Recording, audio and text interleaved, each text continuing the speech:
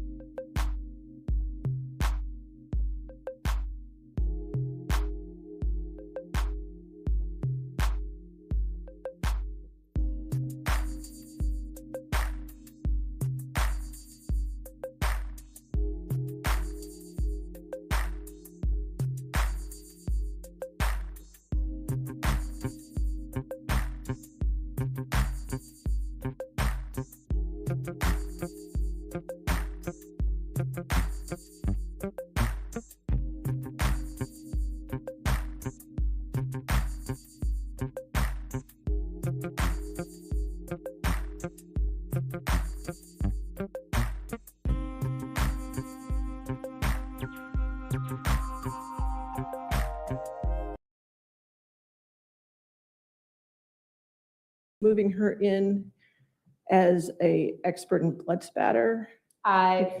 Because the response to your motion seemed to be that way. I just want to make sure. It's blood spatter and forensic analysis.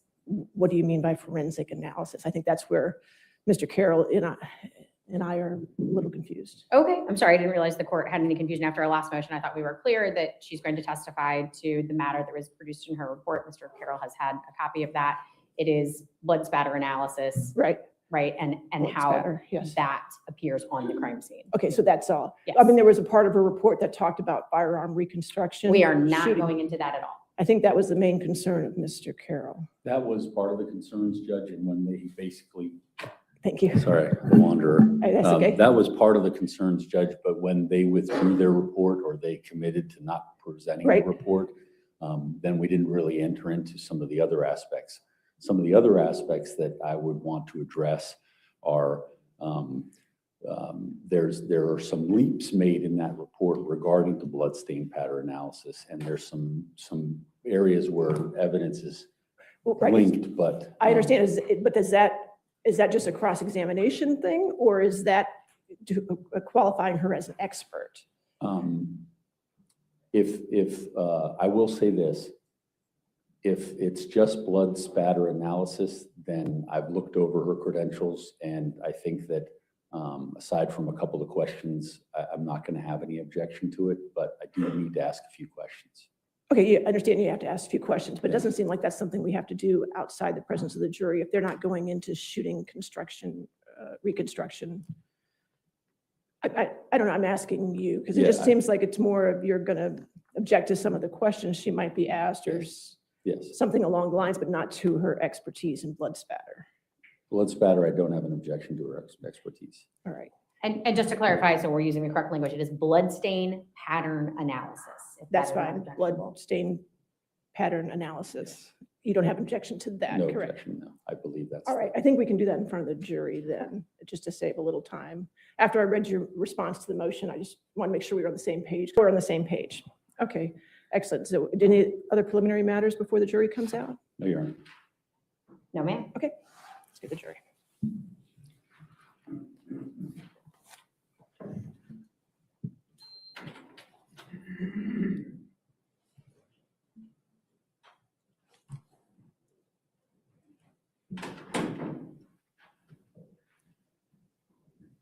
Did I do something wrong? Did I do something?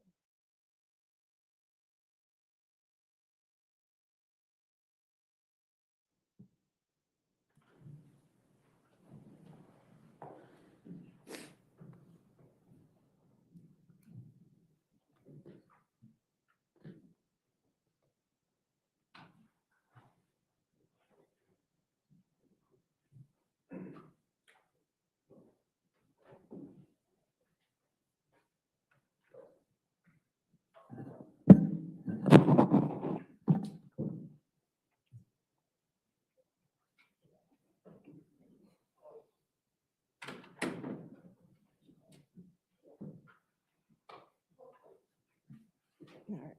Good morning, ladies and gentlemen. All right, the Commonwealth's next witness. Judge, we would call Iris Dally Graff.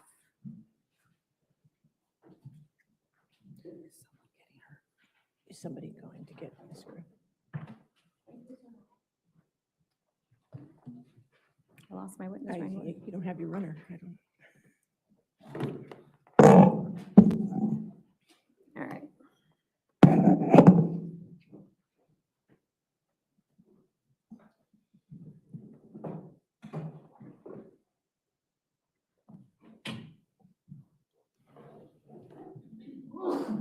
Bless you.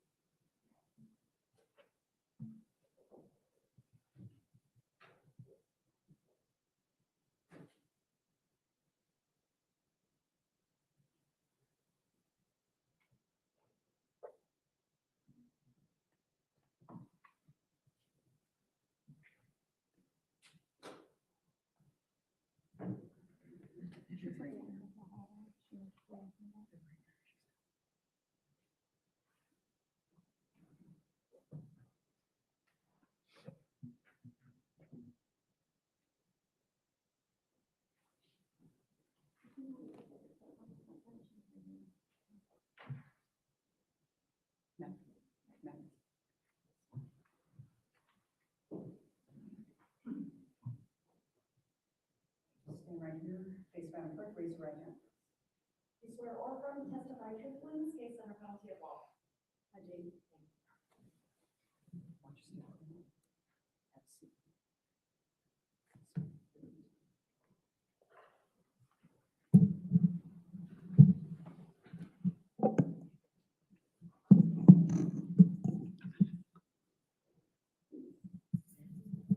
All right, good morning, ma'am. How are you? Fine, how are you? I'm well. Could you please state and spell your full name for the court record? Okay. Iris Dally Graff. Iris, I-R-I-S, Dally, D-A-L-L-E-Y, Graff, G-R-A-F-F. All right, thank you. Can you tell us about your current occupation and where you're currently employed? I'm self-employed. My husband and I have a forensic training and consulting business. What is the name of that business? Graff Investigative and Forensic Training. Thank you. How long have you been employed as a forensic analyst? Basically going back to 1989, not all of it with the same employee. Can you tell us a little bit about your employment history? Where else have you worked? Well, in law enforcement, I began in 1989 with the Oklahoma State Bureau of Investigation, where I was a sworn agent for the state. Began in the criminalistics division. People commonly refer to as the crime lab. I did crime scene investigation and forensic serology and microscopy. I don't think what else. Eventually added to that bloodstain pattern analysis, trajectory and shooting analysis, forensic animation, graphics in analysis, a lot of things. Eventually focusing just as a crime scene agent, where I did just the crime scene investigation, everything associated with that, and without the additional bench work in the laboratory. Left that to be, when I retired from the Bureau after 20 years, then I was a member of another company that's a forensic consulting company until, I believe it was 2016 that we separated, and my husband and I have our own company. All right. And that company that you worked for after the Bureau, what were your responsibilities there?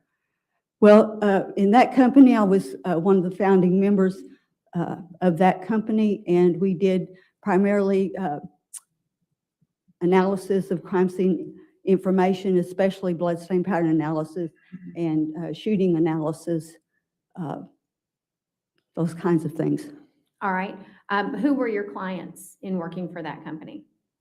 It was open. It was law enforcement or anyone who was interested, anyone who wanted assistance. So some of the clients were prosecutors, some were defense attorneys, some were individuals who something happened to someone and they wanted an expert opinion. So sometimes it was private individuals. We also did a lot of training, which I still do. And we have open enrollment, so anybody who wants to sign up for a class can. Most of our clientele there are law enforcement, however, have had attorneys, prosecutors, defense attorneys, defense investigators. We had a medical doctor in one, a coroner. So it's open to whoever wants to put forth the effort to be in the course and do the things we require. Is that the same type of training you provide now through Graff Investigation and Training? Yes. All right. Do you teach anywhere else outside of the classes that you teach for your company? Haven't been in recent years, haven't been employed, like, if you mean like a university or something like that, no. Okay. But you had in the past, is that correct? In the past, I was an adjunct professor at a university while I was also a public school teacher. All right. Do you belong to any professional organizations? Yes. Which organizations do you belong to? The International Association of Identification, which is the largest and oldest of the forensic professional organization. The International Association of Bloodstain Pattern Analysts, the Association for Crime Scene Reconstruction, the Rocky Mountain Division of the Bloodstain Pattern Analysis. And let me ask you, have you held a board position with any of these organizations? Yes. And what was that position? Well, with the International Association of Identification, I was on the Crime Scene Certification Board for a year. With the International Association of Bloodstain Pattern Analysis, I was president for 2 terms. With the Association of Crime Scene Reconstruction, I was the secretary for about a dozen years. I didn't keep track. Okay, thank you. Have you ever testified as an expert before? Yes. All right, and have you testified in Fairfax County as an expert? Yes, I have. All right. Can you tell me a little bit about bloodstain pattern analysis and how it fits within what you've described to us as your experience as a forensic analyst? Well, bloodstains are common in any violent scene. So we look at blood and what blood does. Blood is a fluid, as it is in its natural environment in your body. And as a fluid, we can look at it in terms of the science of fluid dynamics. What do fluids do? That's what blood does. So based on that, we do a lot of experimentation and things to see what blood does on specific surfaces with under specific types of forces applied to the blood. We look at all the characteristics of blood to include how blood moves, how it forms margins along the surface of a pattern, why that margin is formed that way, the consistency of blood and how that changes over time, what happens to blood, especially when it's airborne, and what shape it is in the air, and that because that determines what shape it will be on the target surface, so that when we see a blood stain on a target surface, we can determine, one, whether or not it was airborne, and if it was airborne, then we can determine something about how it formed this pattern and sometimes where it came from. So to identify the general trajectory of the blood from the source. And then, of course, combine that with things like the DNA analysis that tell us something about who the blood could or could not have come from. So let me stop you there. With an understanding of how bloodstain pattern analysis fits into forensics, the education and work experience you've described for us, does that give you the ability to be an expert in bloodstain pattern analysis? Yes. Okay. Judge, at this time, I would offer Ms. Daly-Graff as an expert in bloodstain pattern analysis. All right, Mr. Carroll, you wish to voir dire?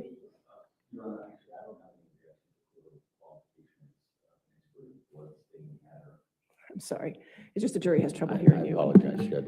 I don't have an objection to her qualifications as an expert in blood stain pattern analysis. All right, then so moved as an expert in that. Thank you. Thank you.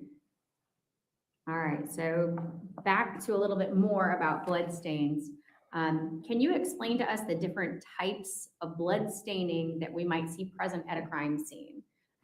Flow, spatter, transfer. Can you tell us what those are? Well, there are a lot of different end results of bloodshed, and they can sort of be categorized according to what the final bloodstain looks like.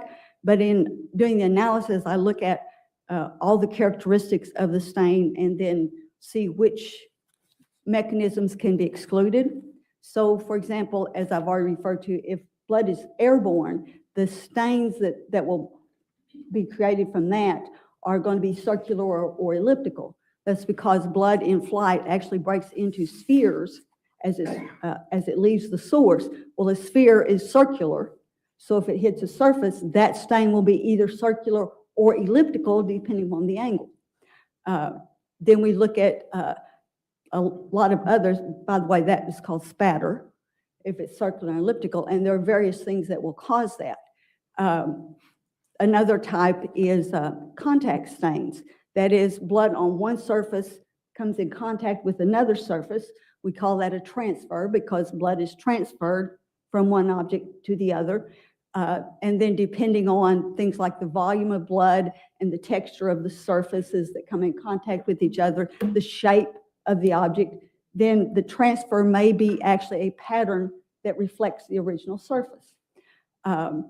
That will be, by the way, will be a surface stain. We also have to look at the surface itself. Is it absorbent? If it's absorbent, then blood as a fluid will diffuse along the fibers. It's called capillary action. So it may be somewhat distorted if it's an absorbent surface. If it's not an absorbent surface, well, then we look at those issues because now you're going to have a different look at the margins. In particular, we look at contact stains that happen with motion, because if there's motion that pushes blood across the surface, one of the things that does is there's a displaced volume of blood, and you end up seeing little, what looks like lines through the pattern. We call those striations. That's an indication of movement.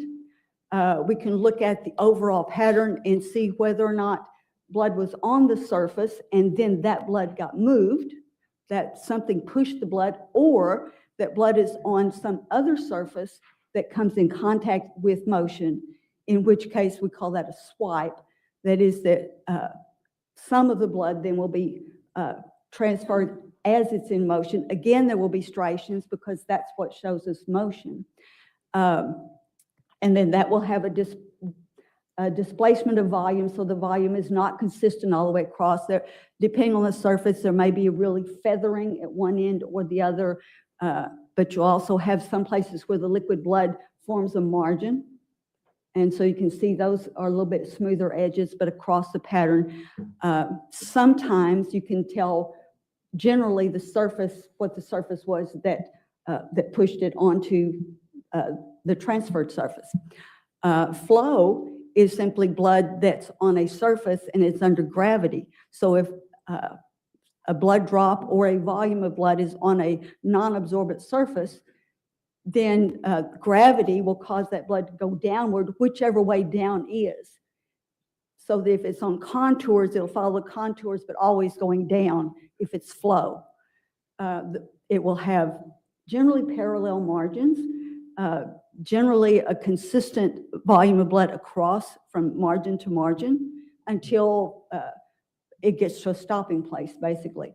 That can be because it went down, say, going down a wall and hits the floor. And then you have a little pooling, depending on the volume. You may or may not have pooling, but you can see that it's associated with the flow. There are several types of contact patterns that can happen. So we look at it in the context of the scene. What do we know about the blood that's here? And we look at like the condition of the blood. If sometimes we look at drying times and how, if we know approximately when the blood shed, what does it look like now? Which means you also look at the metadata of the images to determine when was the image created. Is this an aberration of the delayed time in recording the image, or is it something that's actually part of what was originally there, and so forth? So it has to be taken in context of the scene. Okay. Let's, for a moment, talk about cast off as it pertains to spatter. What does that mean to you? Well, cast off is another form of actually spatter. It's circular and elliptical stains.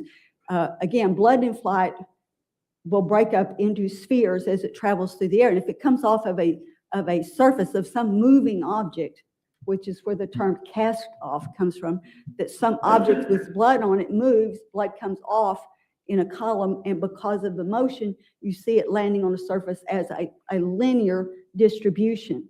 Characteristics you look at in the possibility of cast off is you're looking for circular elliptical stains with a progressive change in shape, so that if it hits at the surface at 90 degrees, it's going to be circular.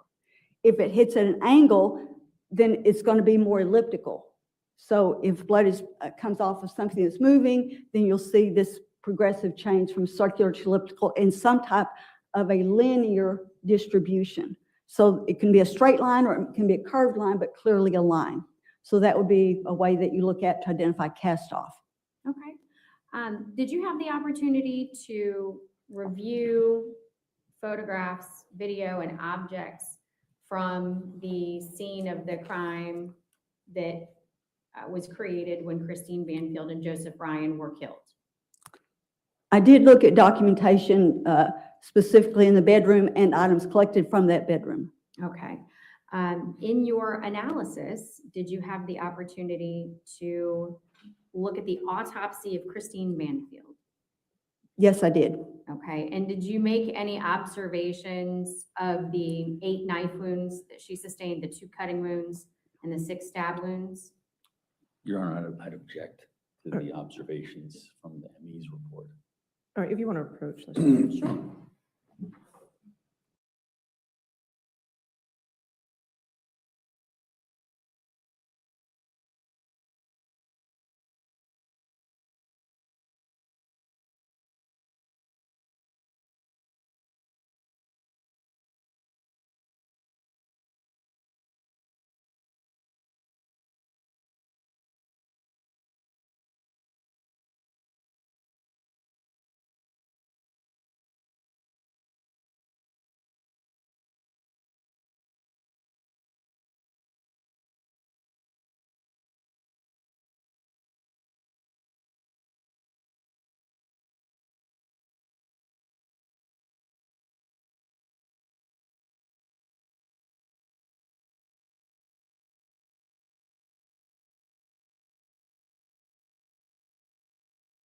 You're watching at Southern Sin, your new home for true crime. Smash that like button now. We'll be right back.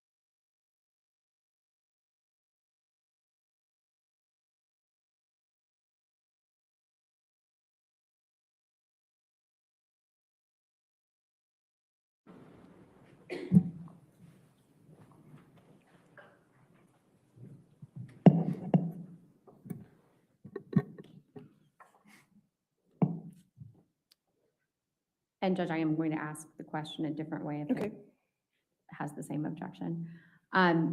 Ms. Telegraph, when you looked at the autopsy for Christine Banfield, did you have the opportunity to observe the injuries that were documented? In the Yes. report? Okay. And did that information help to inform your opinion about the blood evidence that you observed in the bedroom through the photographs and documents you were provided? Well, the autopsy report itself doesn't inform me as far as looking at the blood stains, the characteristics of the blood stains, and evaluating possible mechanisms for the blood stains. Another. So then we'll move on from that.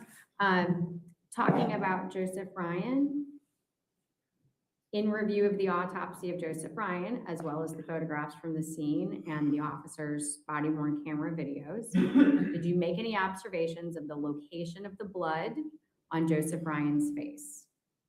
Yes. Okay. Judge, at this time, I would like to display Commonwealth's exhibit. Sorry, give me just a moment.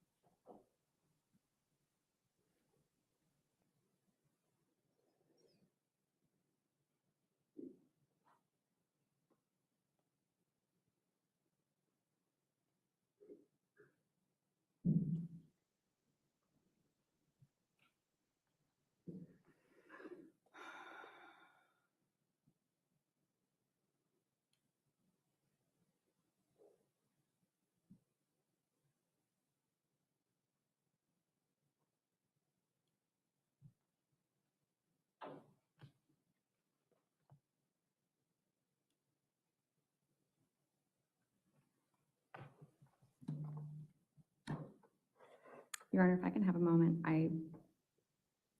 all of this was ready this morning.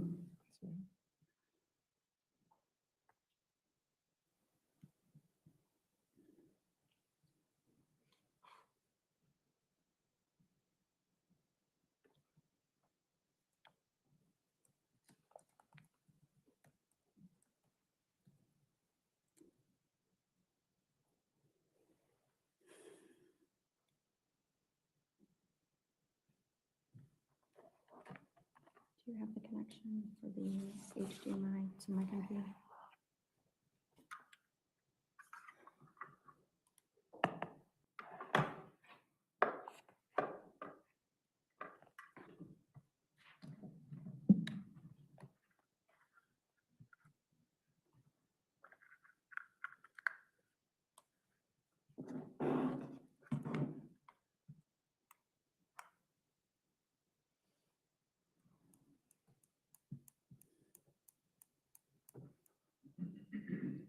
All right, Judge, I'd like to display Commonwealth's 238 to the witness and to counsel.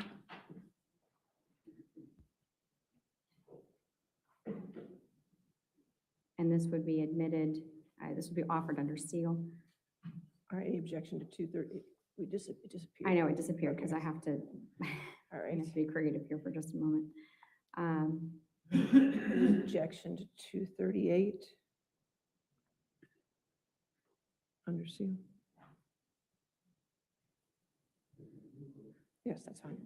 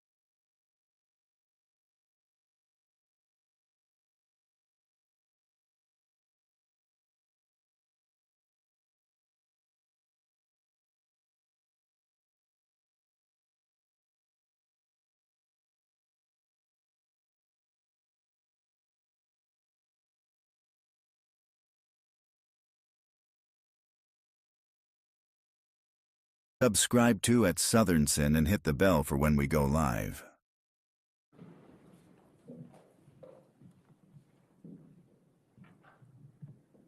Ms. Sallygraph, can you see the photograph that we're identifying as Commonwealth's 238 on your screen? I do see a picture on the screen. Okay, is that a still that you pulled from the officer's body-worn camera? Yes, it is. Okay, did you enhance the color in this photo?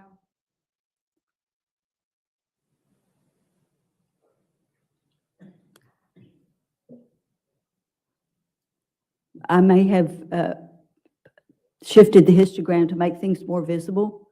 I don't recall specifically, but one of the things because part of what I do is analyze from video as well as from still images, and if things are in shadow, then you can simply shift the histogram to make them a little more visible, which also sometimes increases the contrast. Okay. But I didn't add to the color or detract from the color. I simply shifted to make more or less visible, and without seeing the video in its raw format, I couldn't tell you exactly whether any of that is in this particular image. Okay. I see that there is a shadow on the right-hand side of the photo. If you had adjusted the histograph, would you still see that shadow, or would that have been removed? Excuse me? I'm sorry. All of us have trouble hearing you. We need I would object to leading. All right, leading.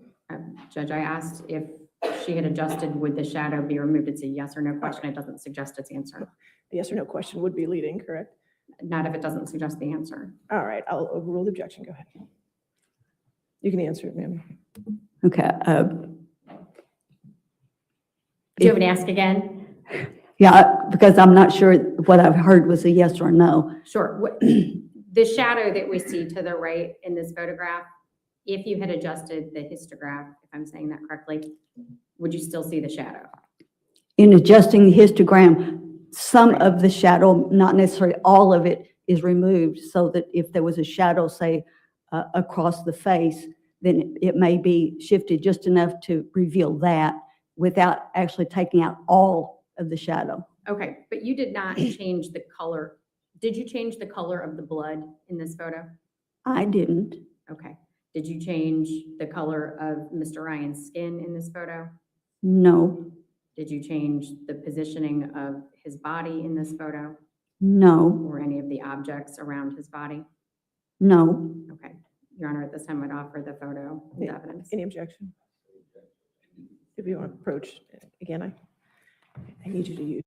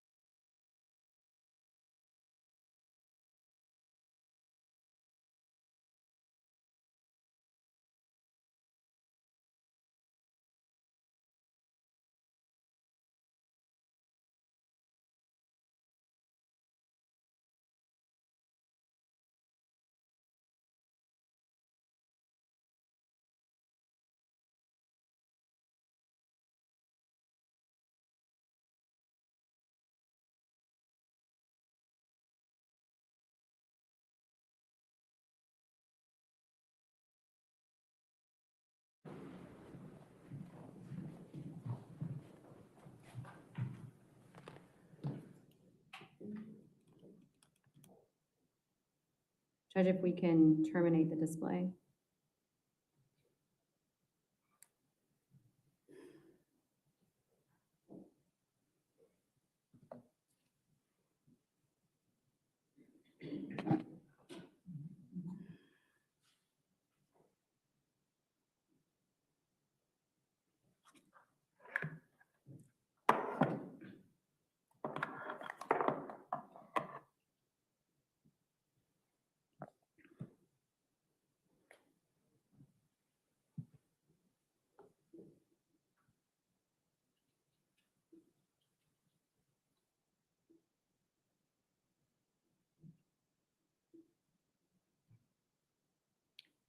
If you have it.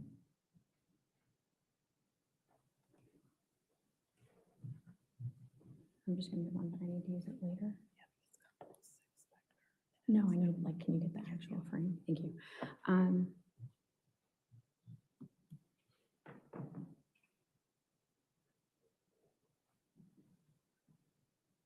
right.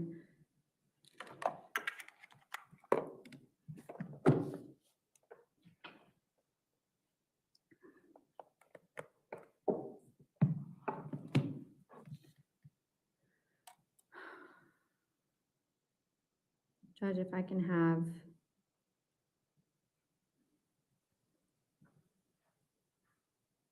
what I'd like to have identified as Commonwealth's 170 displayed to counsel and the witness.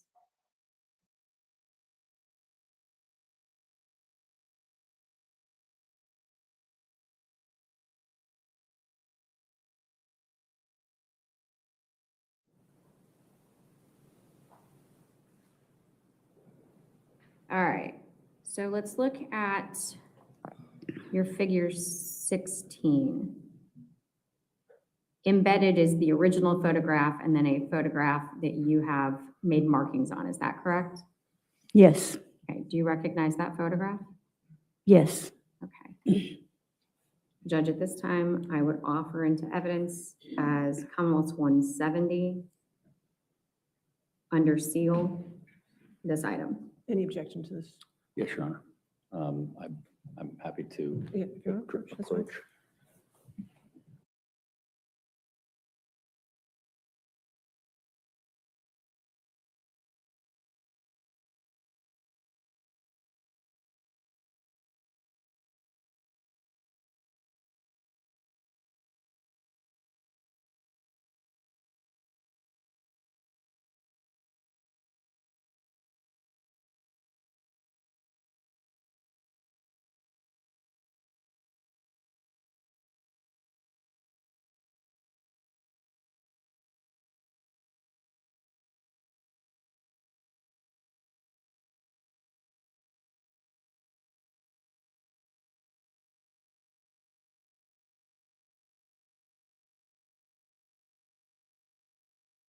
All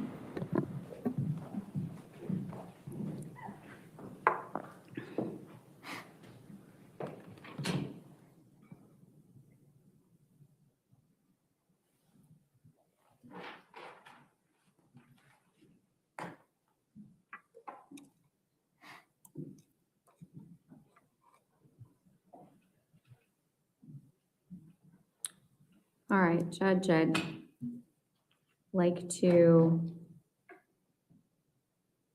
cast to the witness and counsel what I would have identified as Commonwealth 171.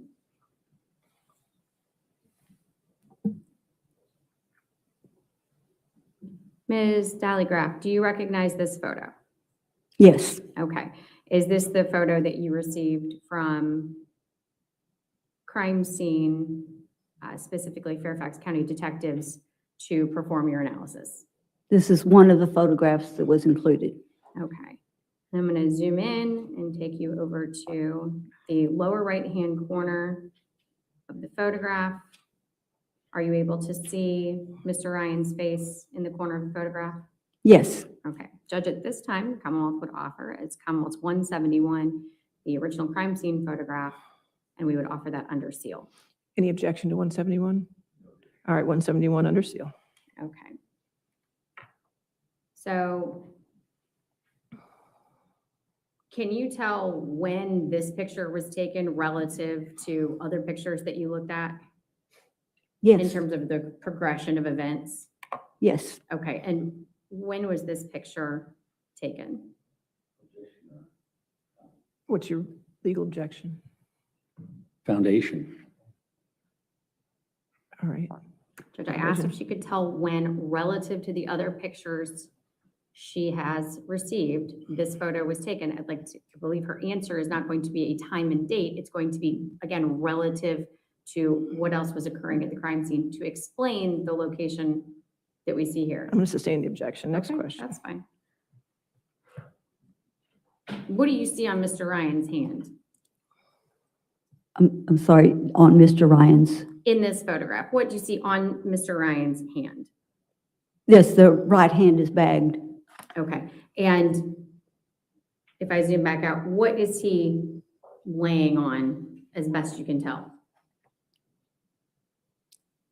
I believe it's, I'm sorry, Judge, I object. I don't think you can walk it through. Your legal objection. My objection is foundational. It's Okay. also leading. All right, I'll sustain as to leading. Your next question. Sure. All right, let's just talk about his face.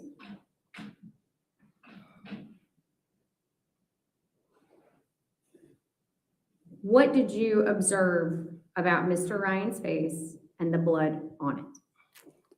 that his blood, I'm sorry, his face is basically covered in blood.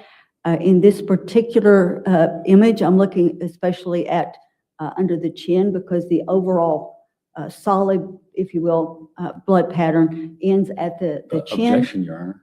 She's going beyond the scope of the question. She's asked, what did you notice about the? I'll overrule that objection. Oh, okay, that's good. Please continue.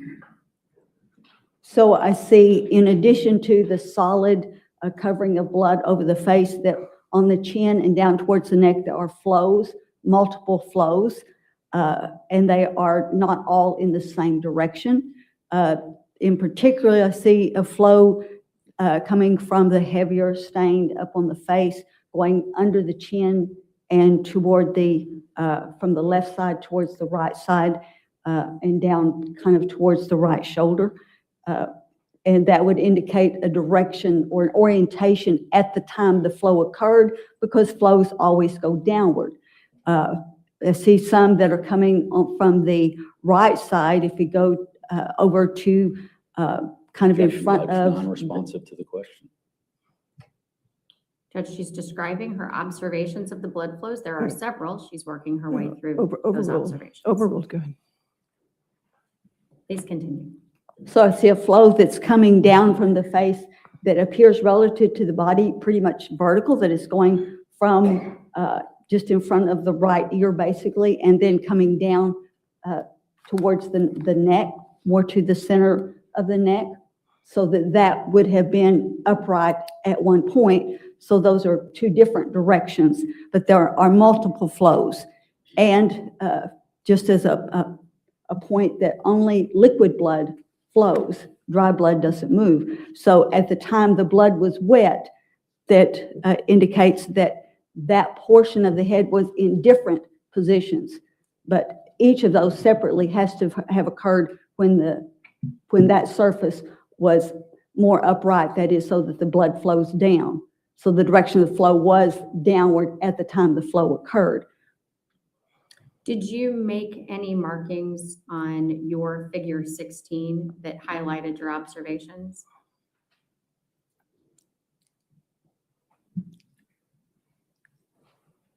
I'm sorry, I don't know which is my figure 16. Sorry, but let me do this, Judge, at this time, if we can remove the photograph from the display. And if I can cast to the witness and to counsel.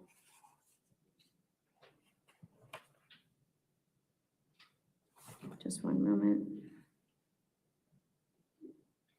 Commonwealth's 170.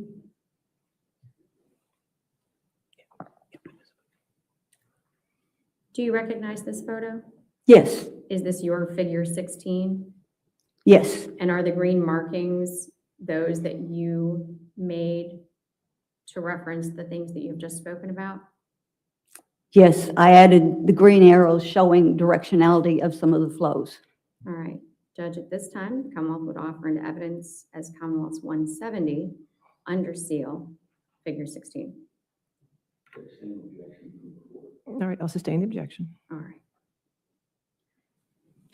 Judge, is the court's software working to be able to have Ms. Graff draw on the picture in front of Yes. her and then have it printed out? Yes. All right. Ms. Graff, turning back to what was admitted as Commonwealth's 171. If I can have that published to the jury. Sorry, just one second. It skipped ahead.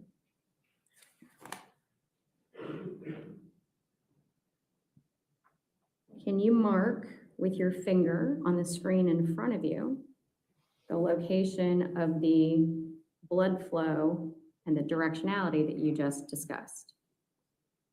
Okay, there are multiple flows.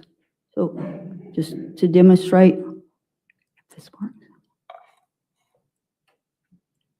Ooh, sorry, it's very wide mark and the flow is very narrow. But for one, and then there's that's going from the chin, from the left side of the chin down towards the right. There's a second one that's somewhat parallel to the previous. Then there's from the, what I discussed before, from in front of the right ear going down. There's a couple of them there. There's a couple that are coming from the right cheek that are going a little bit to the left. Okay, thank you.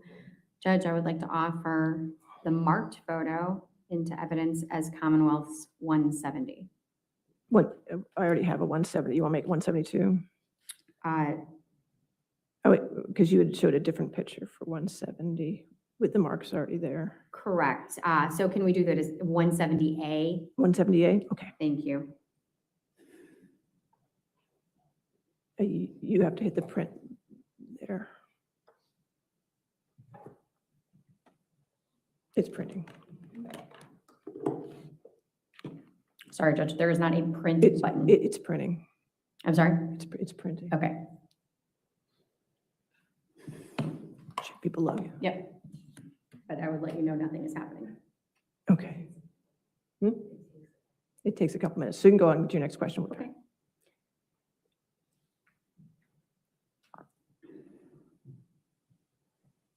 All right, so if I can drop the display, please.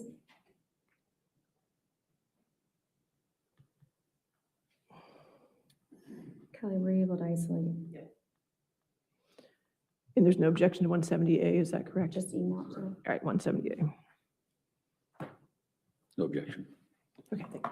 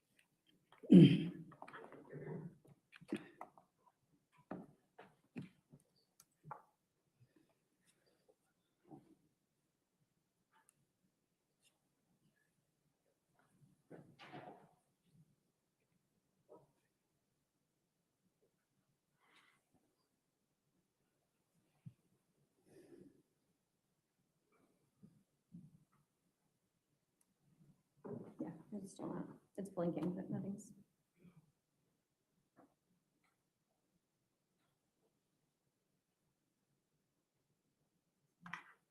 Mhm.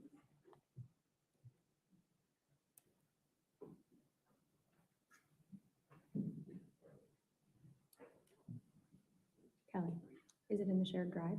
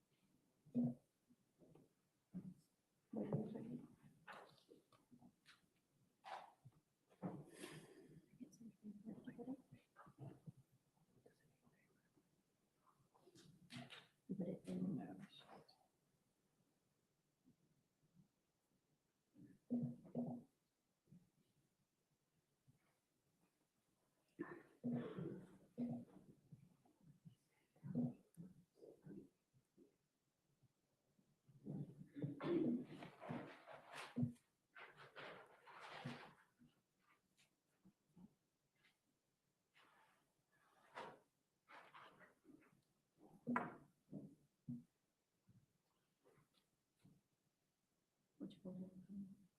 Just in the folder. Or in exhibits. It's where? It's not. It's not there. Okay. Find it.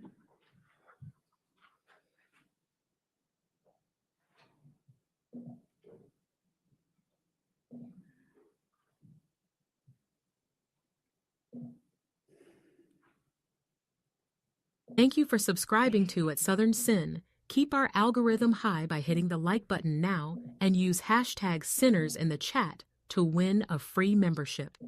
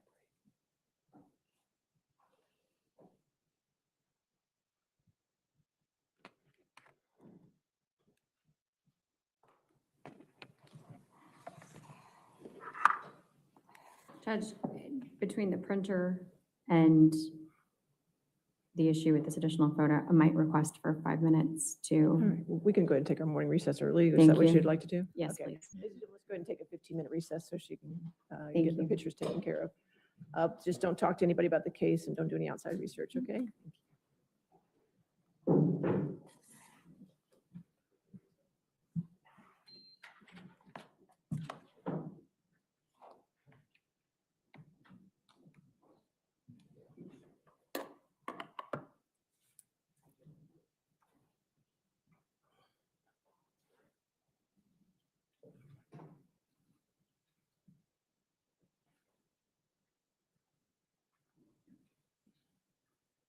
All right, we'll come back at 11:10 then.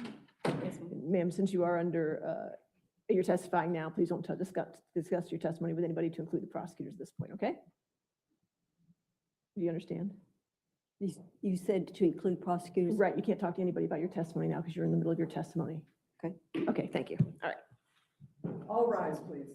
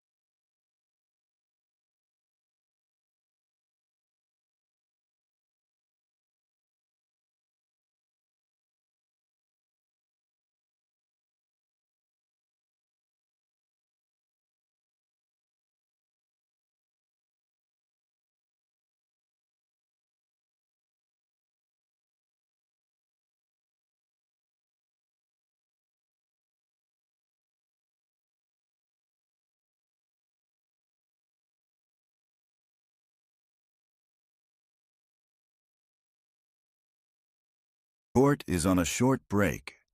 Don't go anywhere. The action will be right back on at Southern Sin.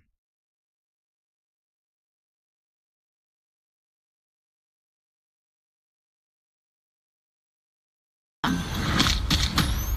guess you know what comes across my mind. Murder. Just murder, murder.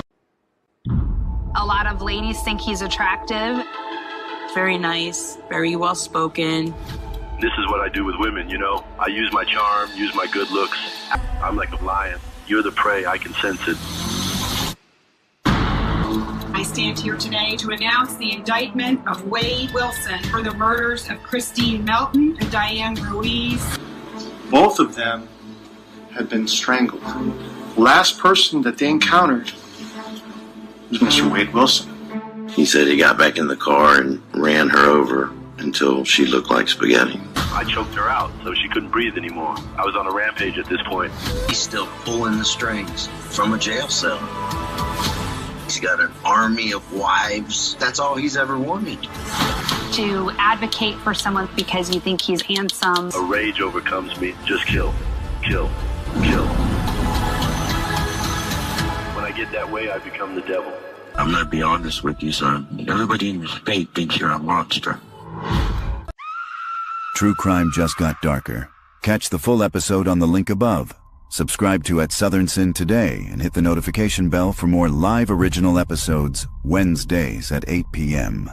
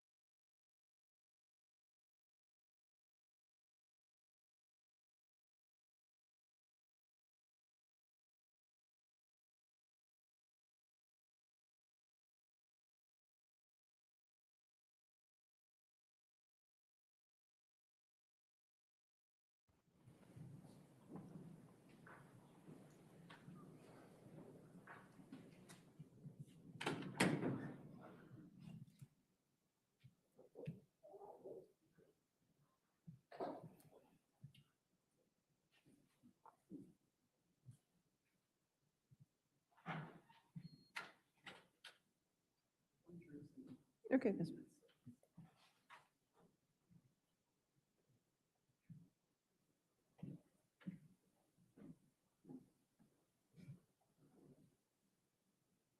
And Your Honor, just to clarify, your clerk let me know we could try 170A again. Okay, that's fine.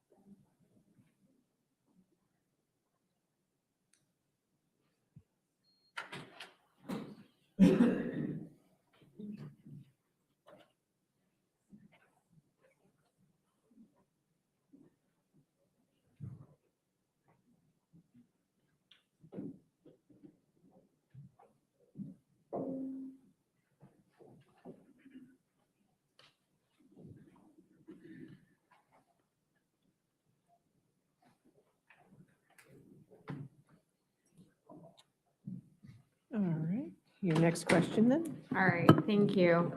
We're going to try that again, Ms. Telegraph.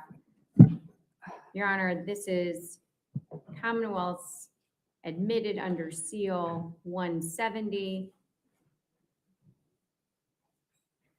Ms. Telegraph, this is the picture that you drew on just a moment ago. I think that's 171, just to let you know for the record. This is Thank you. 171. 171. Okay. Ms. Telegraph, you drew on this photo a moment ago and we marked that as 170A. We're going to try that again with what appears to be hopefully smaller line on your screen. Can you, reminding the jury what we were talking about, the blood flow on Mr. Ryan's neck, can you identify with the marker on your screen where you see blood flow and in what direction? There are multiple flows, and if I can show, just going across, beginning on the right side, this will show. So there's downward from the chin towards the neck, and then there's from the chin towards the right shoulder. And then there's downward from sort of in front of the right ear down towards the neck.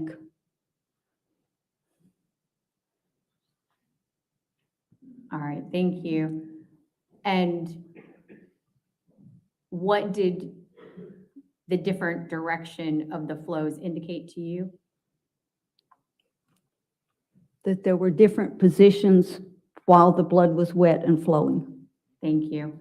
Judge, I would offer the marked photo as new Commonwealth's 170A unless it needs to be marked as B. No, 178 is fine. Okay. Is that any objection to that?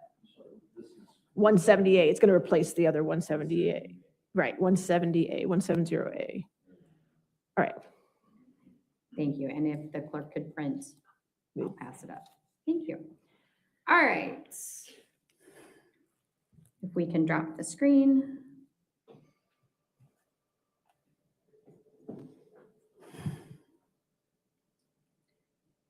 And if we can publish Commonwealth's 241 to the witness and counsel.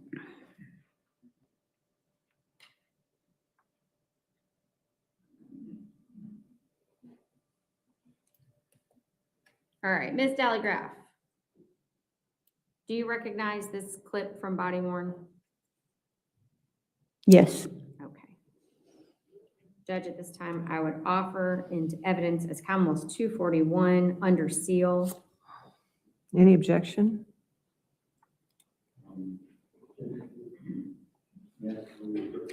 You approach? Here's your approach.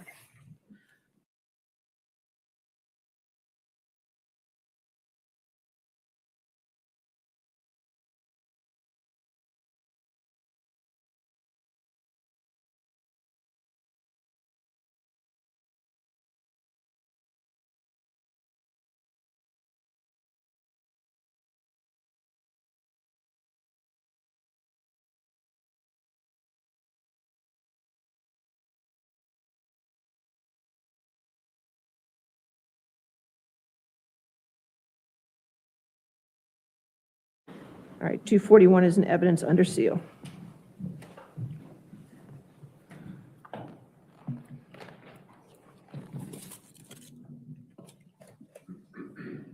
All right, so looking at this photo, what did you notice about Mr. Ryan's hand position from this body worn camera of Officer Beckner, previously admitted as Commonwealth 6? In the body cam, we see Mr. Ryan laying supine or on his back with both arms, forearms across his chest, the right hand partially overlaying the left hand. Okay, and are his hands over the location? Well, let me ask you this. Did you have a chance to review the shirt that was provided as physical evidence in this case? I reviewed the images of the shirt in this case. And did you, in your review of the images, observe a defect in the shirt? Yes. Okay, the circular hole, was it a circular hole from the? Objection leading. Sure. All right, sustained. What defect did you observe in the shirt? There was a defect, a somewhat circular hole through the shirt. It could be located based on looking at the shirt and on there's actually an imprint on the shirt of some individuals, and you can locate it relative to those individuals, and other markings on the shirt helped identify where it was located. Okay, and did the defect in the shirt line up with any defect in Mr. Ryan's body based on your observation of the photos? Objection to foundation, Judge. Overruled. Okay. Based on comparison of the information from autopsy images at the autopsy and looking at the shirt, the defect in the shirt appeared to be consistent with the location of the defect or the gunshot wound to the chest. All right, and in this photograph that we have here, this still image from the body worn camera, Commonwealth's 241, are Mr. Ryan's hands over the defects in the shirt made by the bullet that struck him in the chest? Well, looking at the image, you can't see any of those figures that I just described as being part of the imprint on the shirt, that the left hand is overlaying that, and therefore would be overlaying the defect. Thank you. All right. Judge, if we can remove the image.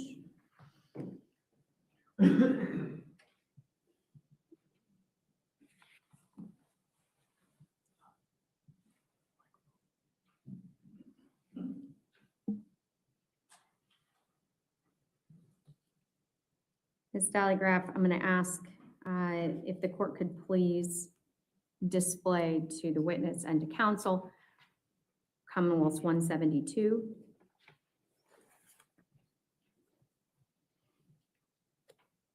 All right, Ms. Dallygraph, do you recognize this photo? Yes. All right, and if I can show the witness Commonwealth's 173.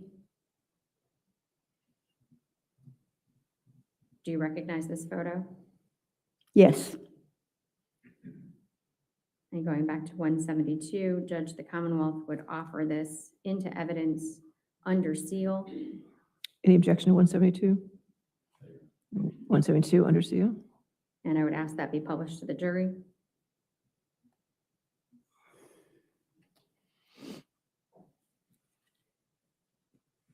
And we're going to toggle back and forth if we can.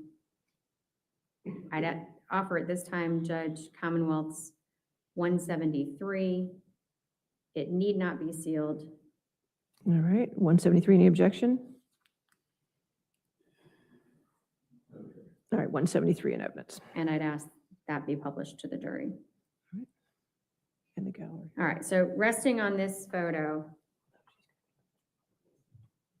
what observations did you make of Joseph Ryan's right hand? That there's transfer blood stain on his right hand. Okay. Did you notice anything on his arm?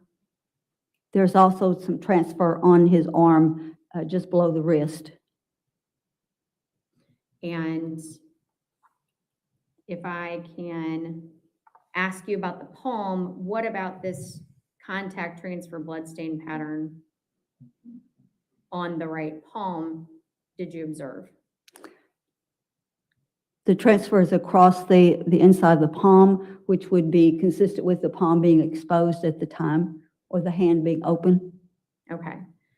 And if I can toggle back to 172, removed from the gallery view. Yes, sir. Yes, ma'am.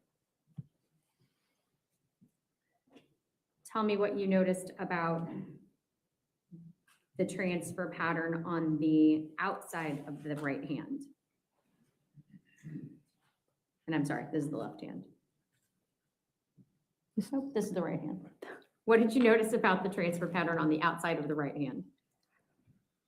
Okay, if I understand, you're talking about the pinky side of the right hand, that there's transfer, it appears to go around the hand across the back and around that side of the hand. Okay. And it's also on the fingers, and the pinky, the small finger, is basically covered. Okay. What did you notice about the spaces in between the fingers? That if we look at the first and second fingers, the index finger and the middle finger, you can see a line of demarcation. That is, there's a line that you can see that there's blood on one side and not blood on the other side. And what does that mean? That something shielded the blood so that it didn't go on that unstained side, such as if the fingers are simply held together at the time that the blood is deposited, then the blood would not get between the fingers. Okay, so you're holding your hand up for the jury with your fingers closed together, is that correct? Yes, with the fingers fairly tight, fairly close together, side by side. So that would obstruct blood from going between the fingers. So if blood is coming across, then it will be on the back of the fingers, but where that skin is in contact would leave this line of demarcation, the place that blood was blocked from going. Okay, thank you. And again, back to 173, when looking at the palm, do you see those same lines of demarcation?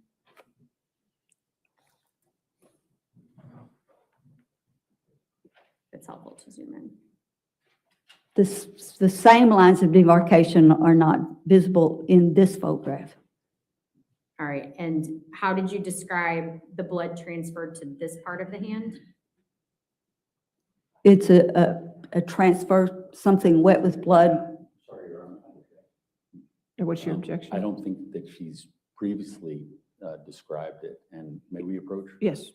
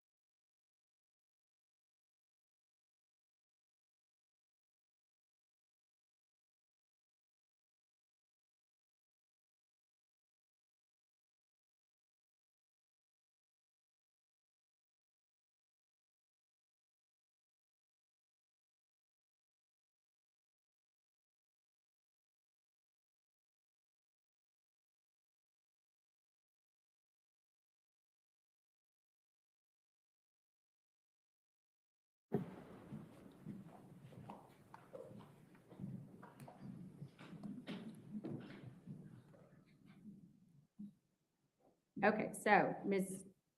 Dallygraph, I think we were talking about the contact transfer onto the palm of the hand. Yes. Just to reset us, can you describe how that stain was created on the hand?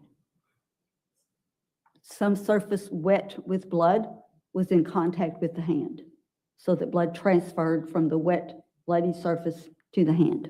All right, thank you.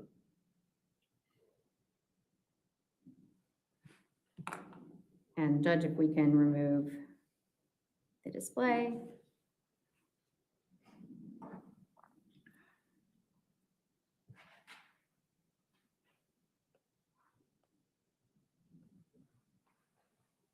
And Judge, if you would, supposing the next objection, I would ask this photo be shared with counsel and with the witness. Do you recognize this photograph? I do. Okay. And did you make markings on this photograph to highlight the areas that you just explained to the jury? I did.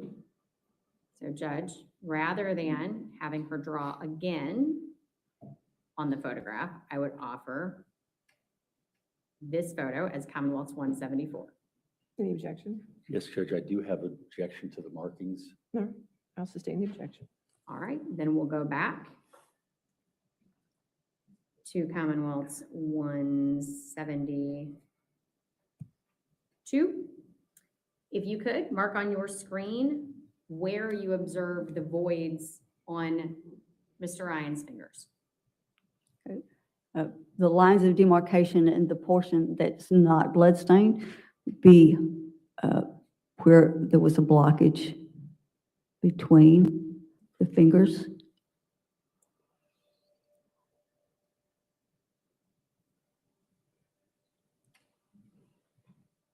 All right, Judge, I would offer this marked photo into evidence as 174A. Under seal. Yes, please. Any objection? No objection to that, All Your right, Honor. under seal, 174A. And Judge, if we can take that down.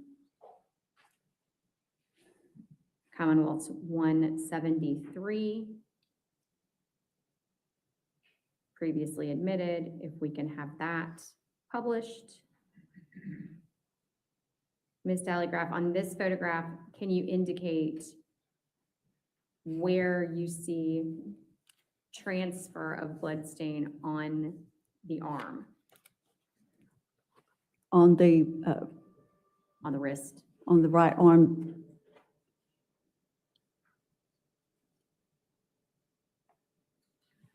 In the area inside the green marks. And Judge, I would offer the marked photo as Commonwealth's 174B. All right, any objection? No objection. 174B. And that does not need to be under seal. Yes, ma'am. Okay, so if we can take that down.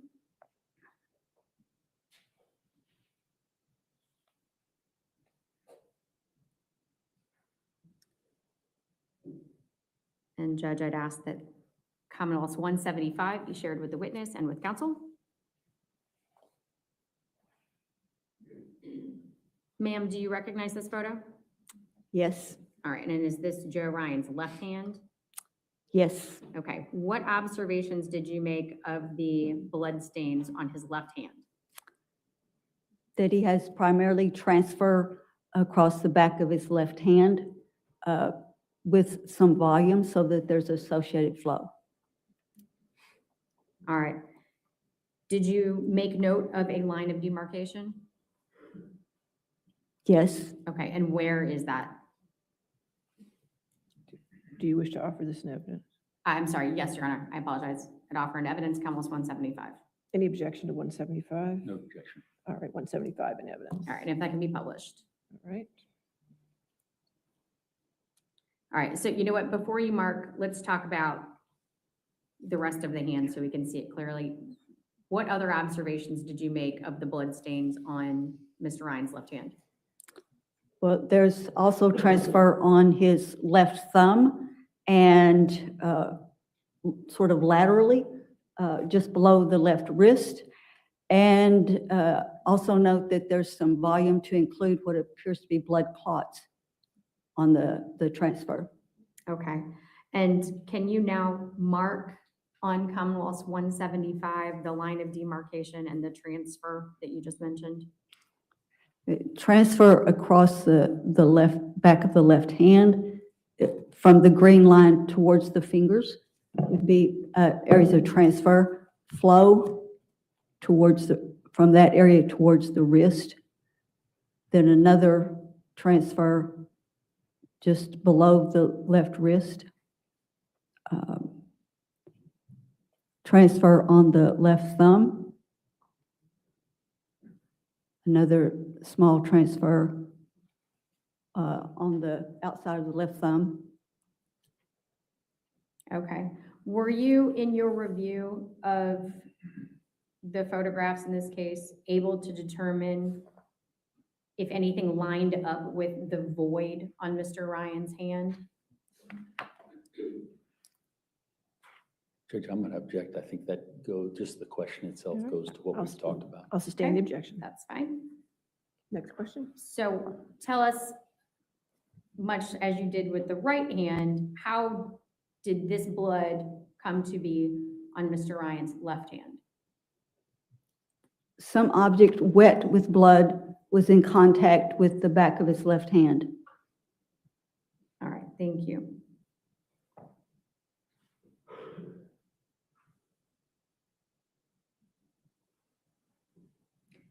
Also looking at this photo, did you make any note of the blood stains on or around Mr. Ryan's jeans? Yes. What did you note? That there are, excuse me, some contact stains or transfer stains on the jeans in various locations. All right. Can you identify where you noticed those blood stains on the jeans? There's a transfer on the left front of the jeans. There's a transfer on the inside of the jeans waistband at the buttonhole.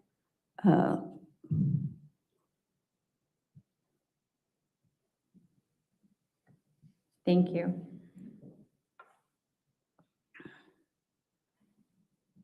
Did you review the certificates of laboratory analysis submitted in this case? I did.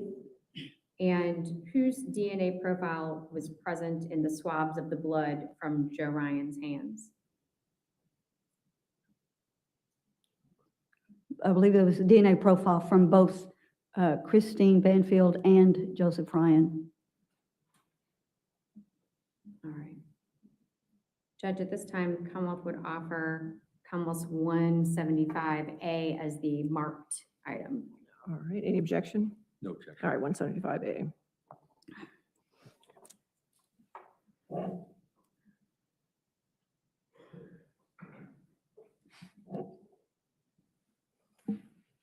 All right, so looking back, and Judge, if we can drop video.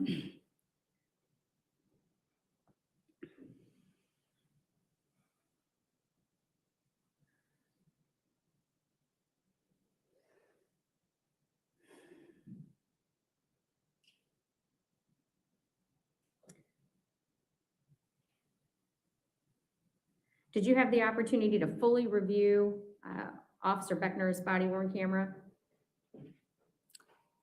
I reviewed several body-worn cameras. I don't recall who was wearing which camera. I would have to look that up in the record. Okay, but if we can go back to Commonwealth 241 and have that published to the witness and counsel and the jury, it was under seal. Yes, ma'am. This is the still image that we were referencing before from Officer Beckner's body worn previously as admitted as Commonwealth 6. In your review of the video, did you observe the police officers at the scene to move Mr. Ryan's arms? I did see that in a body cam video. Okay. Did you observe those officers to touch Mr. Ryan's arm? All right, I'll sustain as to leading. Okay. I'm going to move on. Okay.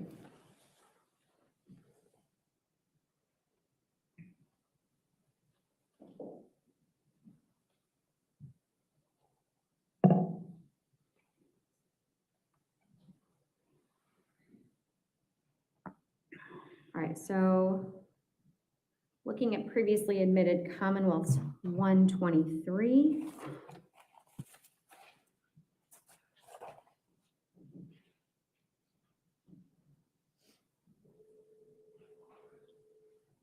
And Judge, this was admitted under seal. If I can have it published to Yes, ma'am.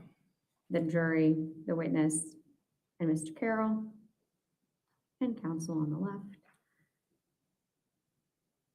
Drawing your attention to Mr. Ryan's arm.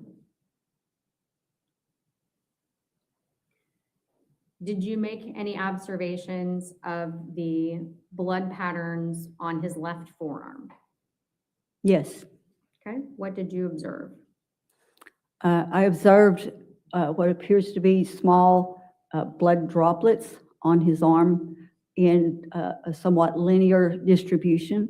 Also observed transfer stains on his arm, in particularly 4 transfer stains that are roughly parallel to each other.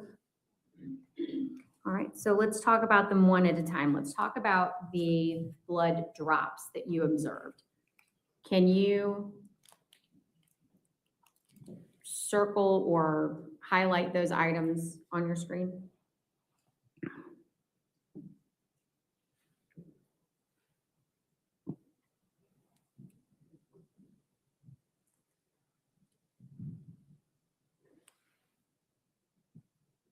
Sorry about that. Okay. And how are those blood droplets formed?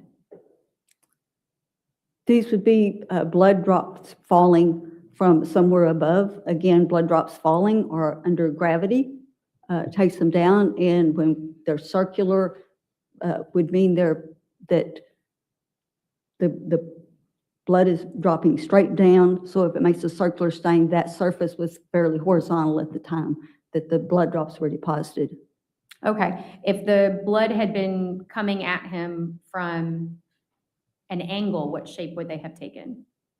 But if it's coming at an angle, then that sphere in air would translate to an elliptical shape on the surface. Okay. Judge, I would ask to print and admit this photo as Commonwealth's 170. Well, this, you want to do 123A and, nope, that's fine, 123A, keeps it clean. Yes, please.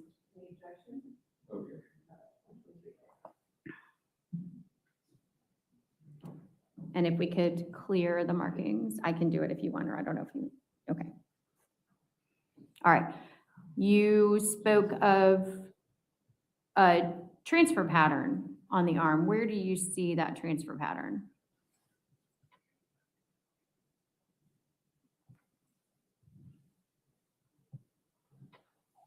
All right. Judge, if I can have this marked as Commonwealth 123B and printed.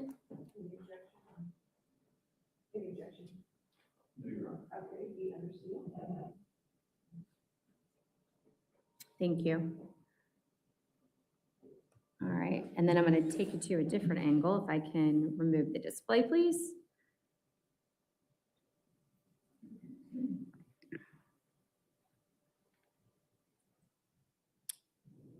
If we can share Commonwealth's previously admitted 101 with the witness, the jury, and I do not believe this was under seal, Judge, but I'll defer to the court. 101 is under seal. Okay, then this remains under seal. Ms. Telegraph, if I zoom in a little bit, we've got another angle here. Can you again highlight the transfer pattern that you observed?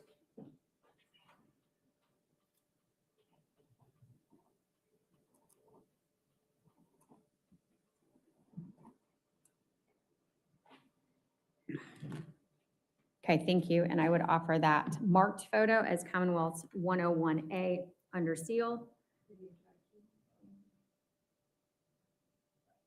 Yes, the markings are actually covering up what she's testified to as transfer.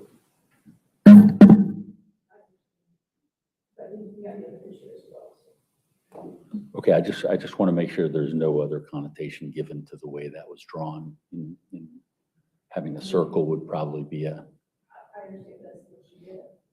Okay. I think we talked to her about the Okay, thank you. No objection.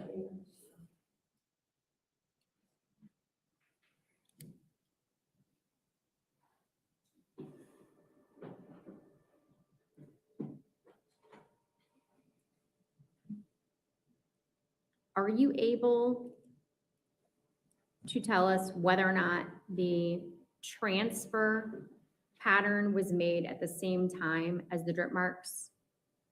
Objection, Your Honor. Foundation.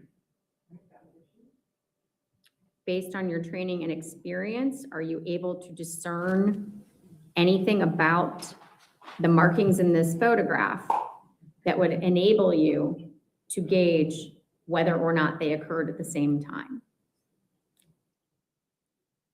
To determine sequencing, need to look very closely at individual photographs of this area, multiple photographs of this area, looking to see if we can see actual one stain on top of the other. If we can make that determination, then you know that the one that's on the bottom has to have happened before the one on the top. So in this case, I don't think that I was able to actually pinpoint where one was on top of the other. They happen at different times. They're different mechanisms. Nothing here indicates that they were simultaneous. They may have been very close together in time. I don't know. But if you don't have those specific characteristics to point to, then you don't determine sequencing. All right, thank you. If we can pull this photo down.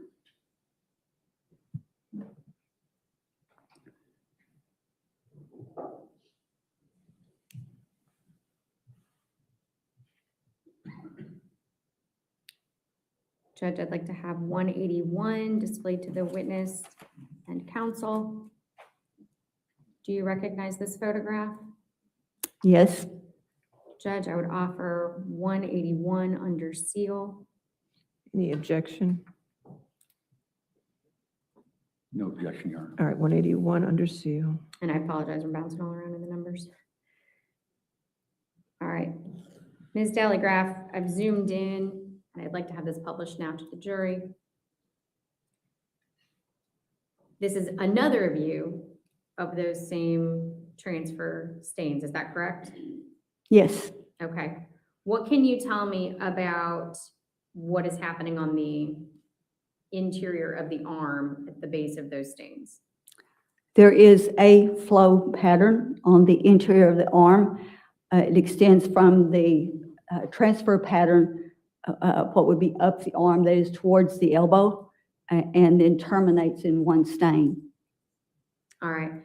Can you tell me about how the blood moved down the arm to create that stain? It appears that excess volume of blood was in the transfer. Excuse me, hold on. I'd object. I think that's exceeding the scope of what blood spatter analysis that we discussed. You want to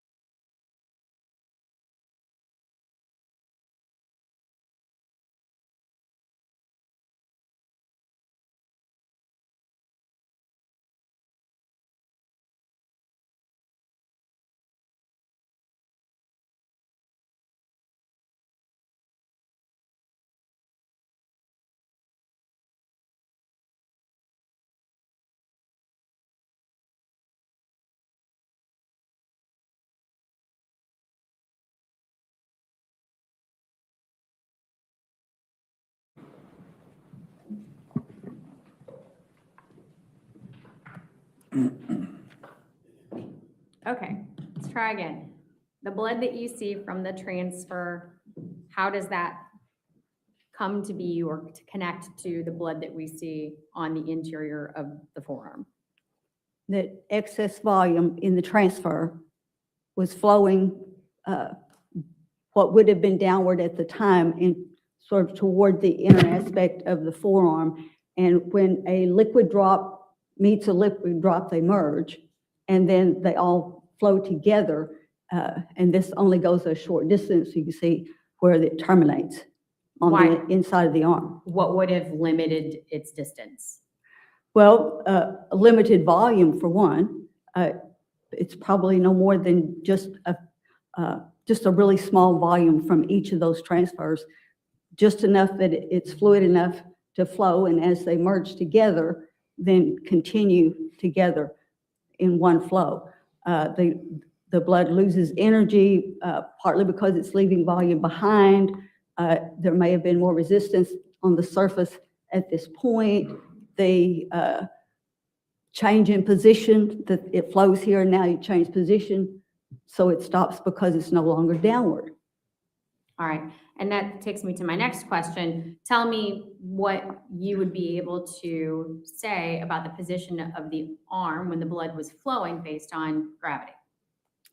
Well, flow again is always in the direction of gravity or downward, so that means that the forearm was in some raised position so that downward would be towards the elbow instead of towards the wrist. Thank you. Is it possible that that flow led to the transfer? Objection, Your Honor. It's leading. Overruled. I'll allow that question. Well, flow doesn't become transfer. If it's flow, it's going to keep going in the direction of gravity until it loses volume or something causes it to stop. It doesn't separate. That is, blood has cohesive properties, has surface tension that holds the fluid together, which is partly why, that's part of the reason why blood in flight is a sphere. It's pulling together. So you would need something to break those forces to cause part of the flow to go one direction and part another direction. And there's nothing here that would do that. That's not what flows do on their own. They just go with gravity. And you see that if you have a flow going one direction and you turn that surface, the flow doesn't separate into separate flows. The whole thing, one flow can make a corner, but that corner would be an indication that the thing was oriented so that what was down is now a different direction. Thank you. Judge, if we can take down a picture. Yes, ma'am.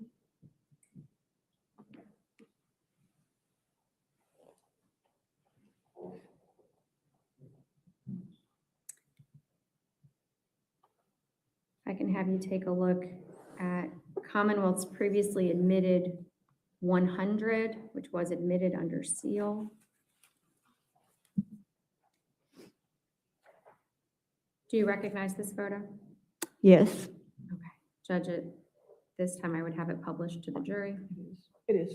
Thank you. All right. What observations did you make in conjunction with your reading of Commonwealth's admitted 151, the lab from DLI, about Mr. Ryan's pants and any blood stains observed there?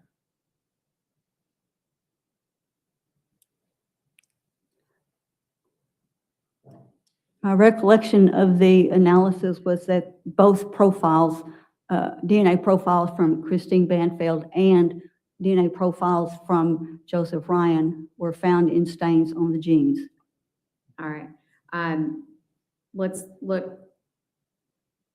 talk about them one by one. Specifically, did you examine the area in the photo of the button and the zipper? There was a sampling from that area that I read the DNA analysis report for that sample. Okay. And that sample of blood, were you able to determine if it was a flow, spatter, or transfer? The stains on the area of the button and the buttonhole were contact stains or transfers. All right.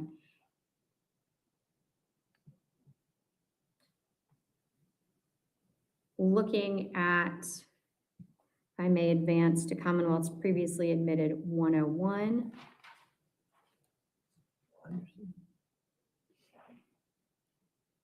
Slightly better angle.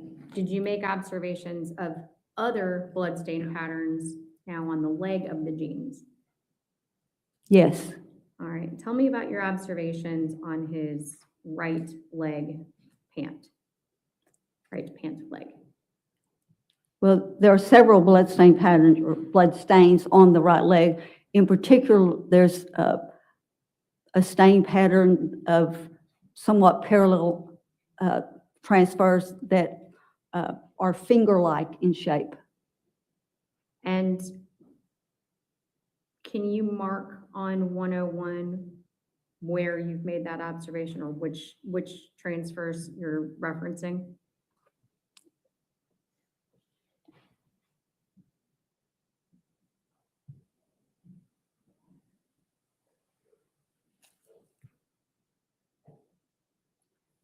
Okay.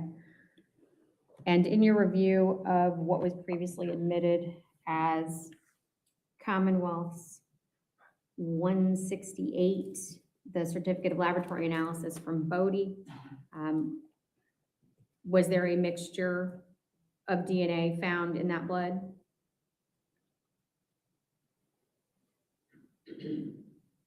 My recollection is that this is another area where both profiles were found in the stain that was sampled in this area. And you say both profiles of? The profile from Christine Banfield and the DNA profile from Joseph Ryan. Okay.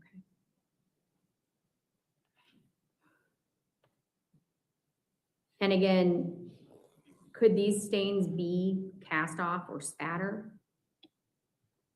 No. Could they be falling blood? No.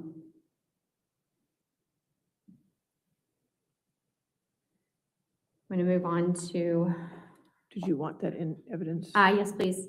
If we could have that printed, and I would offer it as Commonwealth's 101A. I already have 101A. Do you want 101B? 101B under seal. you. No objection. Okay. 101B under seal. All right, we can take that down.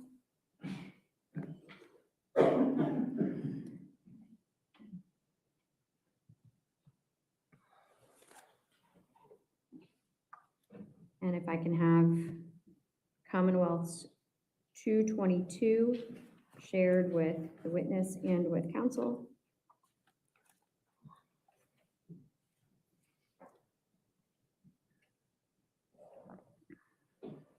All right, do you recognize this photo? Yes. And did you examine Mr. Ryan's, this photo of Mr. Ryan's hip? Yes. Okay. Judge, at this time, I would offer the item into evidence as Commonwealth's 222. All right. Any objection? All right, 222 in evidence, not under seal, correct? Not under seal. Okay, 222. All right, so this angle is a little tricky, but tell me what you observed about the blood stains on Mr. Ryan's hip. There are multiple circular and elliptical stains, most of them fairly small, that are on the front and the the side of the left hip. All right, let's see if we can zoom in a little bit more. This larger stain that is now in the middle of the photo for reference, tell me what you observe about that stain. This is a larger stain. It appears to have some satellites, that is secondary blood drops. So when wet blood hits the surface, it can form droplets out of that volume, and it's called satellites, secondary stains. And they appear to be possibly a little flow associated with it, and that flow, as you're looking at it, would be from front to back. All right, so again, using gravity as our rule, what position was the body in when that stain struck the hip? I would object, based on this photo. Sorry. I would object to scientific foundation in order to even, that we have some sort of scientific foundation So before. foundation is your objection? Yes. All right, so if you want to lay a foundation. Sure. To your knowledge, how does gravity work? Gravity is a magnetic pull towards the center of the earth, and it causes things to under the force of gravity, to move toward the center of the earth or downward. Okay. And the blood that we see in this picture, in what direction did it flow? The small flows that appear to emanate from the larger are front to back in reference to the body, and here going towards the floor. All right. And so in what position would the body have been relative to the earth when the blood struck the body and flowed? That his left hip was exposed when the wet blood contacted the skin and flowed towards the back or towards the floor. Thank you. Let's zoom back out just a little bit. Looking at these droplets of blood, what can you tell me about that pattern? There are small circular to elliptical stains which indicate blood was in flight when the blood made contact with this part of his skin. All right, thank you.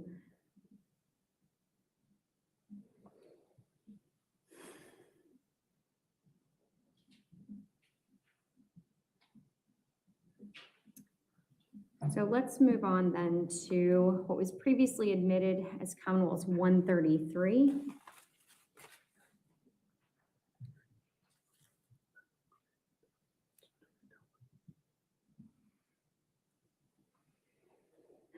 All right, if I can have that displayed to the witness and counsel. It's already admitted. And it's admitted, so to the jury as well, please. In the gallery, thank you. Thank you, and the gallery. All right, Ms. Dallegraf, tell me about the blood stains that we observe on Mr. Banfield's jeans, previously admitted Commonwealth 133. If we're looking at generally the area of the knees, that there are multiple contact stains. All right, were you able to determine whether or not those contact stains,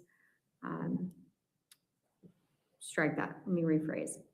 Did you have the opportunity to watch, as you've said before, the body-worn camera, specifically any portion where first responders are entering the room?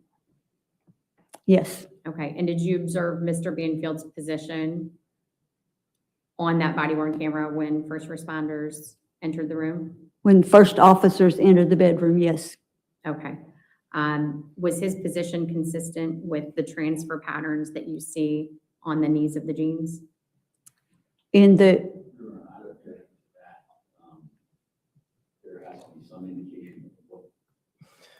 There has to be more in order to be able to arrive at the conclusion that she's asking for, not just looking at the body cam.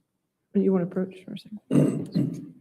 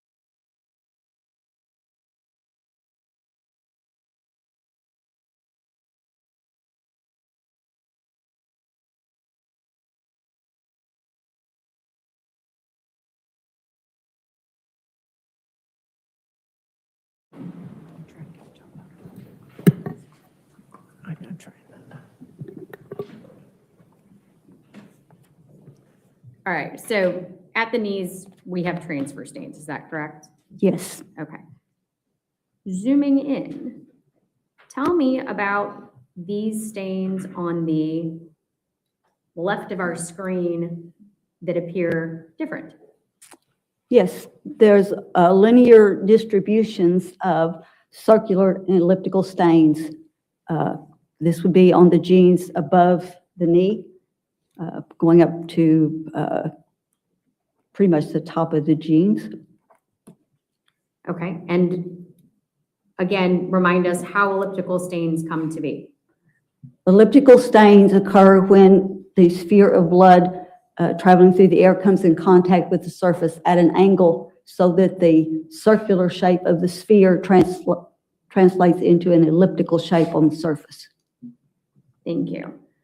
Judge, if we can take this down. All right. And move to Commonwealth's 135.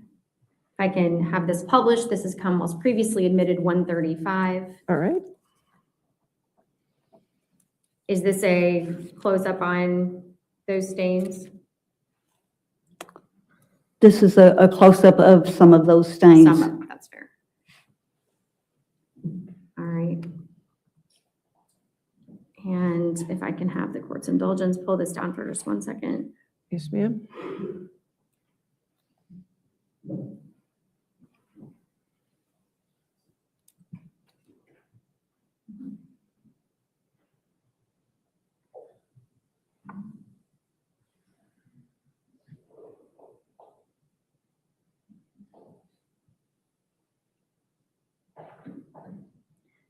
If I can show you Commonwealth's previously admitted 186 and have that published. I don't have a 186 in evidence. All right, Commonwealth would offer 186 into evidence. Any objection to 186?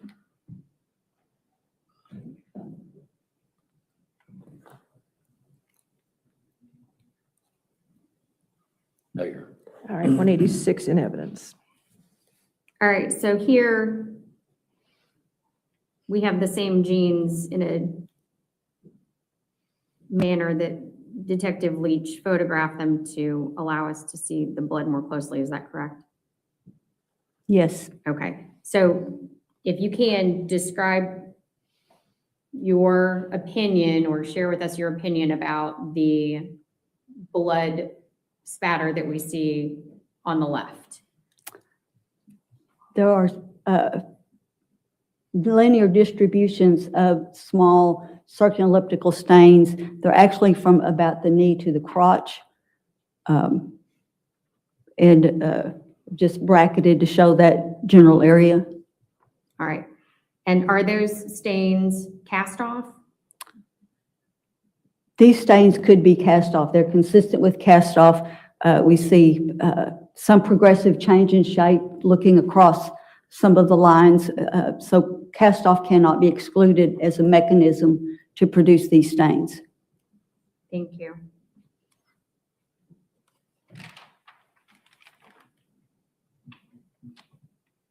And were you able to review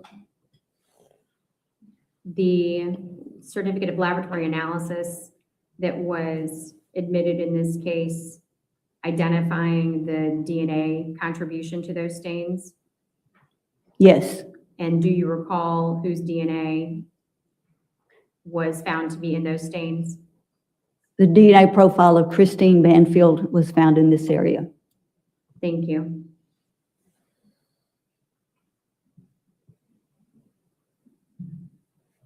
All right, Judge, if we can pull that down.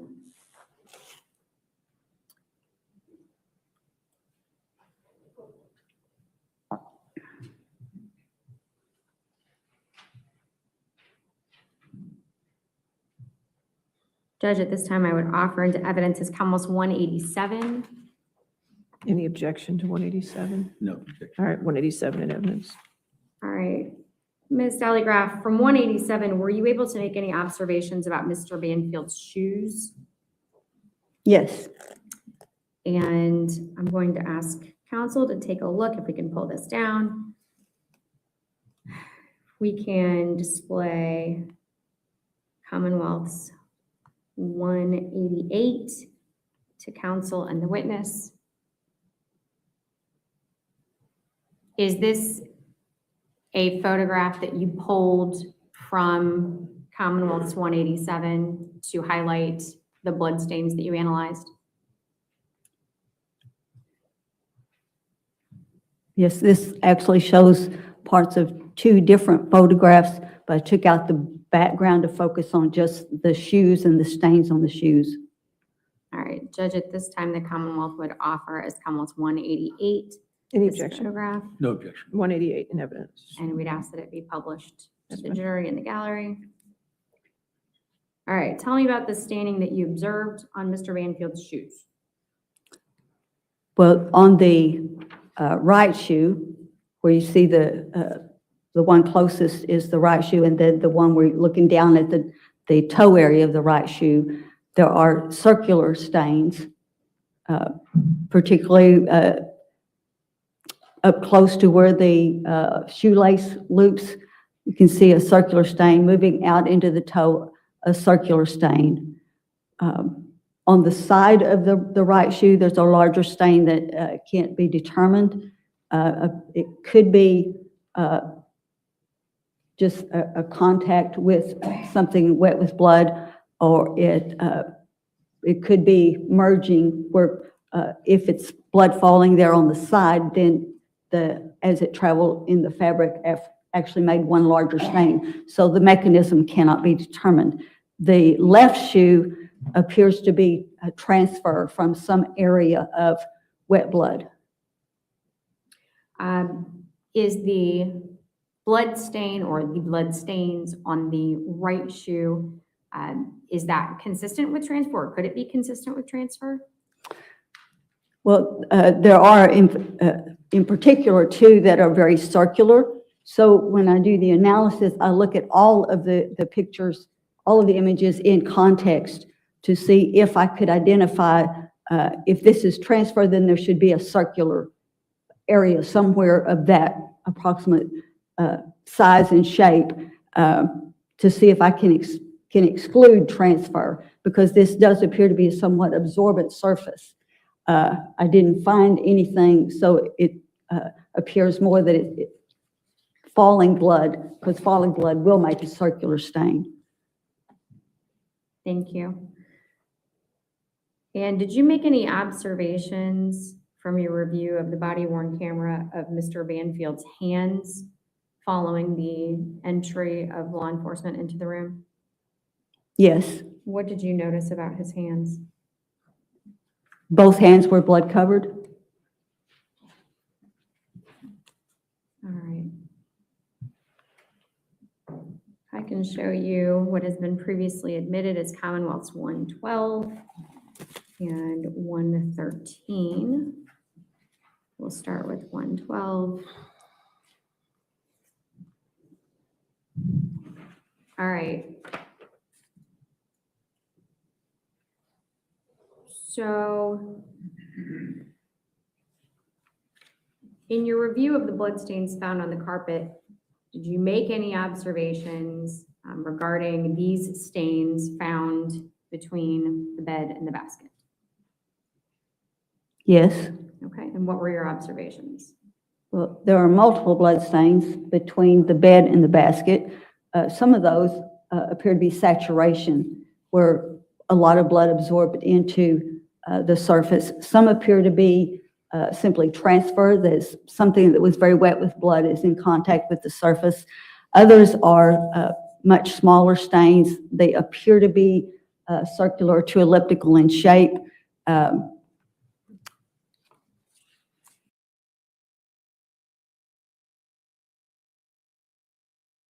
Take it little bit by little bit.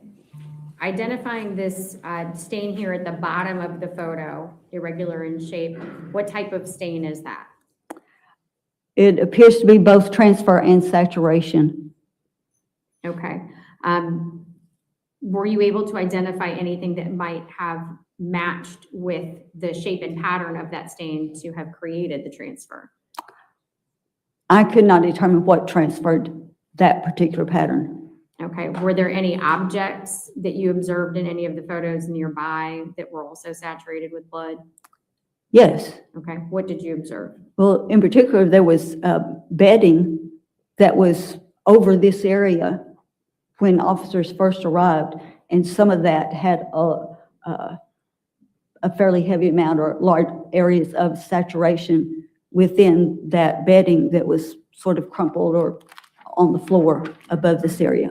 Okay, let's turn to look at the dots of blood here closer to the laundry basket. What can you tell us about that staining?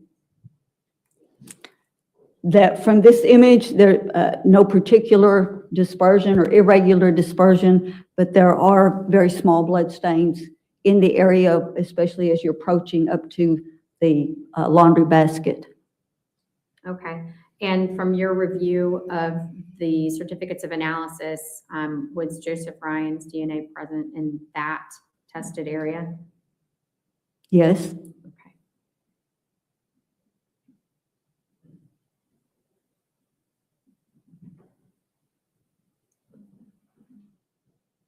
I can pull this down for just a moment.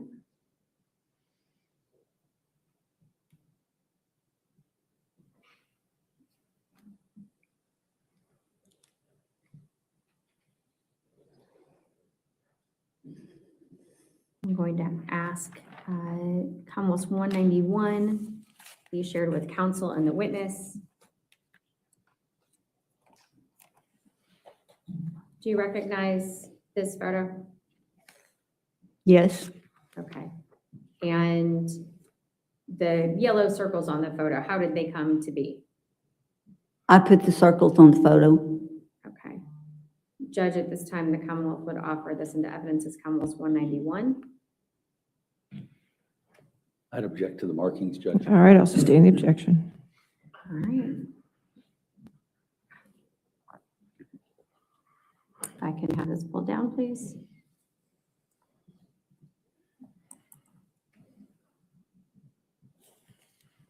All right, directing your attention then to Commonwealth's previously admitted 113. Do you recognize this photo? Yes. All right, and just for orientation, is this the bed frame that we have on the right of the screen?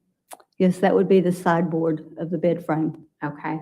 Tell me about the large blood stain that we have here. And Judge, I'm sorry if I did not ask that this be published. It is published. Okay, thank you. Tell me about that large saturation stain. Overall, it's an indication of volume of blood that's on the surface, and I certainly would want to look under that area to see how much volume might be there. It also has, especially on the margins, you're looking to the right side, you can see the outlines of, or the shape that is fairly circular in a linear distribution. Looking at the photograph going from the top down towards the bottom, you see these that appear to be individual circular stains. Okay, can you, as best you can, using the screen, identify the linear pattern that you see?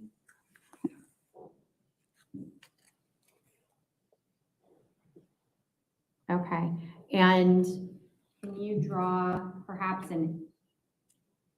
either an arrow toward or a circle around the circular stains that you see? I'm afraid the circle around may end up too large, but yeah, let's give it a try.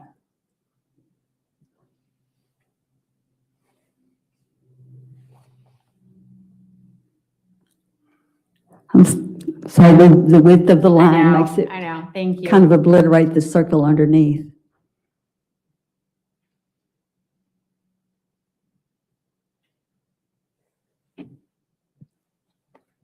All right, thank you. And again, what is it that the nature of the circular stains mean to you?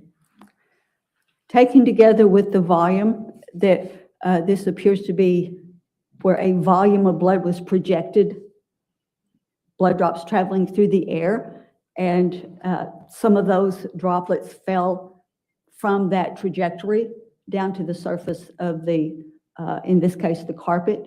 So that creates the linear portion of it in association with the volume that you see immediately to the left of that, that the same thing is happening there. Droplets falling on top of droplets creates a volume and on the absorbent surface, a saturation.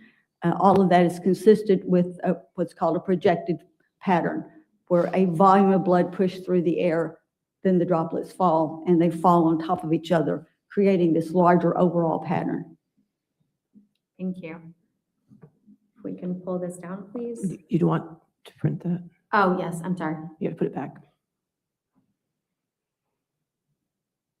If we could print, and I would offer it as 113A. Okay. I think it's It moves. off on the side. Hold on, I can make it happen. Or not.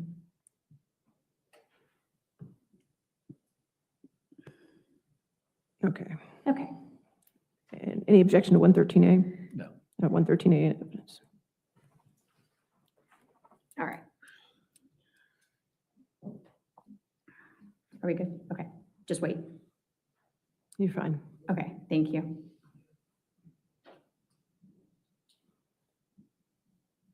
All right.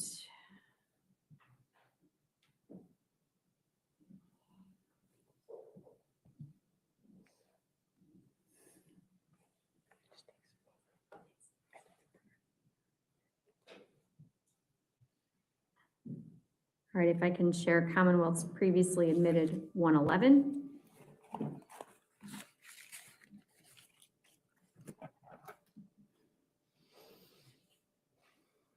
All right. For location purposes, Commonwealth's 113 was a close-up of which area of the staining that we see here? It's approximately parallel to the sideboard. All right, can you make a mark, just perhaps a dot on the screen for that stain? I'm sorry, the previous pattern is what I just marked. Oh, thank you. I can't see it on mine. All right, and so looking at the area of blood below that stain, what can you tell me about those markings? Well, looking on the photograph, looking below the area that I just marked, there's at least two areas of concentration that are, as you're looking at the photograph, just below and another just to the left. These are somewhat overlaying. They indicate, there's an indication of volume. These are not, it's not just single falling blood. It's definitely not cast off or impact spatter. It's not flow. It's just areas of concentration and saturation. And can you perhaps just put a dot in the centers of those two concentrated areas? Okay, thank you. So in the perimeter around those concentrated areas, what observations did you make of the staining? But if I understand, we're talking about going around that general area. Again, there's multiple things that could move some of the blood in that area. Some of it could be transfer. That is something that's very wet with blood, could be on the surface, possibly moved from one place to the other or moving on the surface. I can't really tell. There appears to be multiple things happening. It's just, I can't identify just one and only one action in that location. Okay, well, let me ask this. If you were to draw a perimeter around the outermost edges of the blood staining that we see on the left, would the entirety of the blood contained within that perimeter be saturation? It's not all saturation, doesn't appear to be.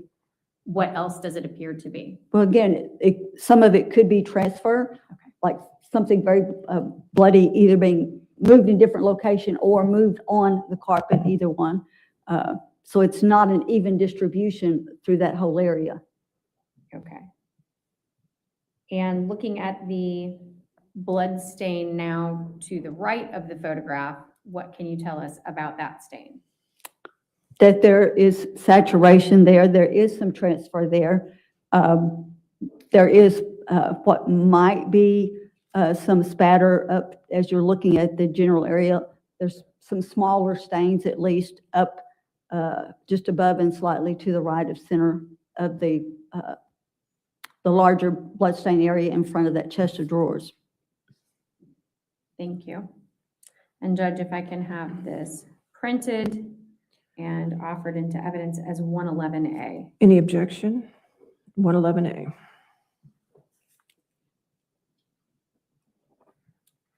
Let me know when I can pull it down. Okay. Okay, thank you.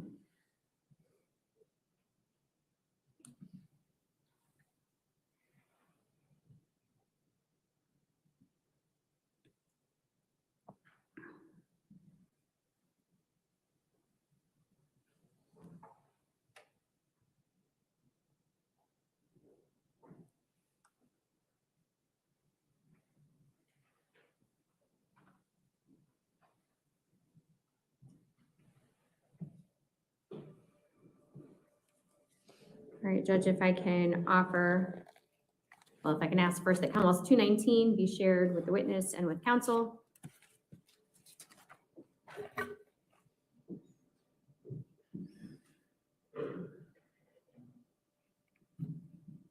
And Judge, at this time, I would offer Commonwealth 219 into evidence. Any objection? Yes, so that's the marking, so I'll sustain the objection. All right.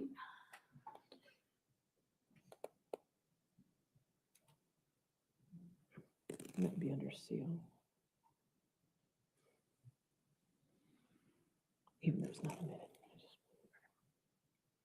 Judge, at this time, I'd ask Commonwealth 221 be shared with the witness and with counsel. 221.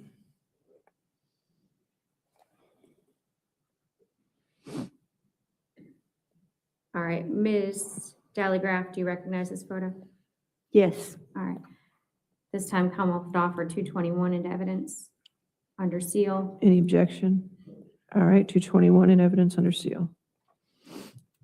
All right, Ms. Dallygraph, we've got now another angle of the blood on the carpet that we've talked about. Can you identify for us the droplets that you previously testified to having come from Joe Ryan on the carpet near the laundry basket? Well, there's an area that on the carpet that has smaller circular and elliptical stains between the bed and the basket. Thank you. And then did you also observe any blood stains on the wall? Yes. All right, and can you circle where those stains were observed to be? Sorry, the marking covers up. It's okay, we're gonna zoom in on it in just a moment. Judge, I would offer this as Commonwealth's 221A. I'm sorry, this is 221? Yes, 221A. And now 221A with the markings, please. Any objection? 221A under seal. Okay.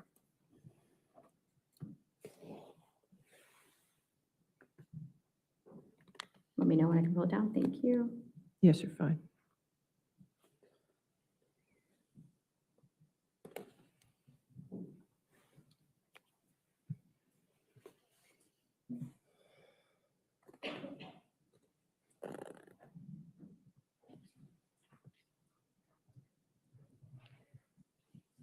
I can ask to share with the witness and with counsel. Commonwealth's previously admitted 118. 118.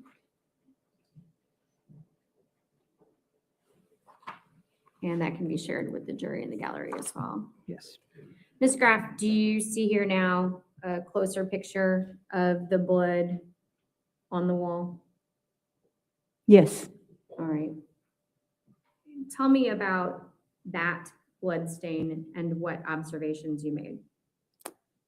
Well, the largest blood stain you see is clearly elliptical with some excess flow or a tail, a part of the volume that continued in the direction the blood drop was originally traveling when it impacted the wall. So this droplet was traveling downward and at a slight angle as you're looking at the wall, slightly to your right. There are other stains in the same area that are much smaller, but exhibit very similar characteristics. That they're the leading edge, the place where the blood droplet first met the wall, is rounded, and then you see that round shape transferring into elliptical. And those drops are all going toward the wall and then downward. And you reviewed the certificate of laboratory analysis for that particular item, swab 39, is that correct? I did. All right, and did that contain Joseph Ryan's DNA profile? I really would have to look at the report again. I don't recall. Okay, that's all right. Did you make any observations regarding the blood spatter that was located on the laundry basket? I did. All right. Judge, at this time, I would ask to share Commonwealth's previously admitted 120. 120, okay. Tell me about the blood stain patterns that you observed on the laundry basket. Well, there are multiple circular and elliptical stains. Some of those appear to be in a linear distribution, with the caveat that the side of the laundry basket has a lot of openings, so you don't have the full pattern there. But some of them do appear to be in linear distribution. And we understand that linear distribution is consistent with what? Well, you get linear distributions in projected stains, in cast-off stains, in impact spatter. All of those would have some linear components to them. Thank you. And were those stains swabbed and tested as item 41 to your knowledge? Yes, some of these stains were submitted for further analysis. All right, and was Christine Banfield's DNA present in some of those stains to your knowledge? Some of them had Christine Banfield's DNA profile. Okay, thank you.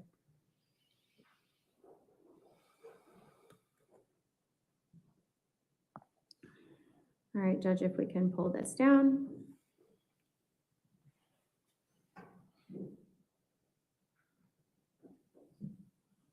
Judge, at this time, I would offer into evidence Commonwealth's 196.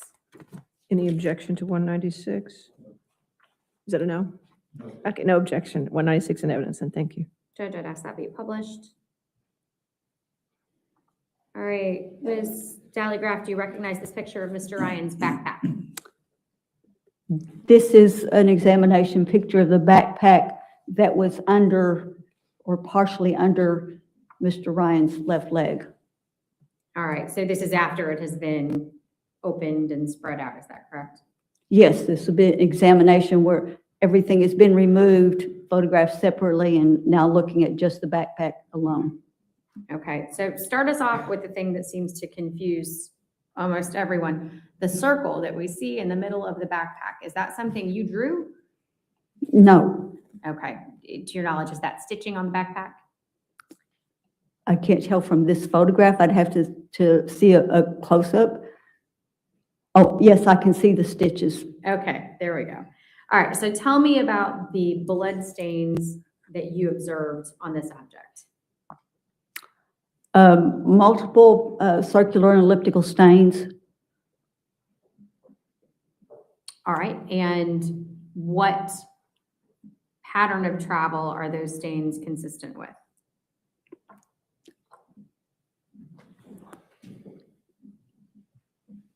Well, some of them have some satellite or the continuation from the leading edge outward, which would indicate downward relative to looking at the photograph. Others are pretty indistinct. You can't really determine from some of them what they were, but all of this is relative to this surface. All right, Judge, if we can pull this down.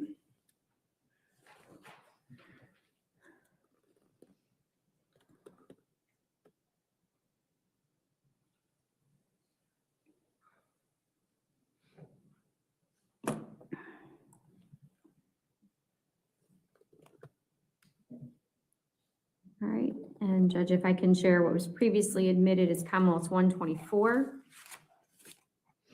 124 under seal. So, Ms. Telegraph, did you examine this photo relative to the one that we just shared and admitted into evidence as Commonwealth's 196? Yes.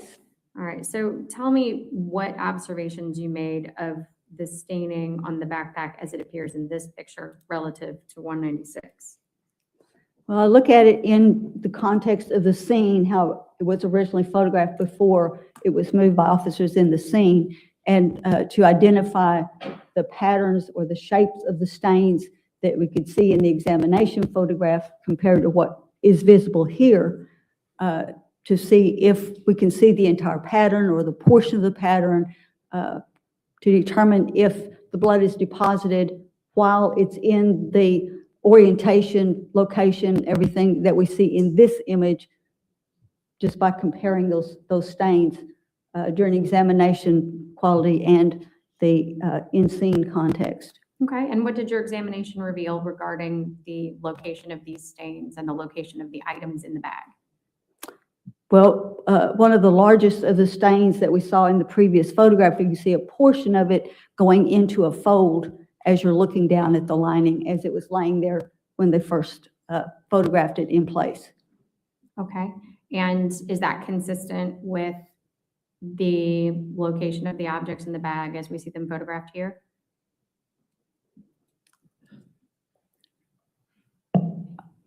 I'm not sure I understand the question. We're talking about just the lining? Yes. Well, it appears that at least part of that lining is not exposed when we look at the overall shape of that. So we Judge, see only sorry. part of that I'm shape gonna here. object to that question that we approach. I'll sustain the objection. Just ask the next question. Okay. Is the location of the items as we see them photographed here consistent with the stains that are beneath them? Objection, All Judge. right, sustain the objection. Okay.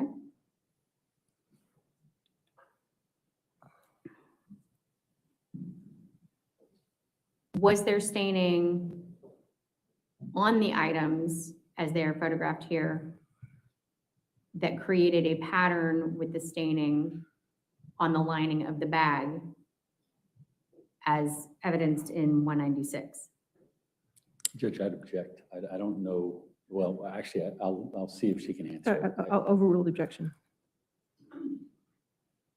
There are some small stains on some of the items. However, what I'm looking for is to see, can I see the entire pattern that was on the lining with these objects in place? If all of that staining happened with these objects in place, then we should see those Judge, I think stains. I would object. I think we're going to. All right, I'll sustain the objection. Next question. Okay.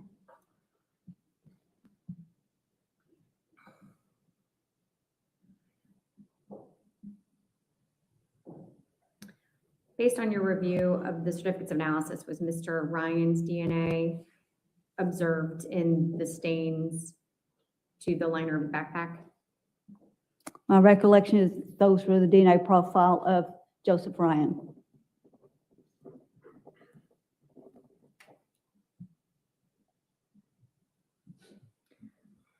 In your review of the body-worn camera, were you able to make any observations regarding the placement of the Glock 19M, Mr. Banfield's service weapon, at the time of the officer's first entry into the primary bedroom? Yes. Okay. And where was the Glock model 19M? On the, I believe that'd be the east corner of the mattress.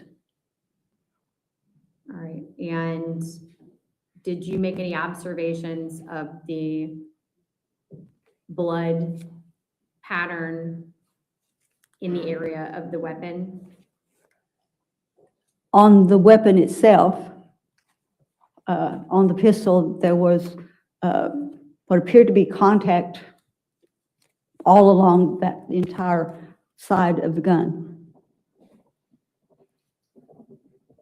When you say that side of the gun, which side of the gun? The side that was up as it's laying on the mattress.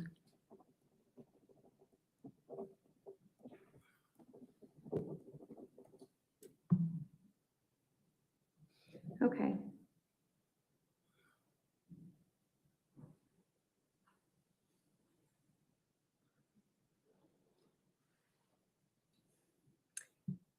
In your expert opinion, based on the location of the blood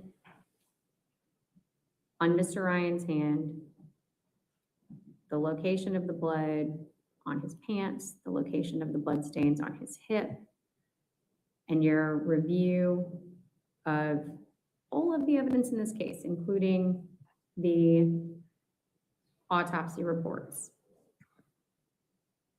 are you able to opine as to whether or not Joseph Ryan was in the position where he was found when police arrived, when those blood stains were transferred? Objection, Your Honor. All right, I think this goes. Approach.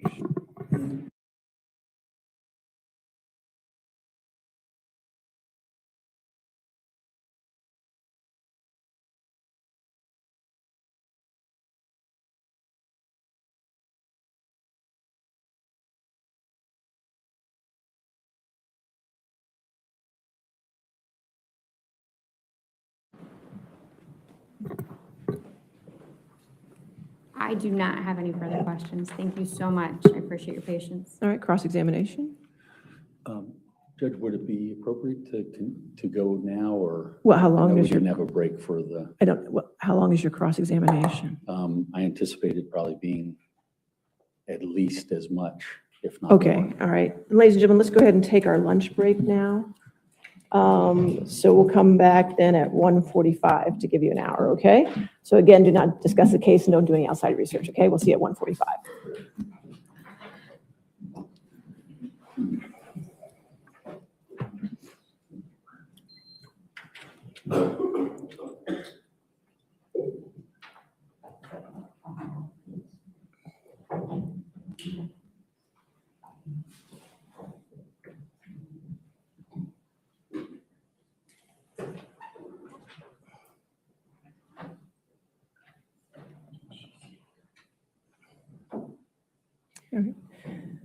Again, ma'am, since you're still having testimony, please do not discuss your testimony with anybody to include the prosecutors, okay?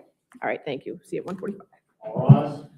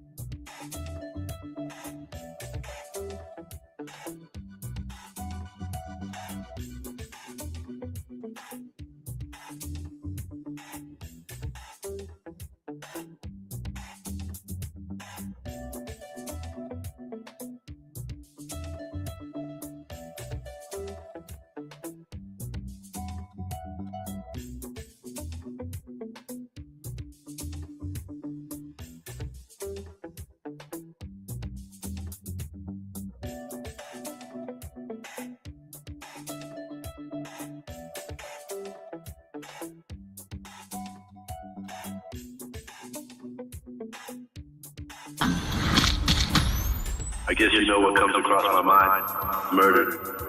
Just murder, murder. A lot of ladies think he's attractive. Very nice, very well spoken. This is what I do with women, you know. I use my charm, use my good looks. I'm like a lion. You're the prey, I can sense it. I stand here today to announce the indictment of Wade Wilson for the murders of Christine Melton and Diane Ruiz. Both of them had been strangled. The last person that they encountered was Mr. Wade Wilson. He said he got back in the car and ran her over until she looked like spaghetti. I choked her out so she couldn't breathe anymore. I was on a rampage at this point. He's still pulling the strings from a jail cell. He's got an army of wives. That's all he's ever wanted. To advocate for someone because you think he's handsome. A rage overcomes me. Just kill, kill, kill. When I get that way, I become the devil. I'm gonna be honest with you, son. Everybody in the state thinks you're a monster. True crime just got darker. Catch the full episode on the link above.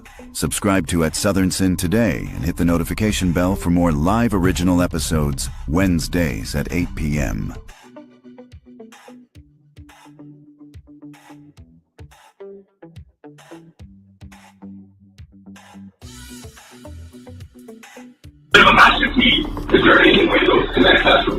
May 24th, 2022. Police respond to a school shooting at Robb Elementary in Uvalde, Texas.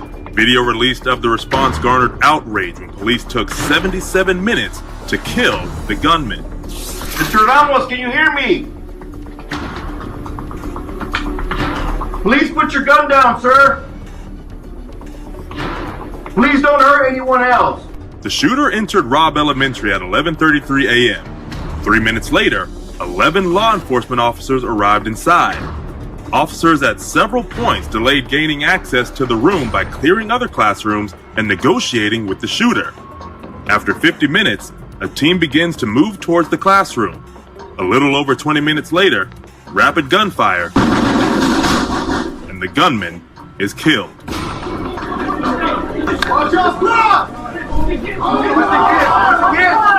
I just don't know what was going through those policemen's minds that tragic day, but everything said, there was just no action. 19 students and 2 teachers were killed by the gunman, and 17 survivors were hurt. Somebody's error was made there, and they gotta pay for that error because we're paying it for the rest of our lives, not seeing our kids grow up. Nearly 400 officers waited before confronting the 18-year-old gunman, and only 2 officers have been charged. One of the 2 senior officers in charge is now going to trial for the failures of that tragic day. Former school officer Adrian Gonzalez faces 29 counts of abandoning and endangering a child. If convicted of all charges, he could face up to 58 years in prison. Gonzalez pleaded not guilty to the charges, and a judge granted his request for a change of venue for the trial. Defense attorney Nico LaHood said, quote, "It would be impossible to gather a jury that would not view the evidence through their own pain and grief." I think in this case, it was just negligence. Who waits 77 minutes outside? Who does that? Because I guarantee if it was their children, they would have ran in. And that's just all there is to it. They failed us. They failed our kids. They failed our city. They failed our community. Soon after we received the news that our daughter was among the 19 students and 2 teachers that died as a result of gun violence. We don't want you to think of Lexi as just a number. She was intelligent, compassionate, and athletic. We stand for Lexi, and as her voice, we demand action. In response to the shooting, the Texas Senate passed the Uvalde Strong School Safety Act, improving the way police deal with active shooters.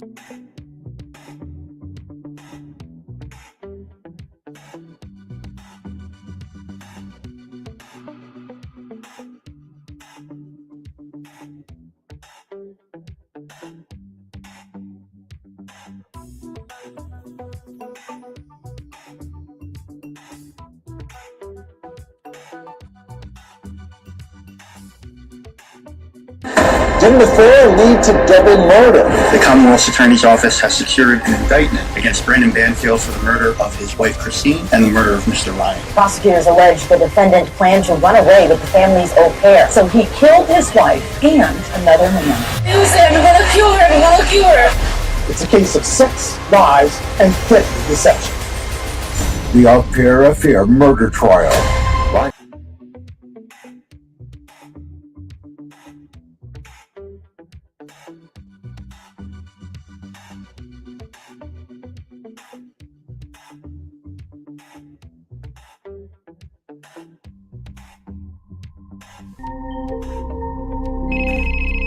Hey Jody, Detective Steve Flores with Main Service on the Police Department. Oh, hey, how are you? Good. You need to talk to me about something? Well, I just wanted to offer any assistance that I might have. I was a really good friend of Travis's, and I don't know a lot of anything, but... What have you heard so far? I heard that he passed away, and that... I don't know. I heard all kinds of rumors. I heard there was a lot of blood. When we first arrived on scene and started talking to people and some of his closest friends began mentioning your name.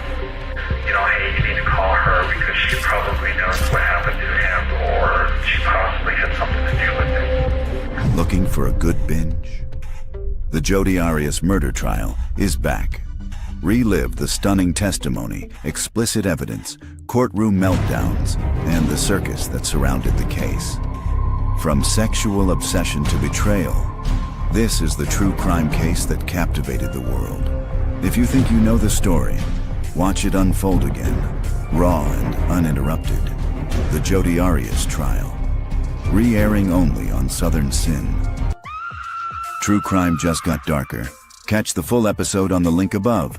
Subscribe to Southern Sin today and hit the notification bell for more live original episodes Wednesdays at 8 p.m.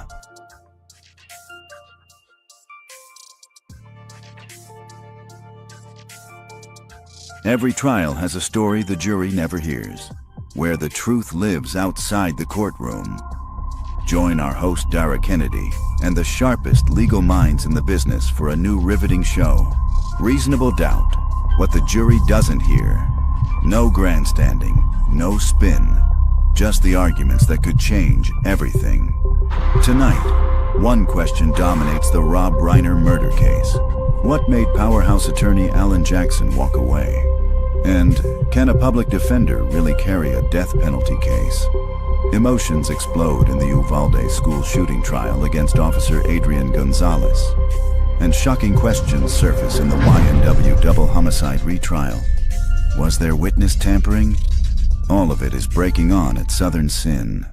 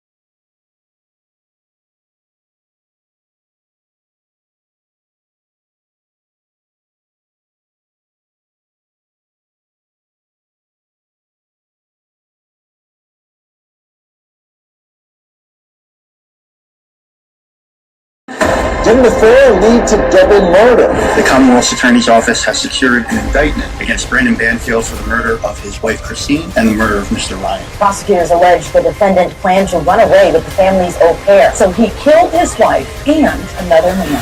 Use him, I'm gonna kill her, I'm gonna kill her. It's a case of sex, lies, and deadly deception.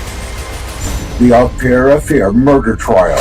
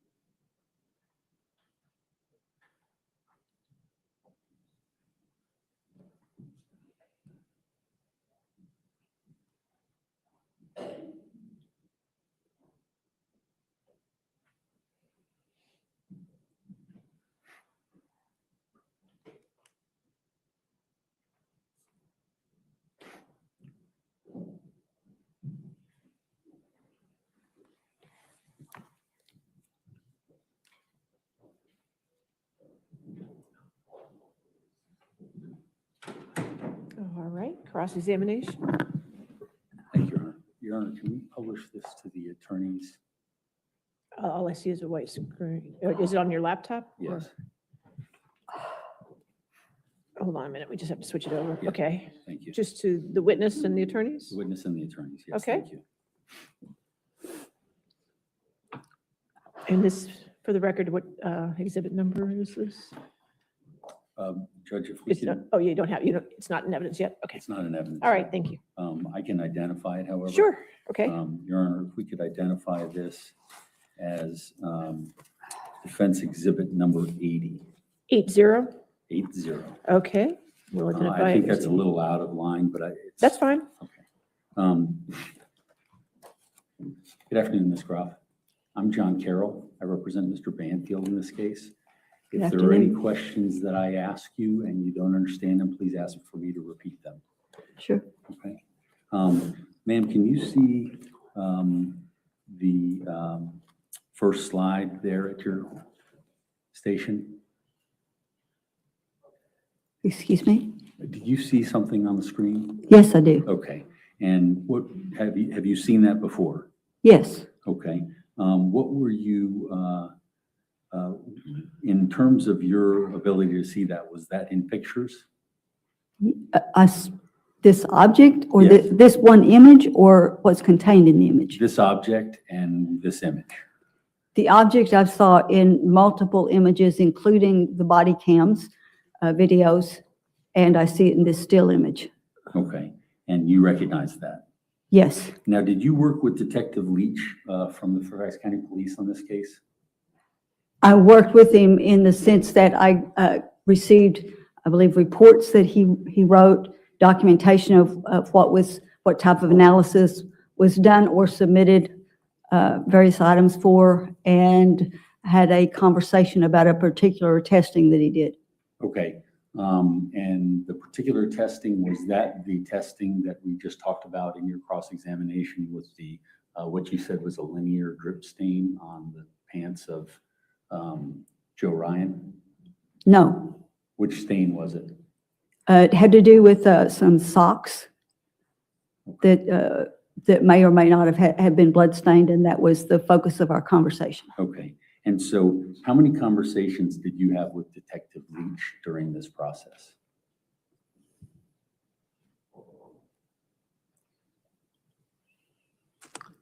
I only remember one specific meeting that he was present where we had a one-on-one conversation about items in this case.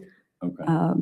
And was that here in Fairfax that this meeting Yes. took place? Yes. And were you present for that here, or were you in a virtual situation? And always present, physically present. Okay. How long ago was that when you had your contact with Fairfax County PD?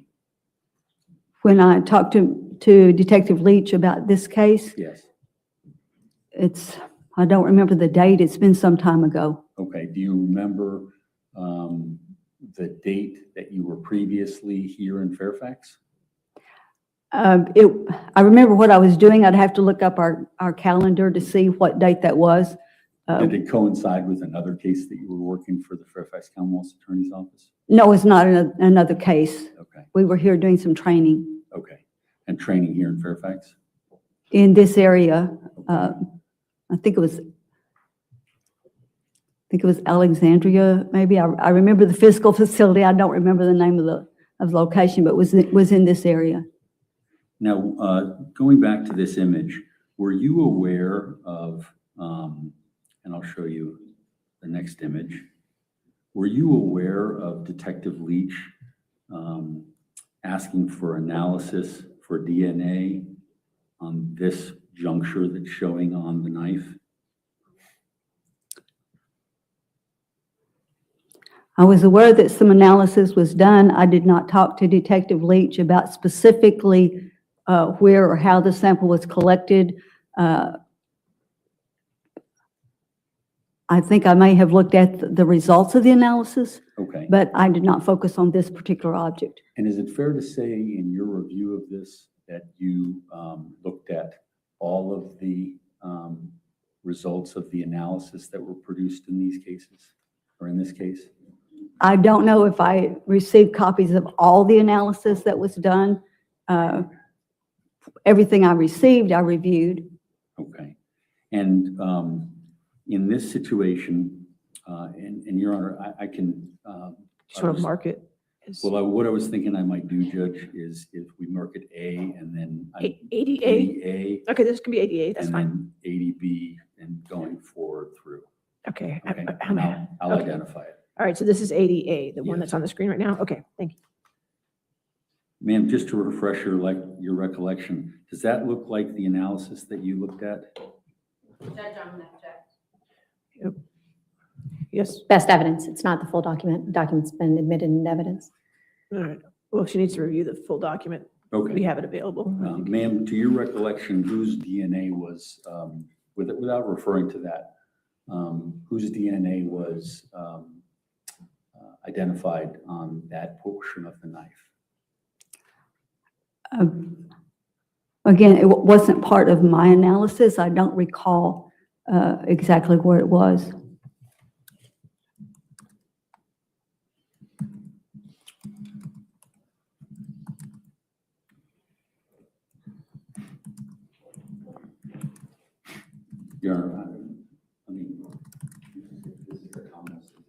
You got to be by microphone. Sorry, Your Honor, I'm going to look at the Commonwealth's exhibits because I think it's been introduced as one of the Commonwealth's exhibits.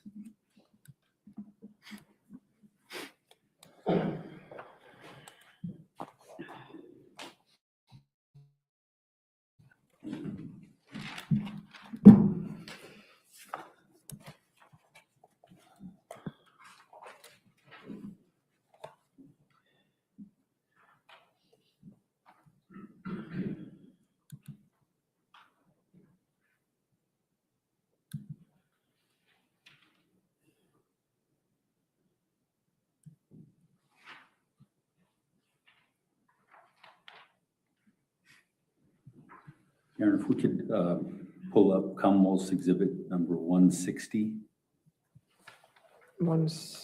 I can't pull up anything. Sorry? I can't pull up anything. I thought that was introduced into evidence. Yeah, but we don't have their electronic files. Yeah, I think it's on their. This is not ours, this is the court's. If you want to use it, it's all here. Ma'am, can I, Your Honor, if I may, I have the hard copy here. I'll just have her. Okay, that's fine. I'll just switch it over to the lamp. Oh. You're just gonna use the hard copy on the lamp? Is that? Big pardon? Oh, you're just gonna give it to her, or are you gonna use it on the lamp? Give it to her, that would be fine. Okay, that's fine. 160, which I have is just lab sheet DNA blood. It is lab sheet May 22, 2023. Thank you. Number 160. All right, if you want to show her that, that's fine.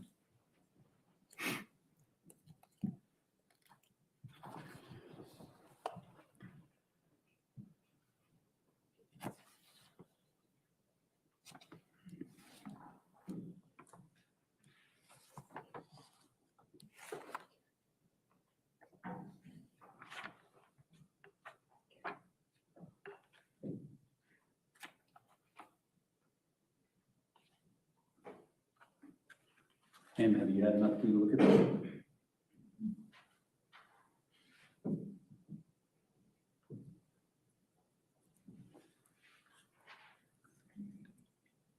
Does that refresh your recollection, ma'am? Well, again, I don't know if this was one of the documents that I looked at. I'd have to look at my listing of the materials that I received. I recognize it as an analysis report, but I don't know if it's something I received or not. In preparation for your testimony today, did you review the things that you had reviewed for testifying today? I did look at my report. I didn't memorize the whole list of what I did receive. So you're not certain of the specifics of the lab analysis relating to the knife in this case? I don't recall the specifics of the knife, and as I said, I did not focus on the knife as part of my analysis as far as identifying patterns and as a result of that, whose DNA profiles might or might not be present. And would DNA profiles, whether they're present or whether they were even tested for, would those be important in some of the determinations that you've made today? In terms of the knife itself? In terms of any aspect of it? In terms of everything taken together, those bloodstain patterns that I talked about, if a DNA profile was identified, then I noted that based on the relevant analysis reports that I had. And if there were stains that weren't examined, would those be important as to informing your conclusions? Judge objection is to form, I don't believe it's clear, examined by whom? If you could rephrase the question. Okay. There's, in the scenes that you've seen on the body cam, there are numerous stains, correct? Yes. And many of them have been tested, many of them haven't been tested, correct? That's correct. And in fact, you directed testing for some of them in your relationship with Detective Leach, correct? I don't recall directing Detective Leach which stains to sample or to have tested. Did you identify a sample that you required Detective Leach to get tested?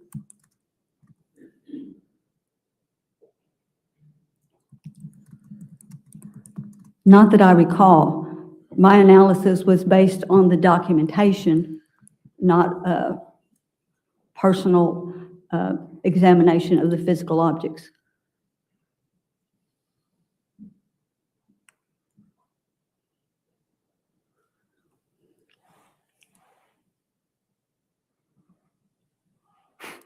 Ma'am, did you have an opportunity to review what would be 80D? Do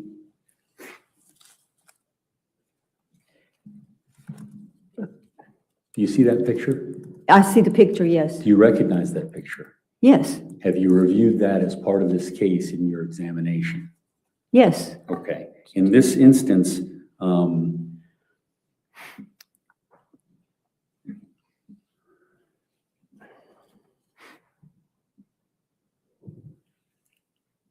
this is the injury to, is this the injury to Joe Ryan, his left hand? This is one injury to his left thumb. Okay. And the contusion and the bruising, do you see that? Yes, I see the contusions to the left thumb. Okay. And in terms of your experience as a blood spatter analyst, blood spatter pattern analyst,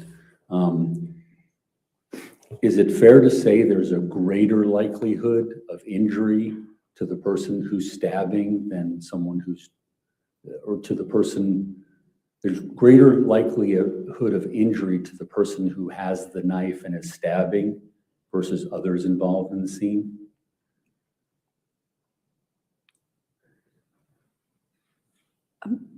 I'm sorry, I'm not exactly clear on what the question is. Is there, let me see if I can rephrase it. In your experience,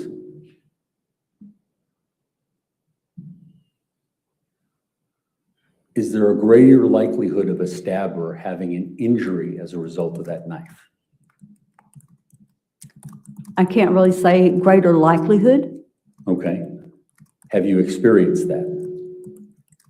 Not in something measured as a greater likelihood. Okay. Have you experienced it in some other measure? Well, that it's not uncommon for, in a stabbing situation, especially if there's no hilt on the knife, that multiple impacts can cause the weapon itself to become slippery because blood is a fluid and is wet. Their hand may slide and actually get cut. Okay. And Mr. Carroll, I just want to make sure, this is 80B, okay? 80B is in Bravo. I'm sorry, yes, I was counting ahead. I just want to get the record clean. 80B. Okay, thank you. Okay.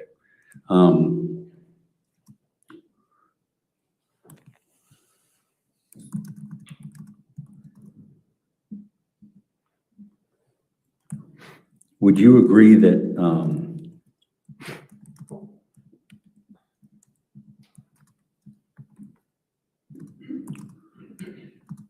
this is another view of that injury? Yes. That would Appears to be. ADC, identified as ADC. Thank you.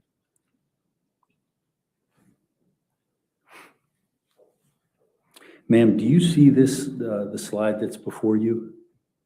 No, sir. Do you see the slide that's before you now? Yes, sir. Okay. And do you recognize this, this particular picture from the body cams that you looked at? This does appear to be a still portion of one of the body cams. Okay, and this would be identified as ADD? Ma'am, looking at ADD, do you see my client there?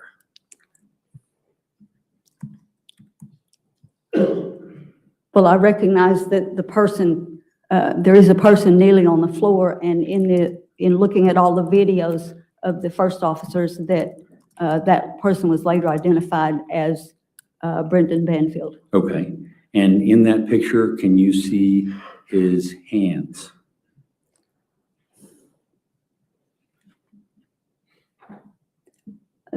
I'm sorry, this particular image is very dark, difficult to see, but in the overall body cams, I did see his hands. Okay, and are you saying that you don't see his hands in this picture? I'm saying this picture is not really clear to show his hands. I see the area that I think is his hands, but the picture itself is not clear. Okay, and do you see the blood on his hands? I did see blood on his hands when I reviewed the body cams. And in this picture, do you see blood on the backside of his hands? I'm sorry, this picture is not clear enough to make a determination. Okay, well, let's look at the blood stain down to his right. Do you see the portion that we've been talking about? And just if you need to look at where everything is situated in order to orient yourself, do you see the corner of the bed? I can make out the area where the corner of the bed should be. Okay, and can you make out the area where the saturated blood stains that you were talking about is?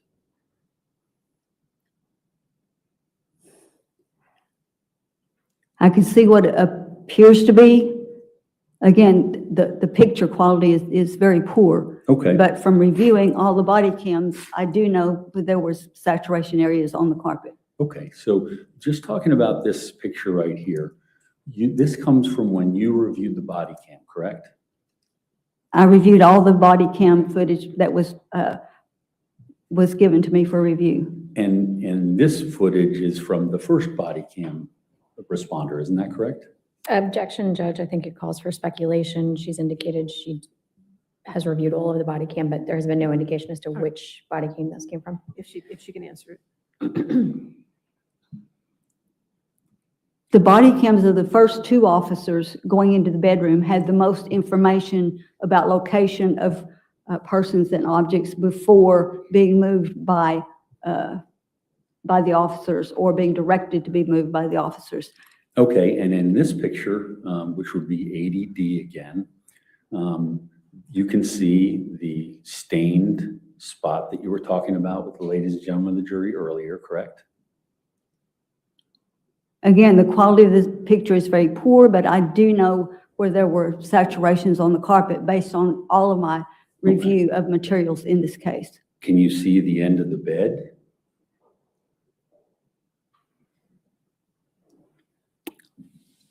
I see what I think is the footboard of the bed. Okay. Can you see what's on the bed?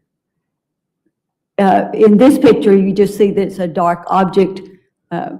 Based on the totality of the documentation, I know what that object is. Okay, and what object is that? It was a handgun. Okay. And do you know which of the handguns that it was? Yes. Okay, which one? Based on all of the documentation I had, this would be the gun that was Mr. Banfield's identified as his duty weapon. The Glock 19M, would that be it? That sounds right. Okay. Now, just looking at what we know about this, so you know where the gun is, even though you're saying it's a dark object, and that's, you know where the corner of the bed is, correct? I know that the firearm, when first officers arrived in the scene, it was laying on the southeast corner of the mattress. Okay. And so you know where the blood stain is related to the southeast corner of the mattress, correct? Blood stain was later identified on the sheet removed from the mattress. Do you know, we're talking about the saturated blood stain that you spoke about quite often in your direct testimony that's at the foot of the corner of the bed. Yes, there were multiple saturation stains on the carpet. Okay. One was near the southeast corner of the bed on the carpet. Okay. And were you also, did you also review the 911 tape of the call from Fairfax County or to Fairfax County? I did listen to 911 recording. Okay. Do you recall my client's statements about shooting an unknown person in the room? I don't remember the specific verbiage. I remember that there was a reference to an injured person and a shooting. Okay. And I'm not that worried about the detail, but what I am interested in is when he identified himself as shooting Joe Ryan, the police said, "Where are the guns now?" Do you recall that? I don't specifically recall. Okay.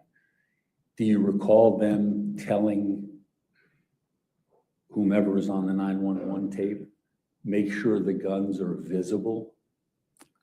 Again, I don't remember the exact wording of the call. Okay.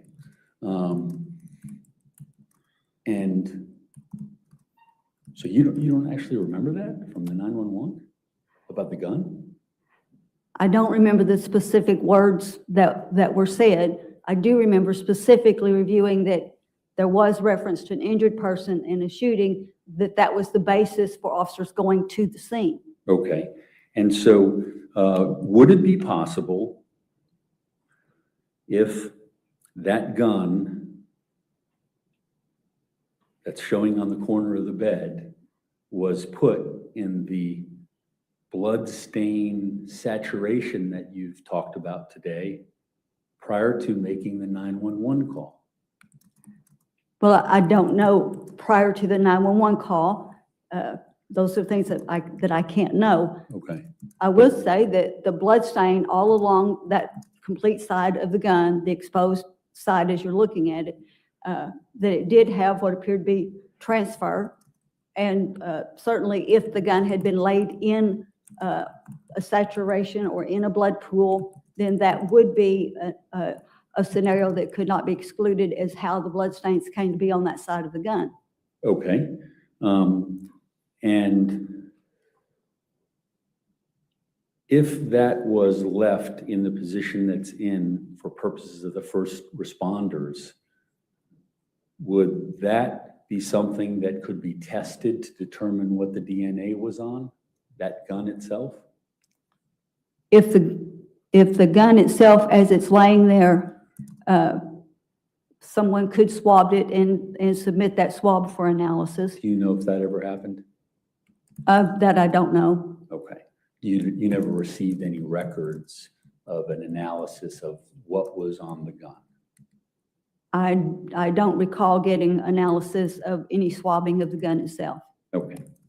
But that would have been the most direct way to determine if there was blood or blood of a certain person or some other basis upon which to draw a conclusion if that was swabbed, correct? To determine the DNA profile, that would be, I would think a preferable method would have been to swab it there as it's laying there. However, the gun was not left in that position. So, okay. So there were some other things to consider as far as what would be tested and what would not be tested. Oh, so when you're talking about not being left in this position that's showing here, you're talking about when the first responders moved it to the other side of the bed? It was officers that moved it, and this gun was moved twice. Okay. Based on the body cams, that's what I saw. Okay. But the DNA analysis of this area, including those saturated, soaked blood stains, I think there were 2 of them. There are a number of other stains on the mattress. The only one that was tested was the one that's right underneath the gun, where on the bedding that was underneath the gun. Isn't that correct? Okay. If I can take them one at a time. I did not see stains on the mattress. That simply wasn't included in images that I saw of the scene. The images that I saw, I could not identify blood stains on the mattress or on that sheet that was on the bed. There was more than 2 saturations on the carpet. Trying to remember what else you put in there. Yeah, so I'll work with you on that. Let's go through it. The 2 big saturations on the carpet. You never saw any testing of those 2 big saturations, correct? I'm sorry, I really don't recall. I have to go back to see if any of those were specifically tested. The one directly in front of the chest of drawers would really be no reason to test that, because in the context of the scene, we know the source. Okay. The one closest to the foot of the bed could be tested either by sampling the saturation of the carpet itself, or there was some clothing that was partially covered some saturation, but also was stained, and that could be tested for DNA. And then there's saturation over by the dog bed that's a distance away. Okay. And would it surprise you to know that none of those saturated positions were tested? I wouldn't be surprised at that. But that would give you information that would be helpful in arriving at whatever conclusion you're trying to arrive at, right? That depends on the extent of the analysis. Like I said, the one stain pattern, there's really no reason to test because we could see in the context of the scene, particularly in the body cams, the source of that, because the source was laying in that area when officers arrived. The other could be tested, as I say, either directly from the carpet itself or objects on the carpet that were also stained. Now, the firearm itself, that would be something that you would probably want to be tested, correct? I would probably have preferred that it be tested directly from that, but also consider the fact that it was moved twice by officers in the scene. So before I would look at any results on that, I'd want to know more about the officers moving it to be sure that they didn't disrupt it. That's certainly a consideration and look at the pattern, if not the DNA. And just so you're clear, you're talking about it being moved twice after what we're seeing on this picture, which is at the corner of the bed. Yes, it was moved twice after officers initially entered the bedroom. And is it possible that the gun in the position that you can see my client, even though it's dark, that gun was to his right-hand side, laying in that pool of blood that had saturated that carpet prior to it being put up on the bed? I don't know where the gun was prior to being put on the bed. It is generally to his right, as we're looking at where I know he was positioned in the room. Okay. And you know that he had blood on his hands, correct? He did have blood on his hands. And in fact, I know you're not happy with the quality of this picture, but in other pictures that you've seen his hands with blood on the front side and blood on the back side, correct? Yes, his hands, both hands were blood covered. Okay. And that would be consistent with someone who's rendering aid before first responders come, isn't that right? It's consistent with him having blood on his hands. Okay. He did, looking at the first officer entering the room, he did have his hands on her neck. Okay. And that was something that he did until the officer said, "We're going to take over now," correct? Well, when the first officer arrived, he was there with his hands on her neck, and then an officer directed him to move away, and then the officer took over trying to render aid. Okay. So let's talk about cast off. Is that what you call it? Cast off is a bloodstained term. Okay. And you spoke about cast off and how it could be a linear pattern, or what you saw was a linear pattern. And so cast off is coming off of if you could just remind me again, what was your definition of cast off? Well, the mechanism of cast off is when some object that has wet blood on it is in motion. Okay. And so as it moves, blood comes off in a column, in a ligament of blood will come off, break into individual droplets as it travels through air. Okay. And because it comes off of basically one point or one area, then when it lands on a surface, those individual droplets, as they form on the surface, will make a linear or curvilinear pattern. Okay. And so if you have a surface that has a lot of blood, say hands, and you do this, can cast off occur? Cast off can be any object that has wet blood on it. A finger. Okay. If it's a hand, then usually we'll see like more than one linear distribution. Okay. For say blood coming off. depending on which fingers they are, how many, or it can be some other object that has blood on it that's in motion, and then blood comes off of that object. And just for the court reporter, I'm just going to describe what you just did and what I did, and if I'm incorrect, please correct me. When I talked about cast off, I talked about moving my hands in a snapping fashion away from my body, or it could be downward. And when you were describing that, you were saying it could be a hand, any finger, or all fingers going off of that object, correct? Yes, any object that has wet blood on it and the object is in motion so that blood comes off of the object could produce cast off. Okay, thank you.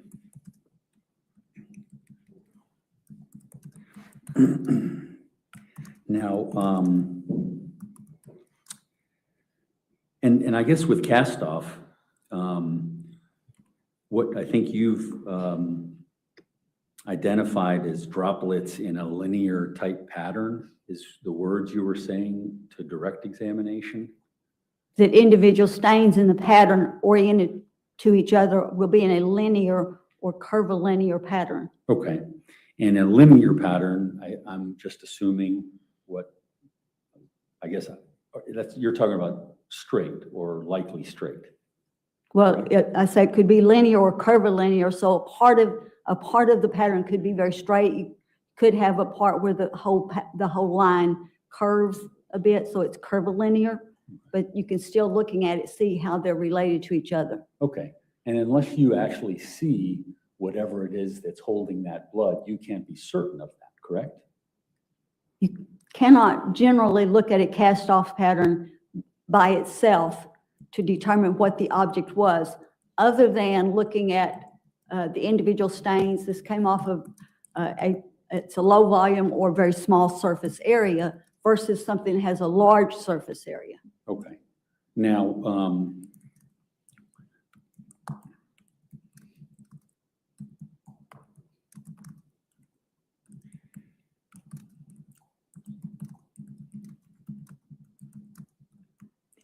when you're talking about the surface, and the surfaces that you're talking about in this case is you have the wall, correct?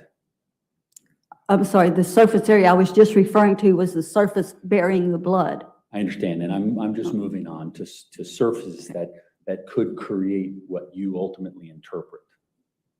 Like the wall, for example, that would be a clean surface if blood hit that, right?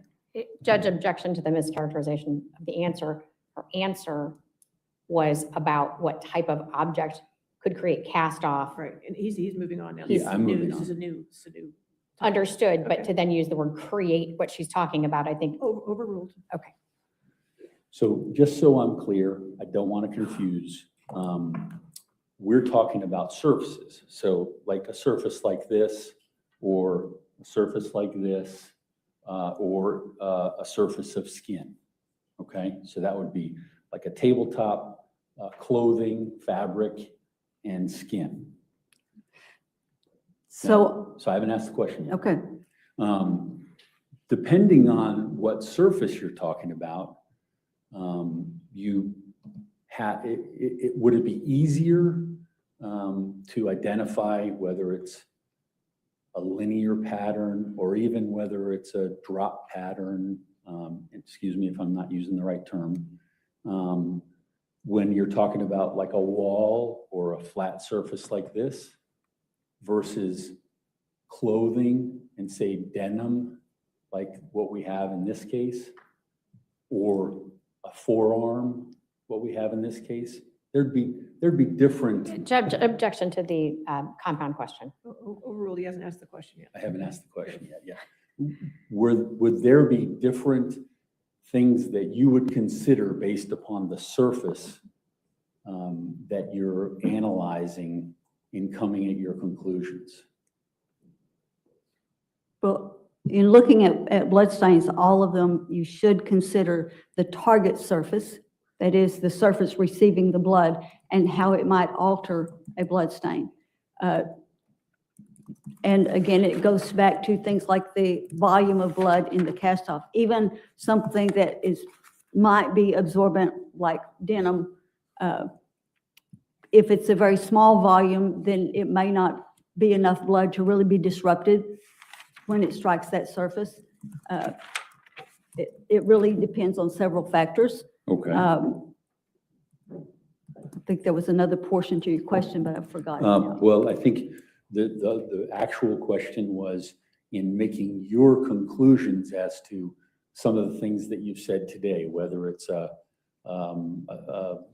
circular stain, whether it's a elliptical stain, I think you talk about, or if it's a transfer stain. Would the surface have an effect on each of those different possible patterns? Or Yes. how you identify them? Target surface is an important consideration with any bloodstain pattern.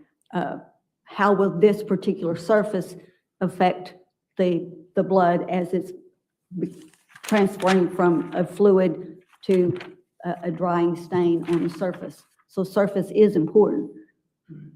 In terms of linear, we're looking for not just on a flat surface, but linear distributions can be identified on contoured surfaces, or a solid surface versus an absorbent.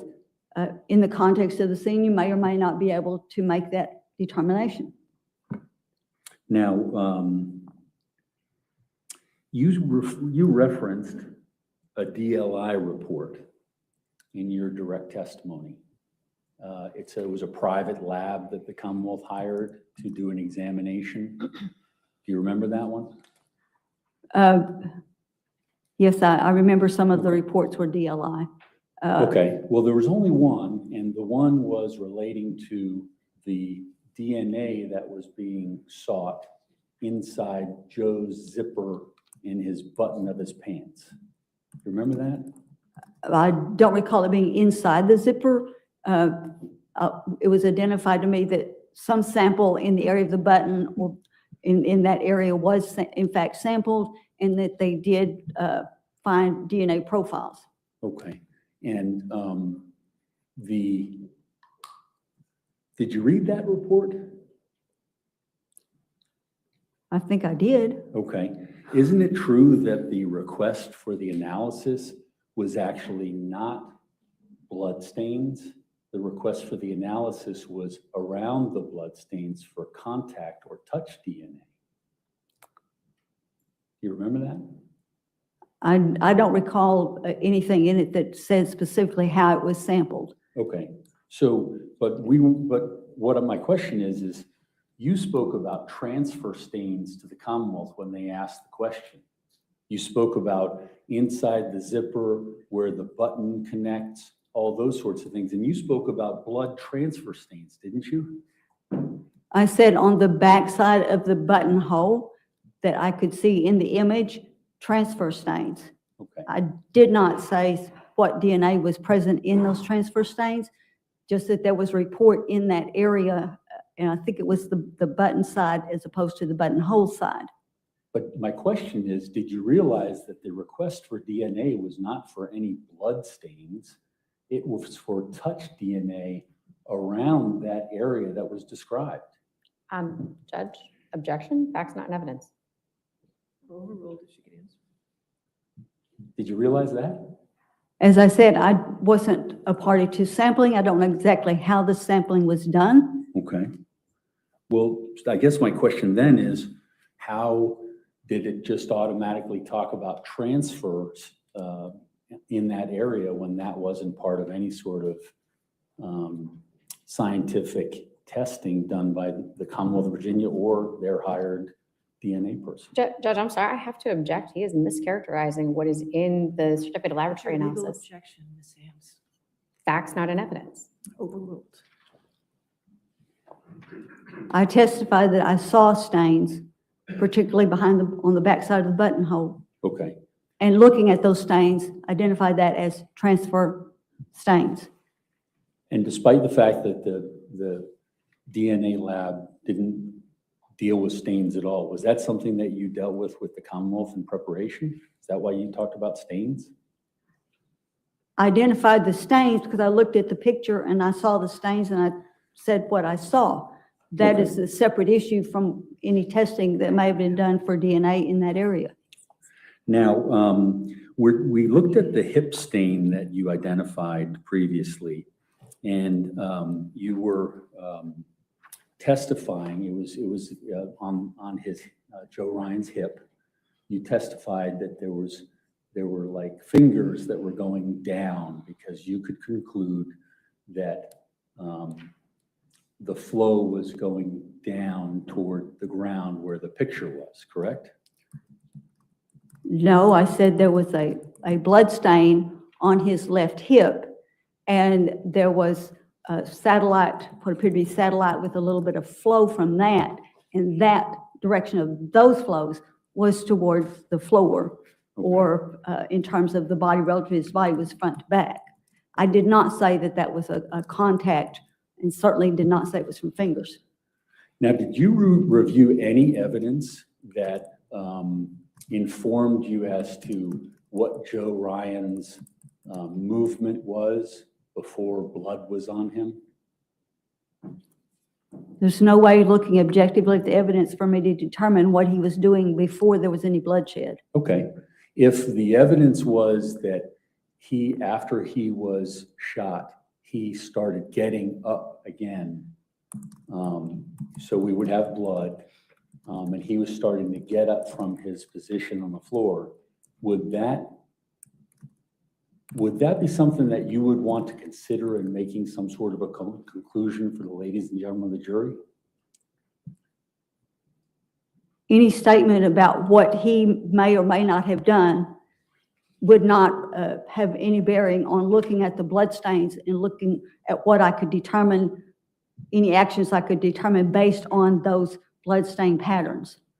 So when you're receiving this case, you're not talking about what the homicide detectives in this case would have already found at the time that you started working with them. I don't know what the homicide investigators themselves found or thought they had found. I was presented the documentation and I analyzed that documentation. Okay. And I don't recall ever having a discussion with any of the homicide investigators about what they thought they had found. Okay. Sorry, bear with me.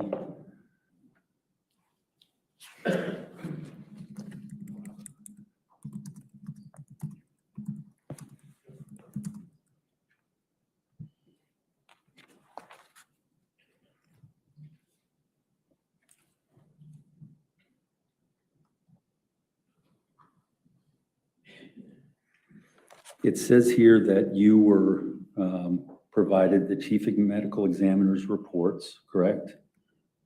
Yes. You were provided a DNA map from Detective Terry Leach, correct? Yes. You were provided a blood location map from Terry Leach, correct? A blood location map? I don't recall that. Okay. Well, if it was in your report that you wrote and it says that you received that, would you feel like that was reliable? It's his opinion. It doesn't have a bearing on what I do. I look at the documentation separately from any of opinions that he may have formed. Okay.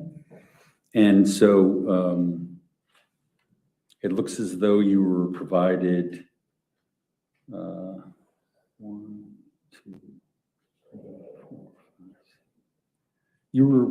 You were provided 10 certificates of analysis from the Department of Forensic Science, including the DLI case of June 1st, 2023. I'm sorry.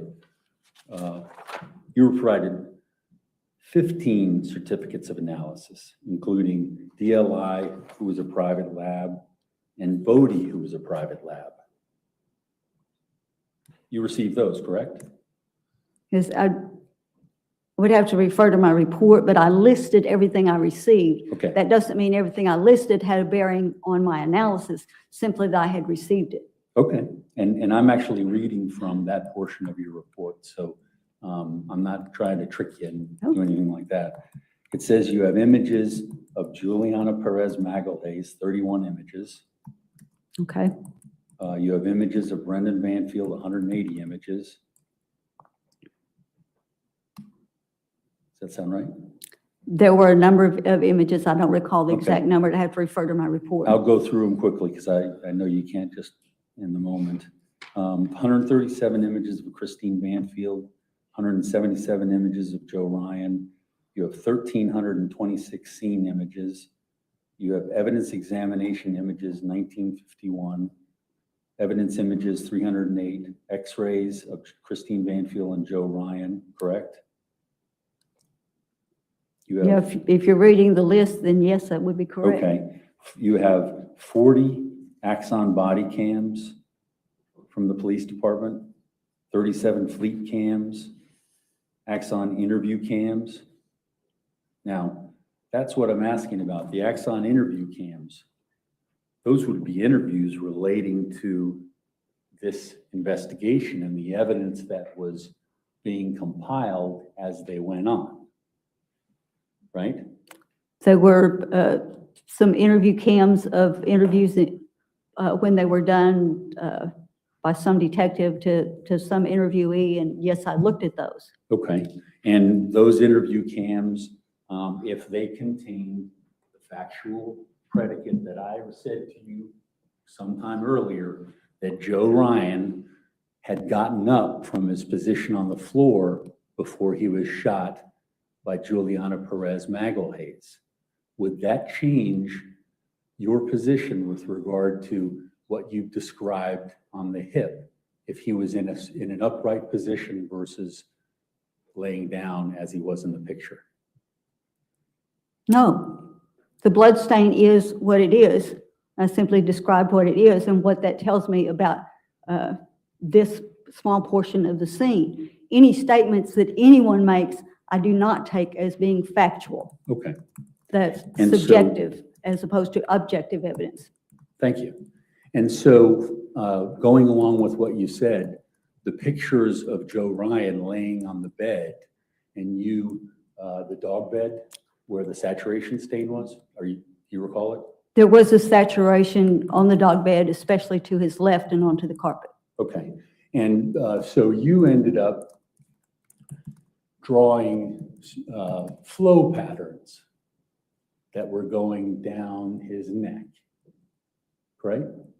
I looked at those and I showed where those were to focus the attention on them. Okay, and that was for the ladies and gentlemen of the jury, right? Yes. Okay, and so let's just go through some of those flow patterns. So when the flow patterns are coming straight down off of his chin, down his neck, that would suggest to you that he was upright? Not necessarily. He could be laying on his back and have flow, depending on the position of his head, if it's to the right, to the left, or straight up. And we're talking about a head wound to the right-hand side, right? Yes. Okay, and we're talking about flow patterns that would go down, and then there were some that went down and down the jawline, correct? There was some that were kind of downward from the left side. Then there were some from the left traveling over towards the right, and there were some from the right that went what looked to be pretty much straight up and down if you took the body and oriented in an anatomic position. Okay, and so those flow patterns that you drew for the ladies and gentlemen of the jury were to show different possibilities or different, different positions, I guess, that blood would have been coming down his face? Was simply showing what's there. This is what the blood flows were, and the fact that they're in different directions indicated that there was movement. Okay, so anything on the right-hand side, would the shot through his temple and the blood and everything that came from that, would that cover what happens on the right-hand side? If his head was upright at the time, then blood could flow from the wound down, pretty much straight down. That's one possibility. And I know you reviewed the medical examiner's report. Did you see the portion where she opined that there was aspiration of blood? There'd been blood going down into his throat? I would expect that there would be, and looking at the blood stains on his face, there's some stains, especially just around the lips, that look like they could be aspirated, and I'm sorry, expirated. Expirated, yes. That means that anytime that there's fluid, blood, and air is forced through that, such as blood in the throat, and he's trying to exhale, then that produces little bubbles, if you will, coming up, and then they fall back in. If he's on his back, they'd fall back in the same position, and you see this little kind of sort of pockmark looks in the blood, and that's one way of looking at expirated blood. But that could be another another source of blood for what you drew down his neck, correct? Well, is it possible? I wouldn't expect for expirated blood, as in just exhaling through blood, to have enough volume that you would have flow from that. So you're saying that that's not possible? I said I would not expect there to be enough volume in an expirated blood stain that you would actually have in a situation where if you're talking about someone who's basically not active at that point. Okay, well, and okay. So are you saying it's not possible that any of those lines that went down his neck would not have been from aspiration blood? Are you saying it's not possible? I would say that I would not expect expirated blood to have the flow, to present that kind of flow, especially where we look at where it's coming from the side. And I really wouldn't expect that much volume if he's laying on his back and expirating through the blood, that you have enough volume to flow down his chin. And if he was not laying on his back, would that change your expectation is the way you want to answer it? If he's, say, upright, then I would expect expirated blood to be going away from his face as opposed to coming back to his face. Okay. So I really would not expect that. So when I ask the question, is it possible? You answer, I wouldn't expect to see it. But can you answer my question? Is it possible that expirated blood came out of his mouth down on any of those, depending on how the head was facing? I think if blood is coming from his mouth in a situation where you could have expirated blood, then there could be a volume of blood in the mouth, and that volume of blood could overflow and produce flow, say, down his chin. Okay, so it's possible. It's possible from blood That's to what I come from wanted the to get mouth. to. It's Thank not you. expirated, but it is possible for it to come from the mouth.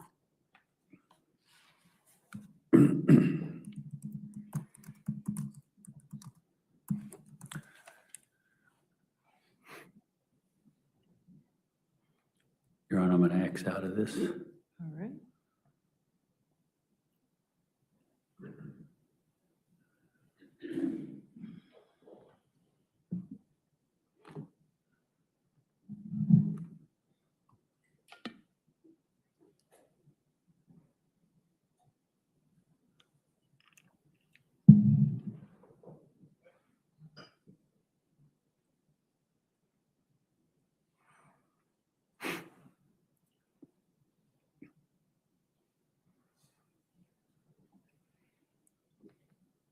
Were you able to see a picture on your screen? It's just your screensaver. Okay, sorry. Let me see if I can change that.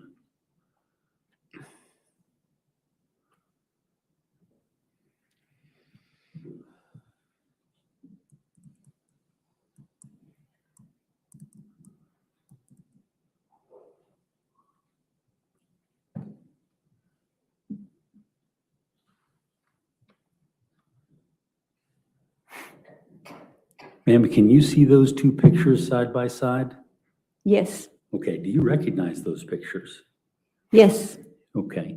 In the picture on the right, we've taken a look at in a different form, the Commonwealth's version.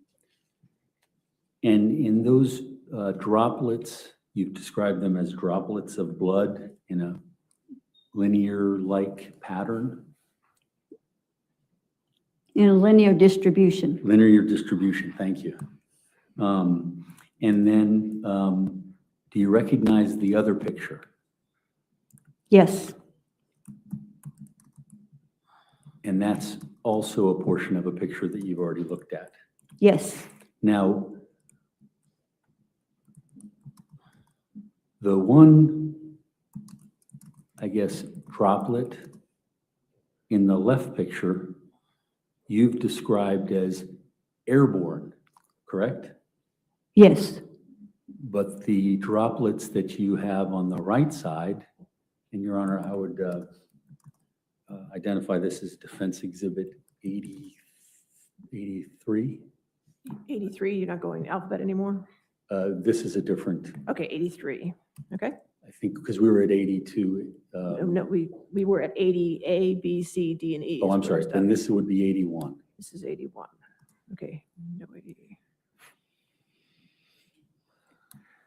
All right. Ma'am, the picture on the right side, you say that these are droplets in a linear, and you just said it. Distribution. Distribution, thank you.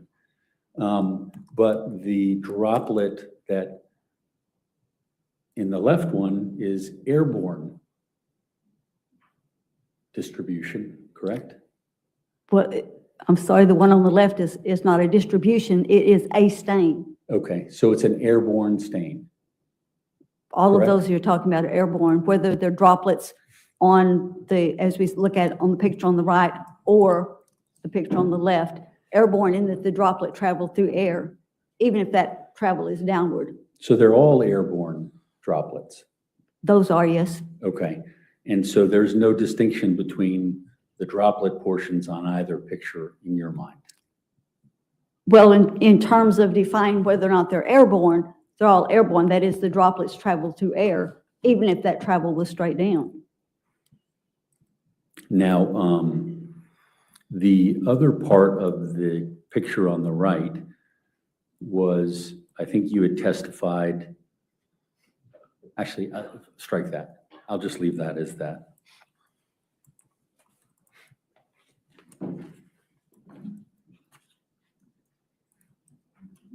Now, court's indulgence for one moment. Yes, sir.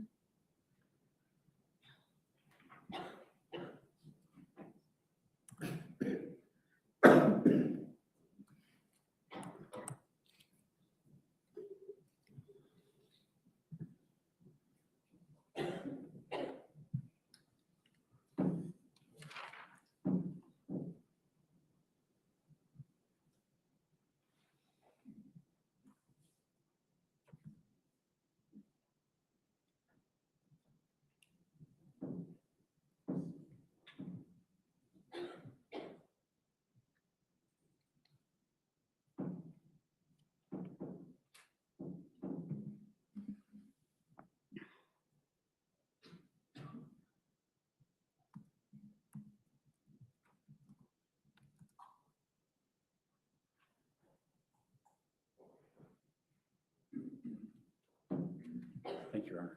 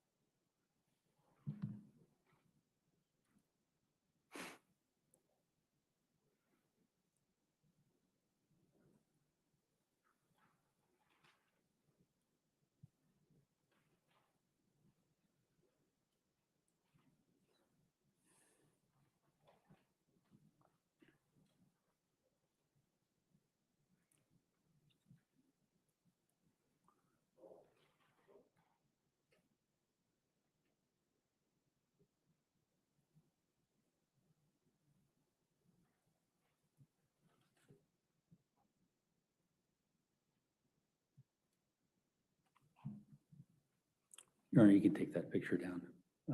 No further questions. All right, redirect.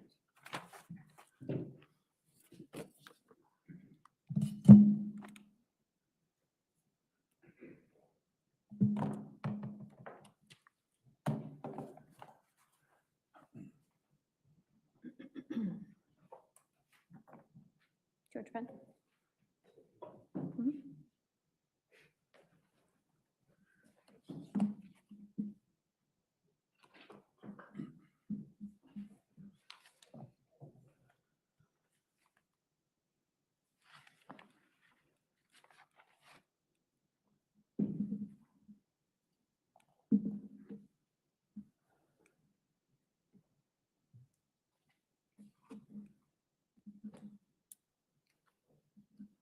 Judge, if we can display what was previously admitted as Commonwealth's 222,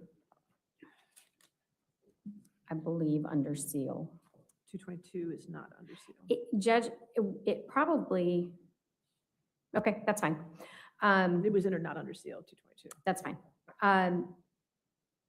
Ms. Dalligraf, hi. So let's kind of go in reverse here. Where he left off was with what you see on your screen. Let me make it big so we're looking at just that. Mr. Carroll was drawing your attention to this droplet here. Is that correct? Yes, And was comparing it to then the droplets that we see on Mr. Ryan's arm. Is that correct? yes. Okay, and I think perhaps there was just a little bit of confusion talking about blood in flight, blood in the air. When we looked at 222, the picture and the portion of the picture that you were drawing our attention to, referencing flow, gravity, and the position of the body, is this lower stain on his hip. Is that correct? It's the one that shows any type of a flow associated with it is the one that's on the lateral side or the side of the outside side of his left hip. And it's that particular stain clearly is larger than the stains that we were just talking about airborne could be falling, Okay. From above. So Do you believe that the stain that we see to the left on Mr. Ryan's hip is part of the pattern that leads us then to the droplet of blood that we see on the right? I don't see that as forming a pattern. Okay. Do you believe that they happened at the same time?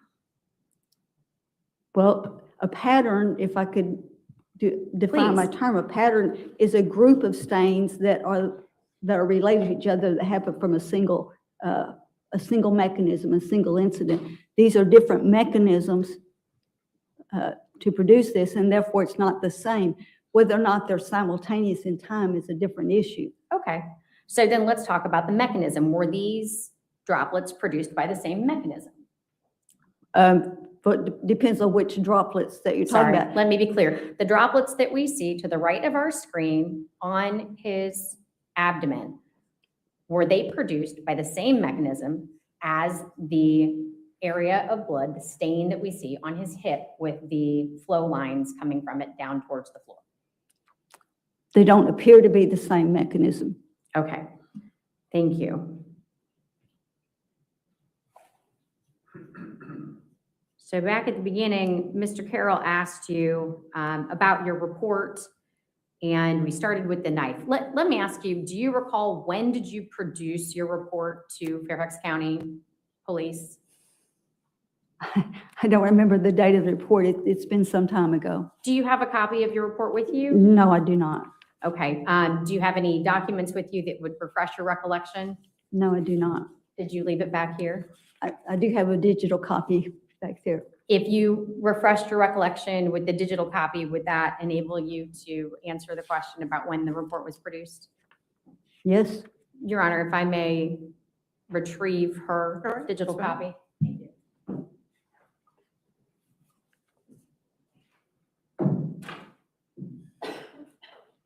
If I may approach. Thank you.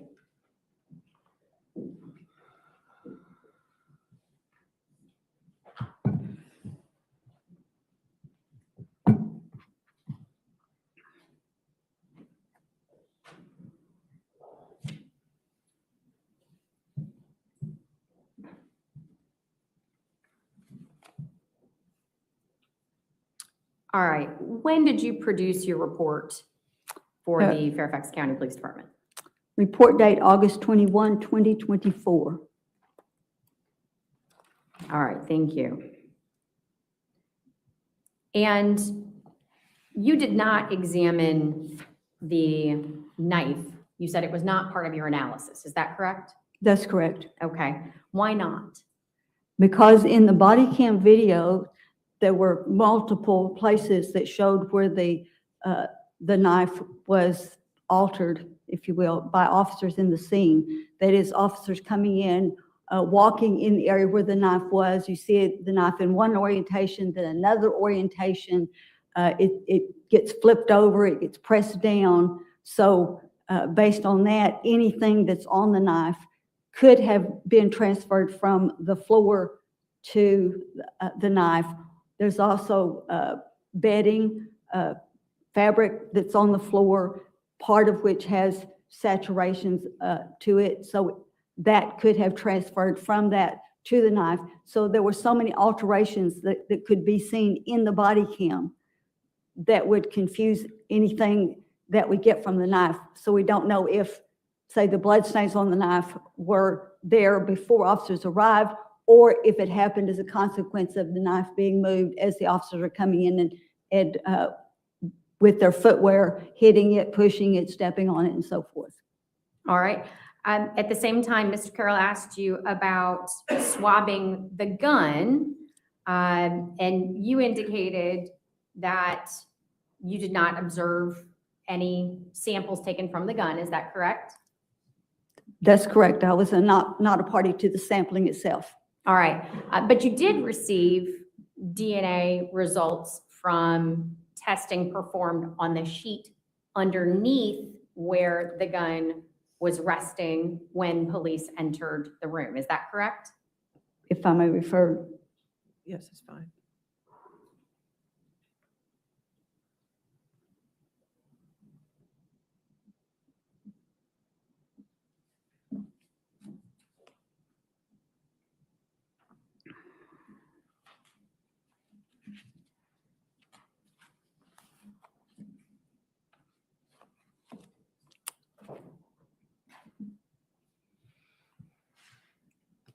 Well, sorry, it doesn't list it as far as the items are not listed with the name of the report, and I don't think I included in my report anything about that particular stain.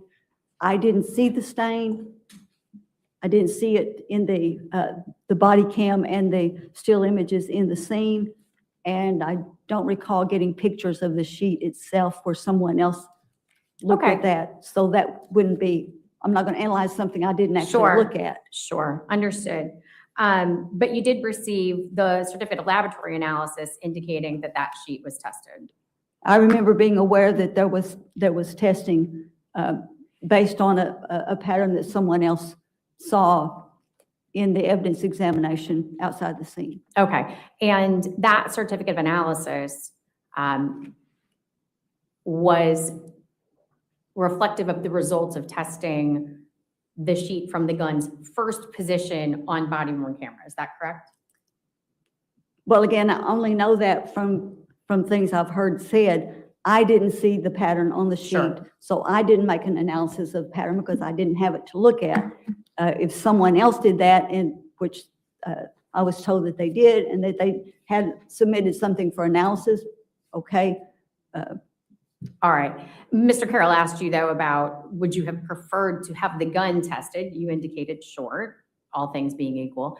But is there any reason why a test result on the gun would have been unreliable? Well, again, I can't evaluate something I didn't look at. So one possibility is that looking at the condition of the gun as it's laying on the sheet, it is covered on the one side. If then it's had the same stain pattern on the opposite side, then it certainly could have transferred blood from the side of the gun to the sheet, and then it would be reliable to say it come from that. But not having looked at that pattern myself, I really can't say. There could be other transfers, assuming it was a transfer, and I don't know because I didn't see that pattern. Sure. I guess what I'm asking is, you testified that you observed the gun being moved from that location. Is that correct? I observed it being moved twice by officers in the scene. So if testing had occurred after those movements, is there any reason to think it might not have been reliable? I have nothing to base an opinion on. Okay. All right. So you also were asked if it was possible that the blood on the gun had come from the stain on the floor. And you answered that yes, that was a possibility, correct? Looking at the side of the gun as it's laying on the mattress, it's consistent with a transfer front to back on the gun, fully that side of the gun. And one possibility for that is that it was in fact on a saturation stain, or it possibly could have been a blood pool or some other transfer, because it appears to be a transfer pattern on the full side of the gun. Is it possible that that transfer pattern was created by a bloody hand? I didn't see anything that in the pattern that would tell me it was a bloody hand, unless it's a hand in motion, and it really I didn't see striations that I could identify motion. So I don't know if just bloody hand contacting the gun would be right or not. If it's a transfer just from holding a gun in normal position, I wouldn't expect it to have all along the full length front to back. As long as you're holding it in the normal position, I would expect a bloody hand to transfer blood around the grips and possibly a portion of the slide, especially directly above, or I'm sorry, below the trigger or just above the trigger guard. That's normally what we see in bloody hands handling a gun. In this case, it looks like a transfer full front to back length. That looks a little bit more like a broader surface, like on a saturation stain or in a blood pool. But other than that, I don't have enough information to make any further determination. Okay, thank you. If we go back for a moment, Mr. Carroll asked you about the injury on Mr. Ryan's thumb and whether or not it was consistent with injuries sustained by someone who's using a knife. You explained what did the injuries look like from slippage on a knife? Typically, if you're looking at a knife slipping, a person wielding a knife, especially repeated blows, without a hilt on the knife, then their hand may slip down, usually down the blade, and they could get a cutting injury themselves. That's not an uncommon thing in multiple stabbing situation. In your review of Mr. Ryan's autopsy, did you see any such wounds? No. All right.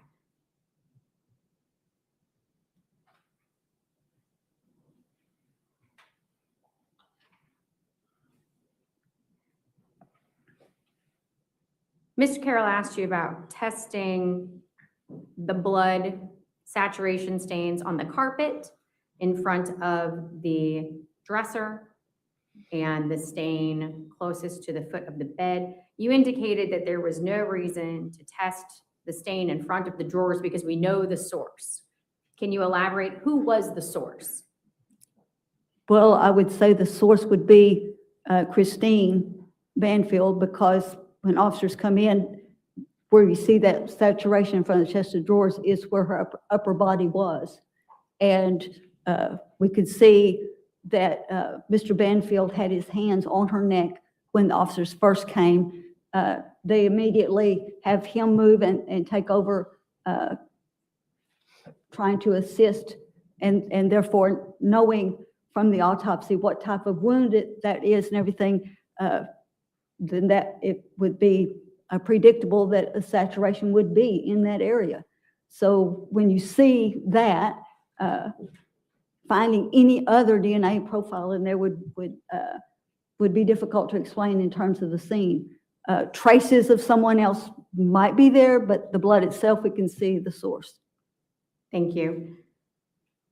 Mr. Carroll asked you, after demonstrating with his hands a particular movement, whether or not cast off, like that found on the walls, like that found on Mr. Banfield's pants, could have been created by the handshaking motion that he demonstrated. You indicated what? Was that a possibility?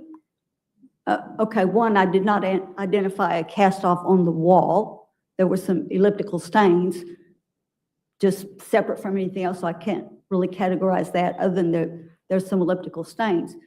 Cast off can be from any blood-bearing surface that's in motion such that blood comes off of it, whether it's a single point, a point of a finger, the point of a knife, any other object that has wet blood on it, it's in motion, that blood comes off.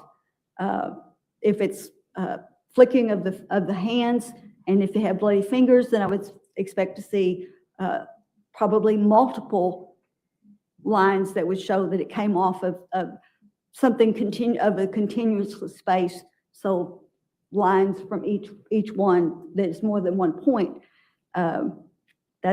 But it's any object in motion. So even identifying cast off doesn't tell you what created the cast off.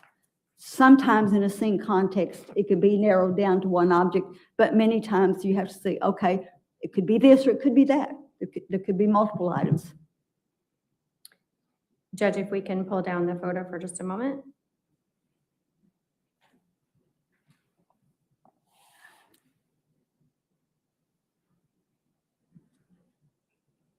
And if we can look at Commonwealth's previously admitted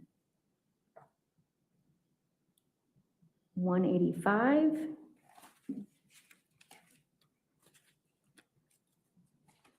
And if I can have that displayed, please. I don't have a 185. I'm sorry? I don't have a 185. Okay. I can have the court's indulgence for just a moment. All right.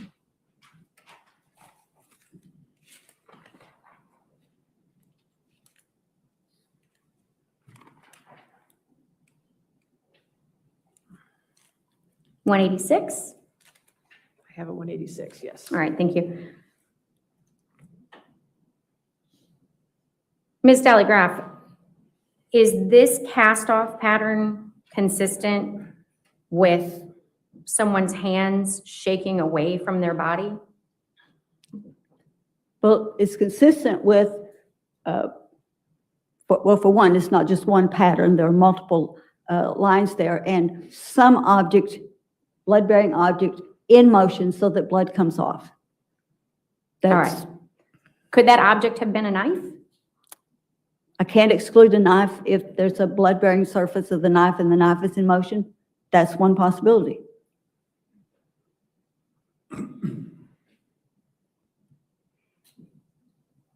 Mr. Carroll asked you if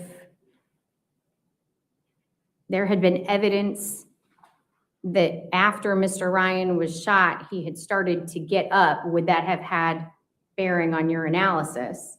And do you recall your answer? Yes, I said I only look at the objective evidence. So if I had seen that evidence, it would be described in my report. So it's not based on any statement that anybody made. All right, and so that objective evidence was not provided to you, is that correct? Well, the bloodstains are what they are. And if I don't see a bloodstain that specifically shows me that he was upright, then I can't say that he was upright.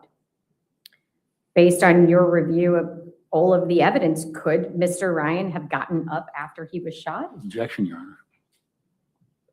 I mean, this is If you want to approach.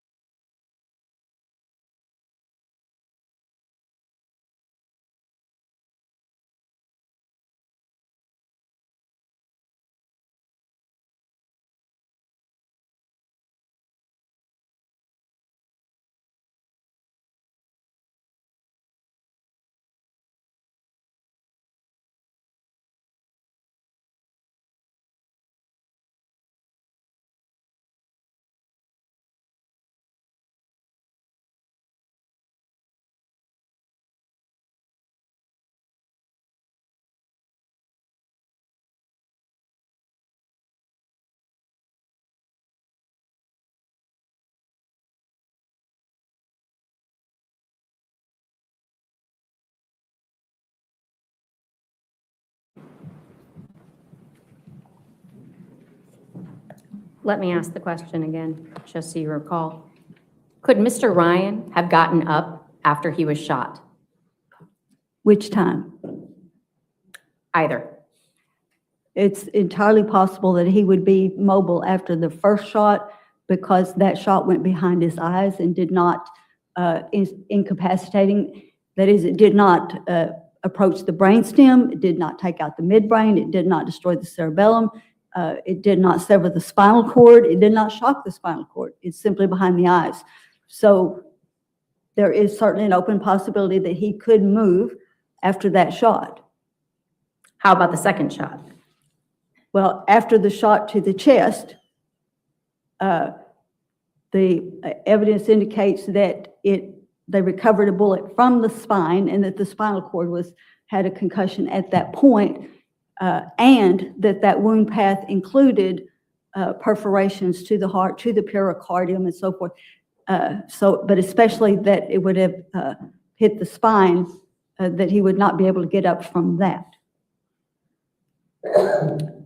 So could Mr. Ryan, after receiving the shot to his chest,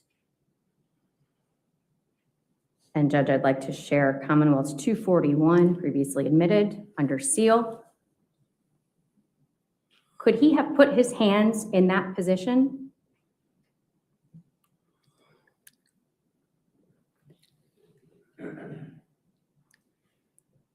This is it's not exactly a yes or no question. All right. Because could a person fall back with their hands on their chest? That's a possibility. Could they do that and have all the other blood stains where they are? That doesn't work together. That does not work together? Well, he has to some way have all this blood on his face and be in a different position so that you get blood on the left side of his face, not just the right side. And now he's laying here.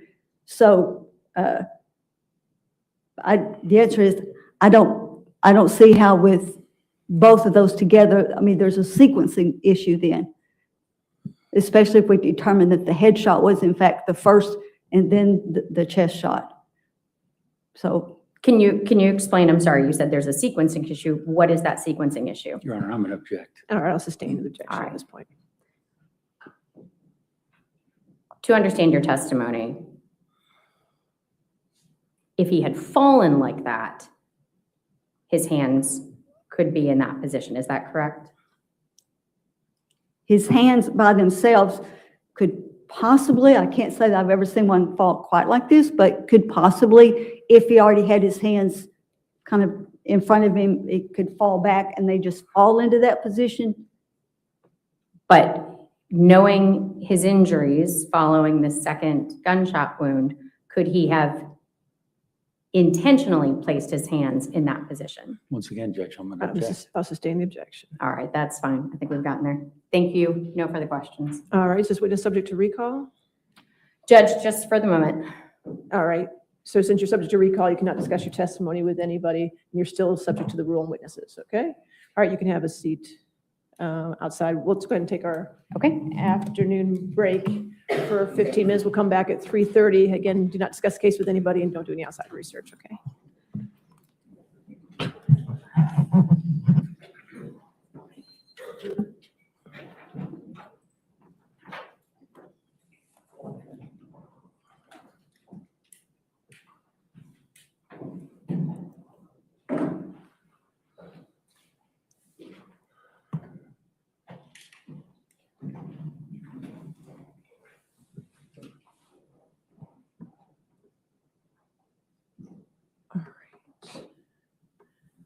And you have one more witness, is I do. that correct? Do you know how long that witness is going to be approximately? Not very long at all, Judge. I would imagine less than an hour, probably 10 minutes of direct. Okay, and so then we'll probably 20 of finish the cross. day.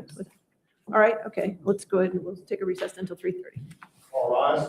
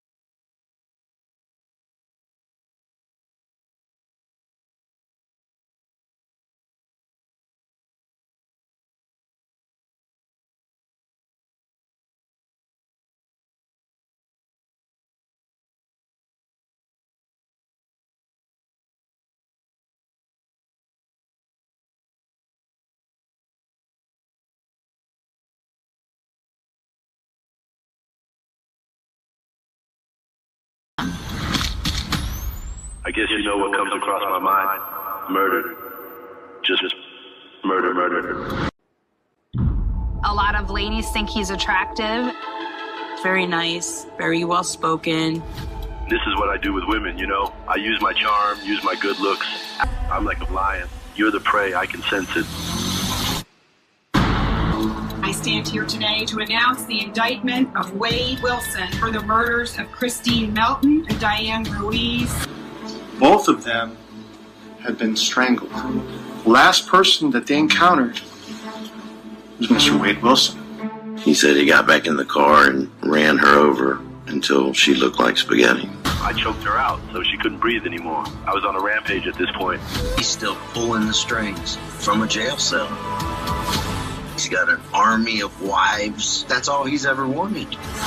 To advocate for someone because you think he's handsome. A rage overcomes me. Just kill, kill, kill. When I get that way, I become the devil. I'm gonna be honest with you, son. Everybody in the state thinks you're a monster. True crime just got darker. Catch the full episode on the link above. Subscribe to At Southern Sin today and hit the notification bell for more live original episodes Wednesdays at 8 p.m.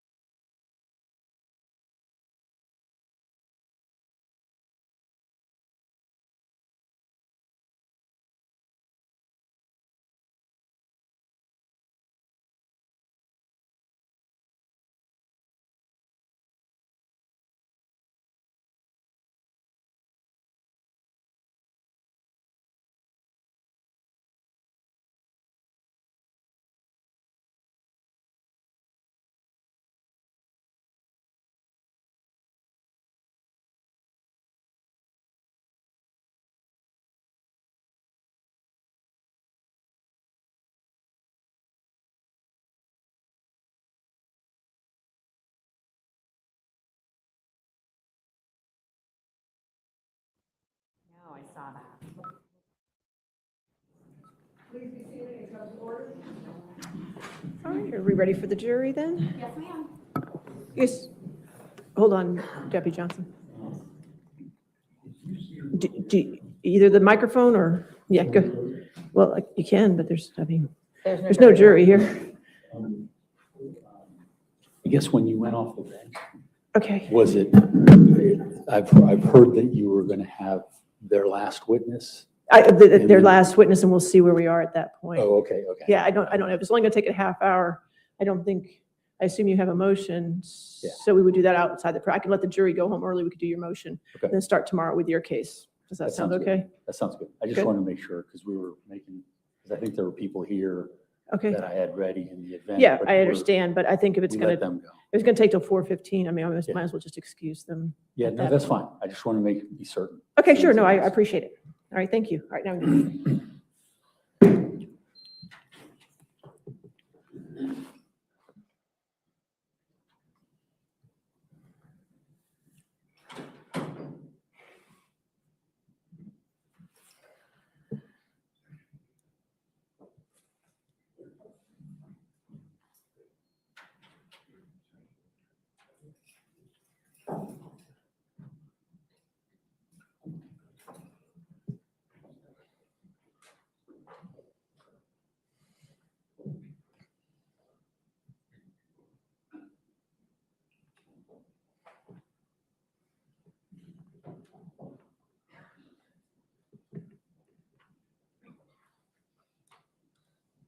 Can you look while we're sitting?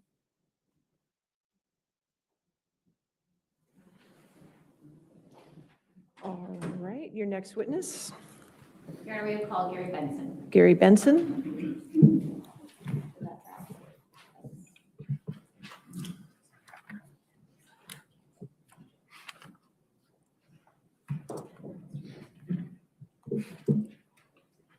Stand your face, Madam Clerk, raise your right hand. Swear all affirmative testimony truthfully in this case under penalty of law. I do.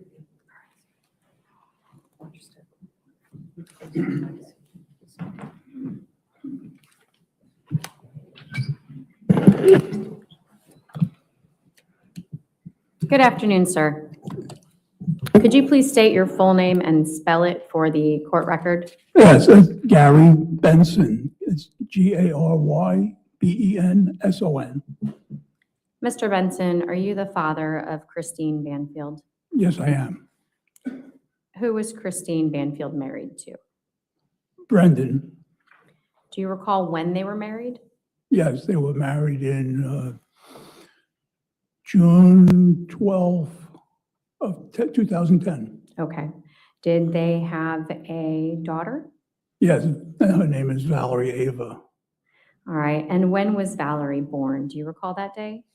March 30th, 2018. Thank you. Were you present for her birth? Absolutely. All right. Where did that occur? It happened at the hospital in New York, the Good Samaritan Hospital. All right. Remembering Christine's childhood, did you observe any medical symptoms that gave you concern? Yes, several bruising, bloody noses. Were they more than the average child's Yes, experience? yeah, it was a concern to a pediatrician as well. I'm sorry, I'm going to object about medical testimony. Objecting to medical testimony. Your Honor, at this point in time, he hasn't testified to medical Okay, information. I'll rule objection at this point. Thank you. Tell me about the nosebleeds. What They did you were, observe? they were frequent and very hard to stop. So the doctor was, why we brought it to the doctor to go over that reasoning. All right. Did you have to do anything to help her with these nosebleeds and bruising? Well, yeah, we would do normal, put ice packs on the back of her head, keep her elevated so that, until it stopped, which was prolonged. Took quite a long time for them to stop. And after these experiences, did you seek help of a medical professional?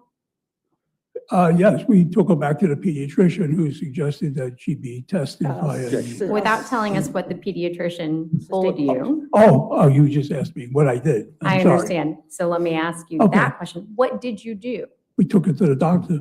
Okay.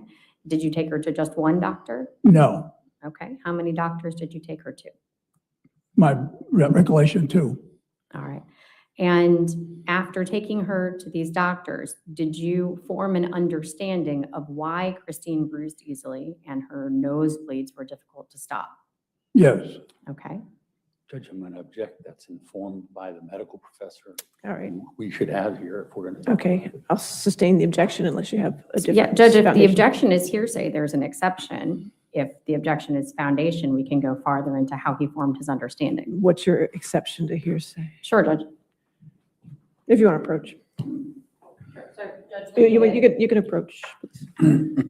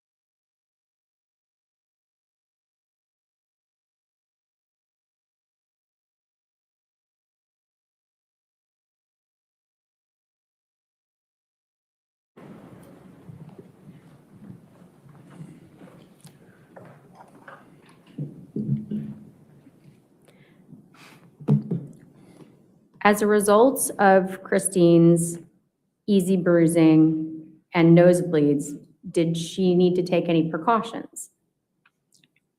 Did she take any precautions? Well, as a parent, we took precautions to safeguard. When she rode her bike, she had to wear a helmet, knee pads, hand pads. Same thing with rollerblading. She was one that when she was little, she liked to do all that stuff, but we restricted her from doing that because of all the injuries that she was getting like that. And so, that continued for quite some time, keeping a close eye on her. Did you provide her with any medication to take? She didn't take anything on a regular basis. There was no medication for it at the time to take on like a maintenance drug or anything like that. I'm sorry, there was not a maintenance drug? There was no maintenance drug for what was the cause of everything. When she was little, is that correct? Yes, Okay. Was there a treatment drug? there was a treatment for the blood disorder, yes. And did she receive that drug from you? Not from me, only it was administered by a doctor. Okay. To your knowledge, did she continue to have these issues as an adult? Yes, And what, if any, precautions did she have to take as an adult? well, she always had to be cautious and not take any contact sports, anything that would prolong any kind of injury, internal or excessive bleeding would cause a problem. When she was pregnant and due to give birth to Valerie, were you present with her Yes. when decisions were made Judge, about? I'm sorry, I'm going to object as to the medical care aspect of this, because I think we're getting into medical care. I don't know if we are or not. I'll overrule it at this point. When she was preparing for her delivery, Yes, were there any precautions that she took for that event? yes, she had to take medication. And again, you were present during the delivery, is that correct? I was in the hospital at the time, yes. All right. Judge, I don't believe I have any other questions. Thank Okay. you. Cross-examination? One moment. Sure, yes, sir.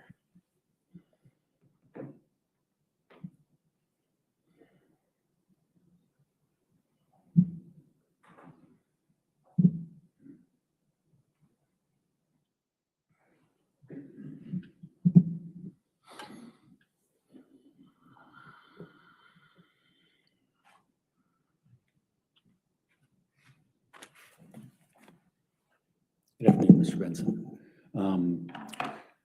Christine, as an adult. Can you speak up a little bit more? I can't hear you. Thank you.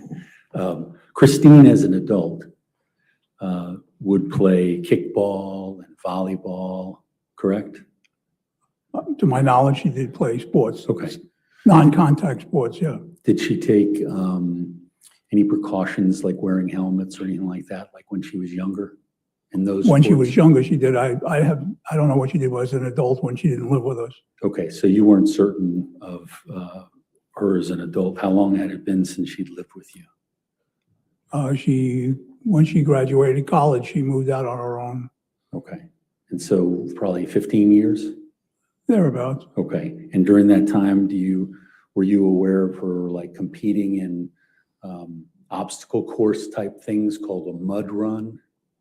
No, I'm not familiar with Did it. you ever hear about it? I'm not familiar with it, no. Okay, it's kind of like a obstacle course where you're jumping over fences and. Judge, counsel's testifying objection. All right, I'll sustain the objection. Next Okay. question. So you haven't heard about her doing any of those sorts of things, correct? I'm not aware of it. Okay.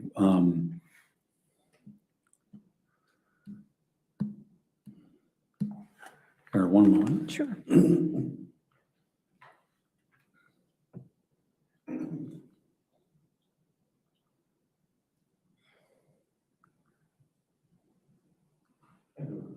All right, no further questions, redirect? Just one redirect.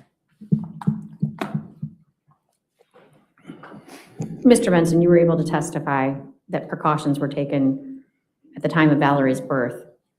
Was Mr. Banfield present at Valerie's birth? Yes, he was in the room with her. How is that redirect? How is that redirect? I'll It's sustain the objection. Thank Any other you. questions? No, thank you. All right, Mr. Benson, you can have a seat in the courtroom. Thank you, Mr. Benson. All right, next witness for the Commonwealth.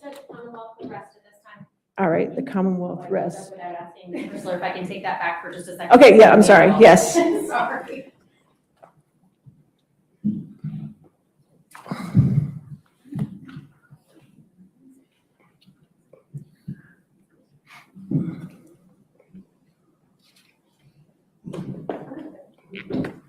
Judge Commonwealth rests. All right, the Commonwealth rests. Ladies and gentlemen, I have a few housekeeping matters I have to take care of with the attorneys at this point, and that, based on the water issue, I'm going to go ahead and let you guys go ahead and go home a little early today, okay?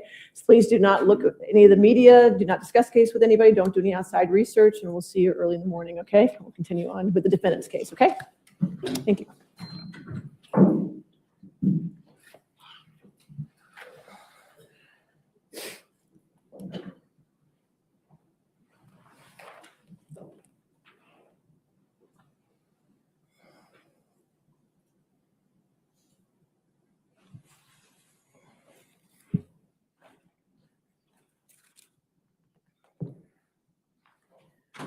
All right, yes, sir, your motion. Yes, thank you.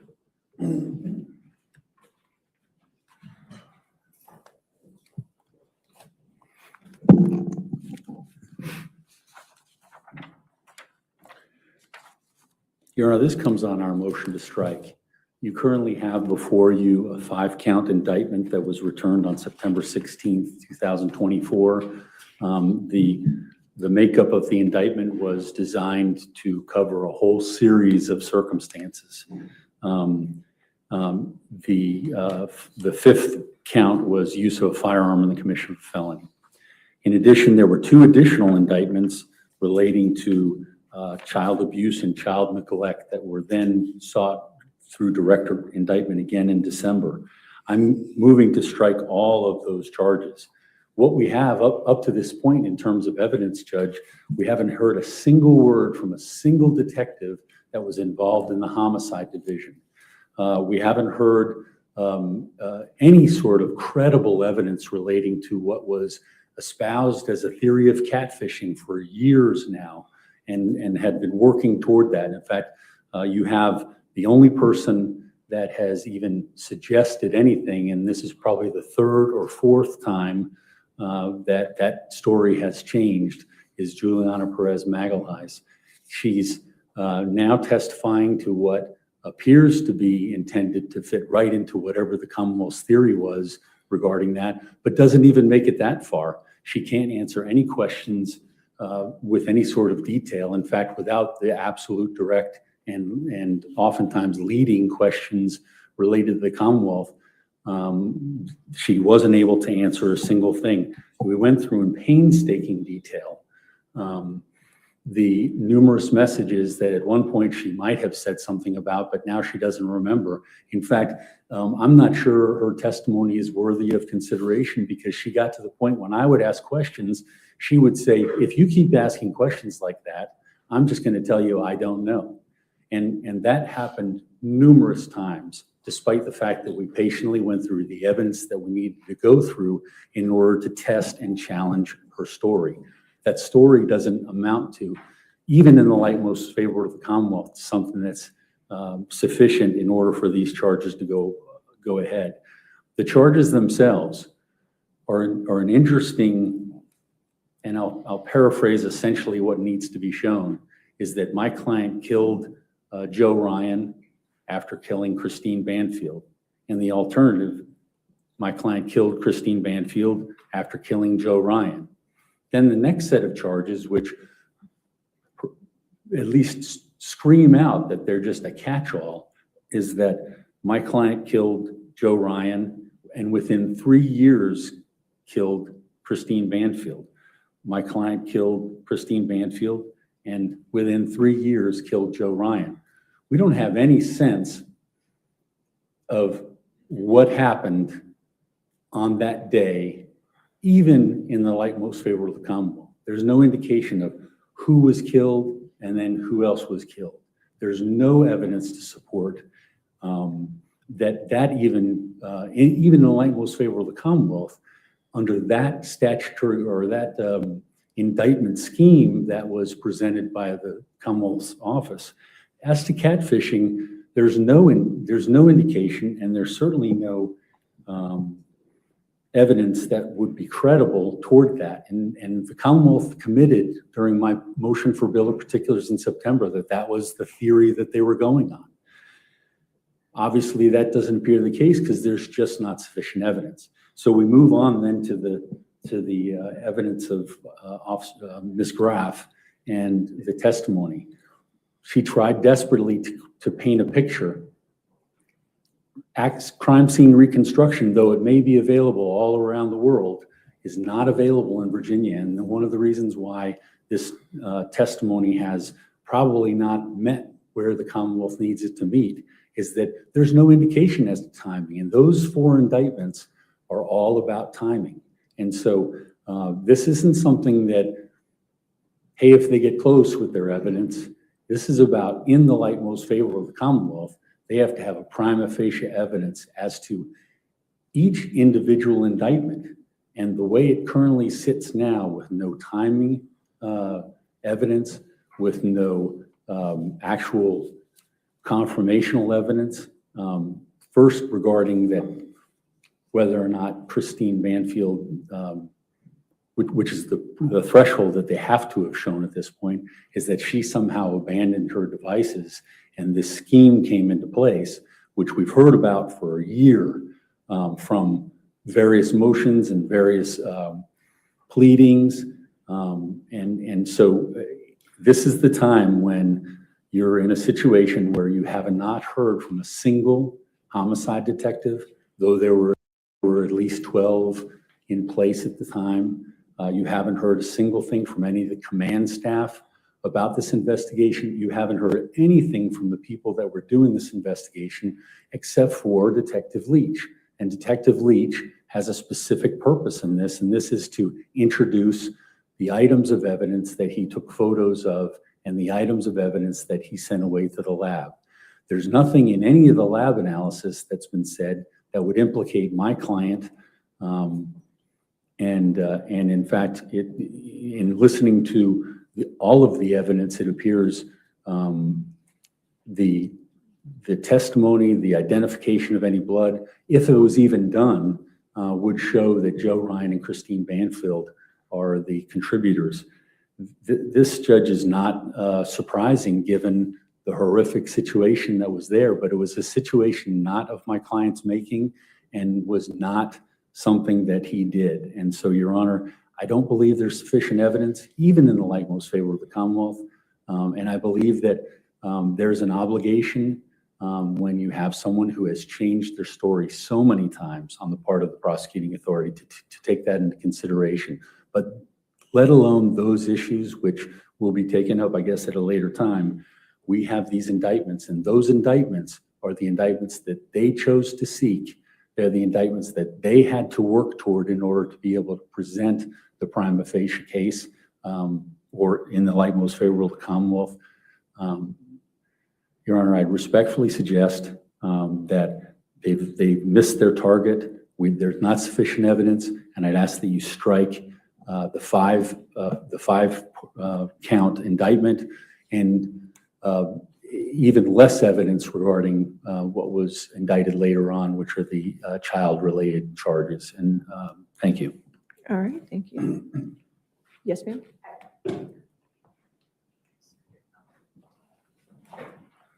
If there is anything specifically the court would ask the Commonwealth to address.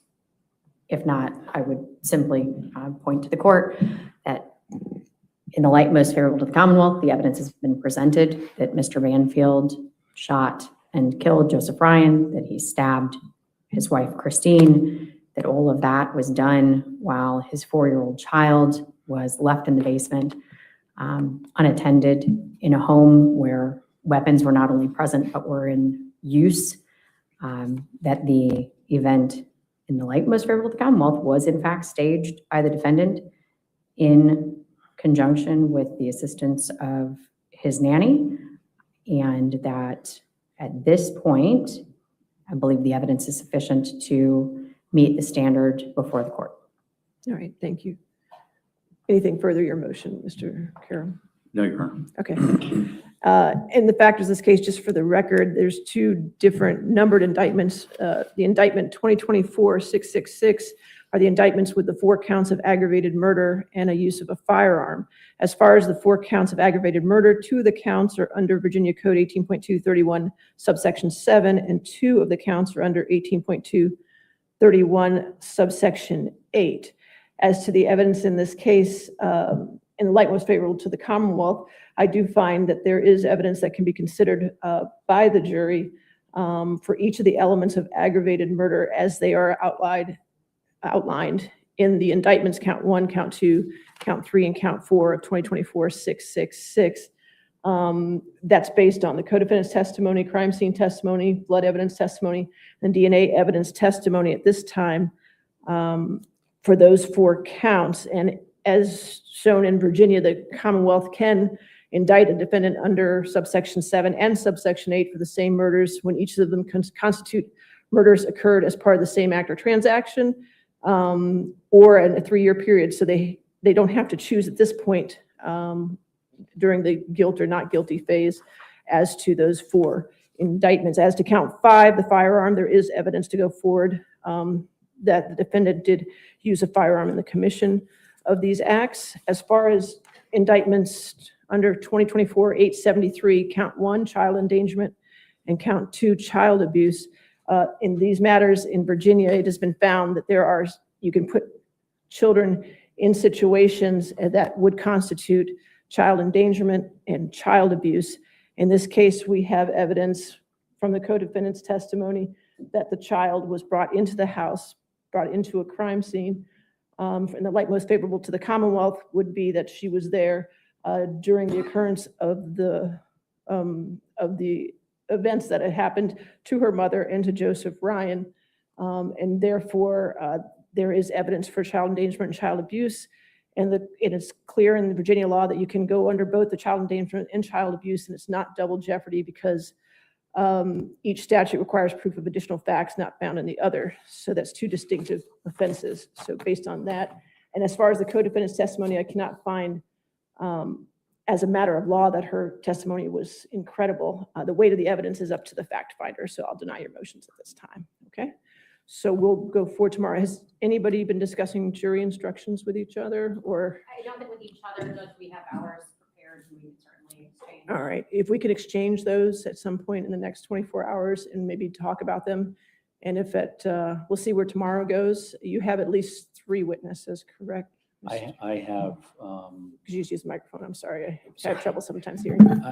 I'll have a couple witnesses available beyond 3, so maybe 4 or 5. 4 or 5. I for also tomorrow? have evidence to introduce, Judge. Okay. And so and this is good that we're talking about this, is I wanted to, at some point, when it's appropriate, to introduce the first 70 exhibits. Okay, and you have them in electronic I've format, given it just to- I've one given it to file you. each? Okay, perfect. Um, Okay, And so, but I also will want, because they didn't see it as we were going through it, I want to be able to introduce them, have that a reasonable period for which they can read their sheets, well, if there's not objections, I assume. Yeah. I- Well, I guess as we go through objection, We're but that's gonna what have to my go through thought is, objections.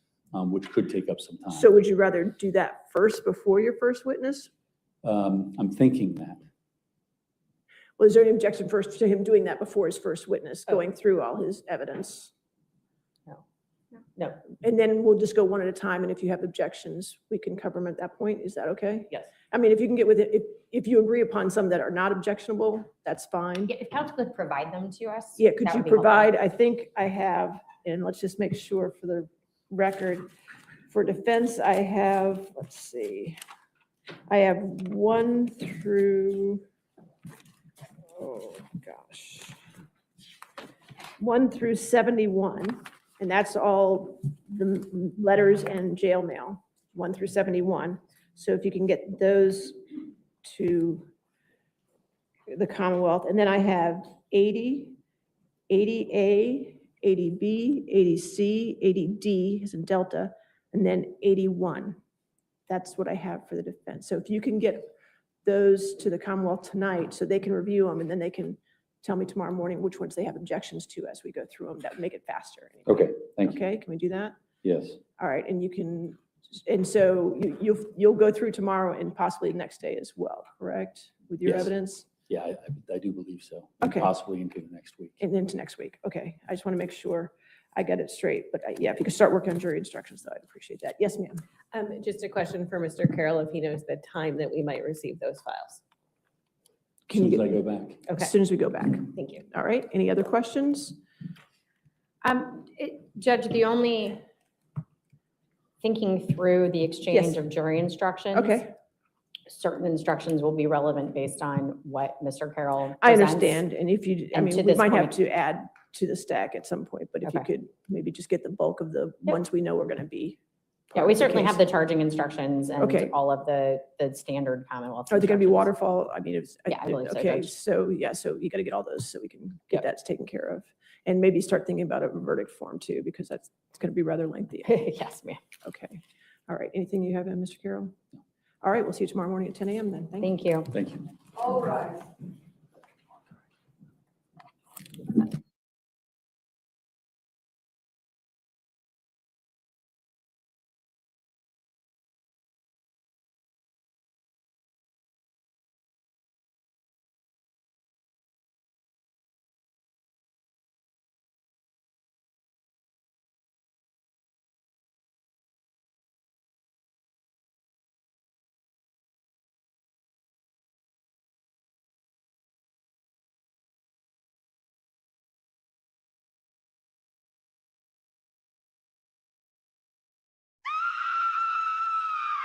True crime just got darker.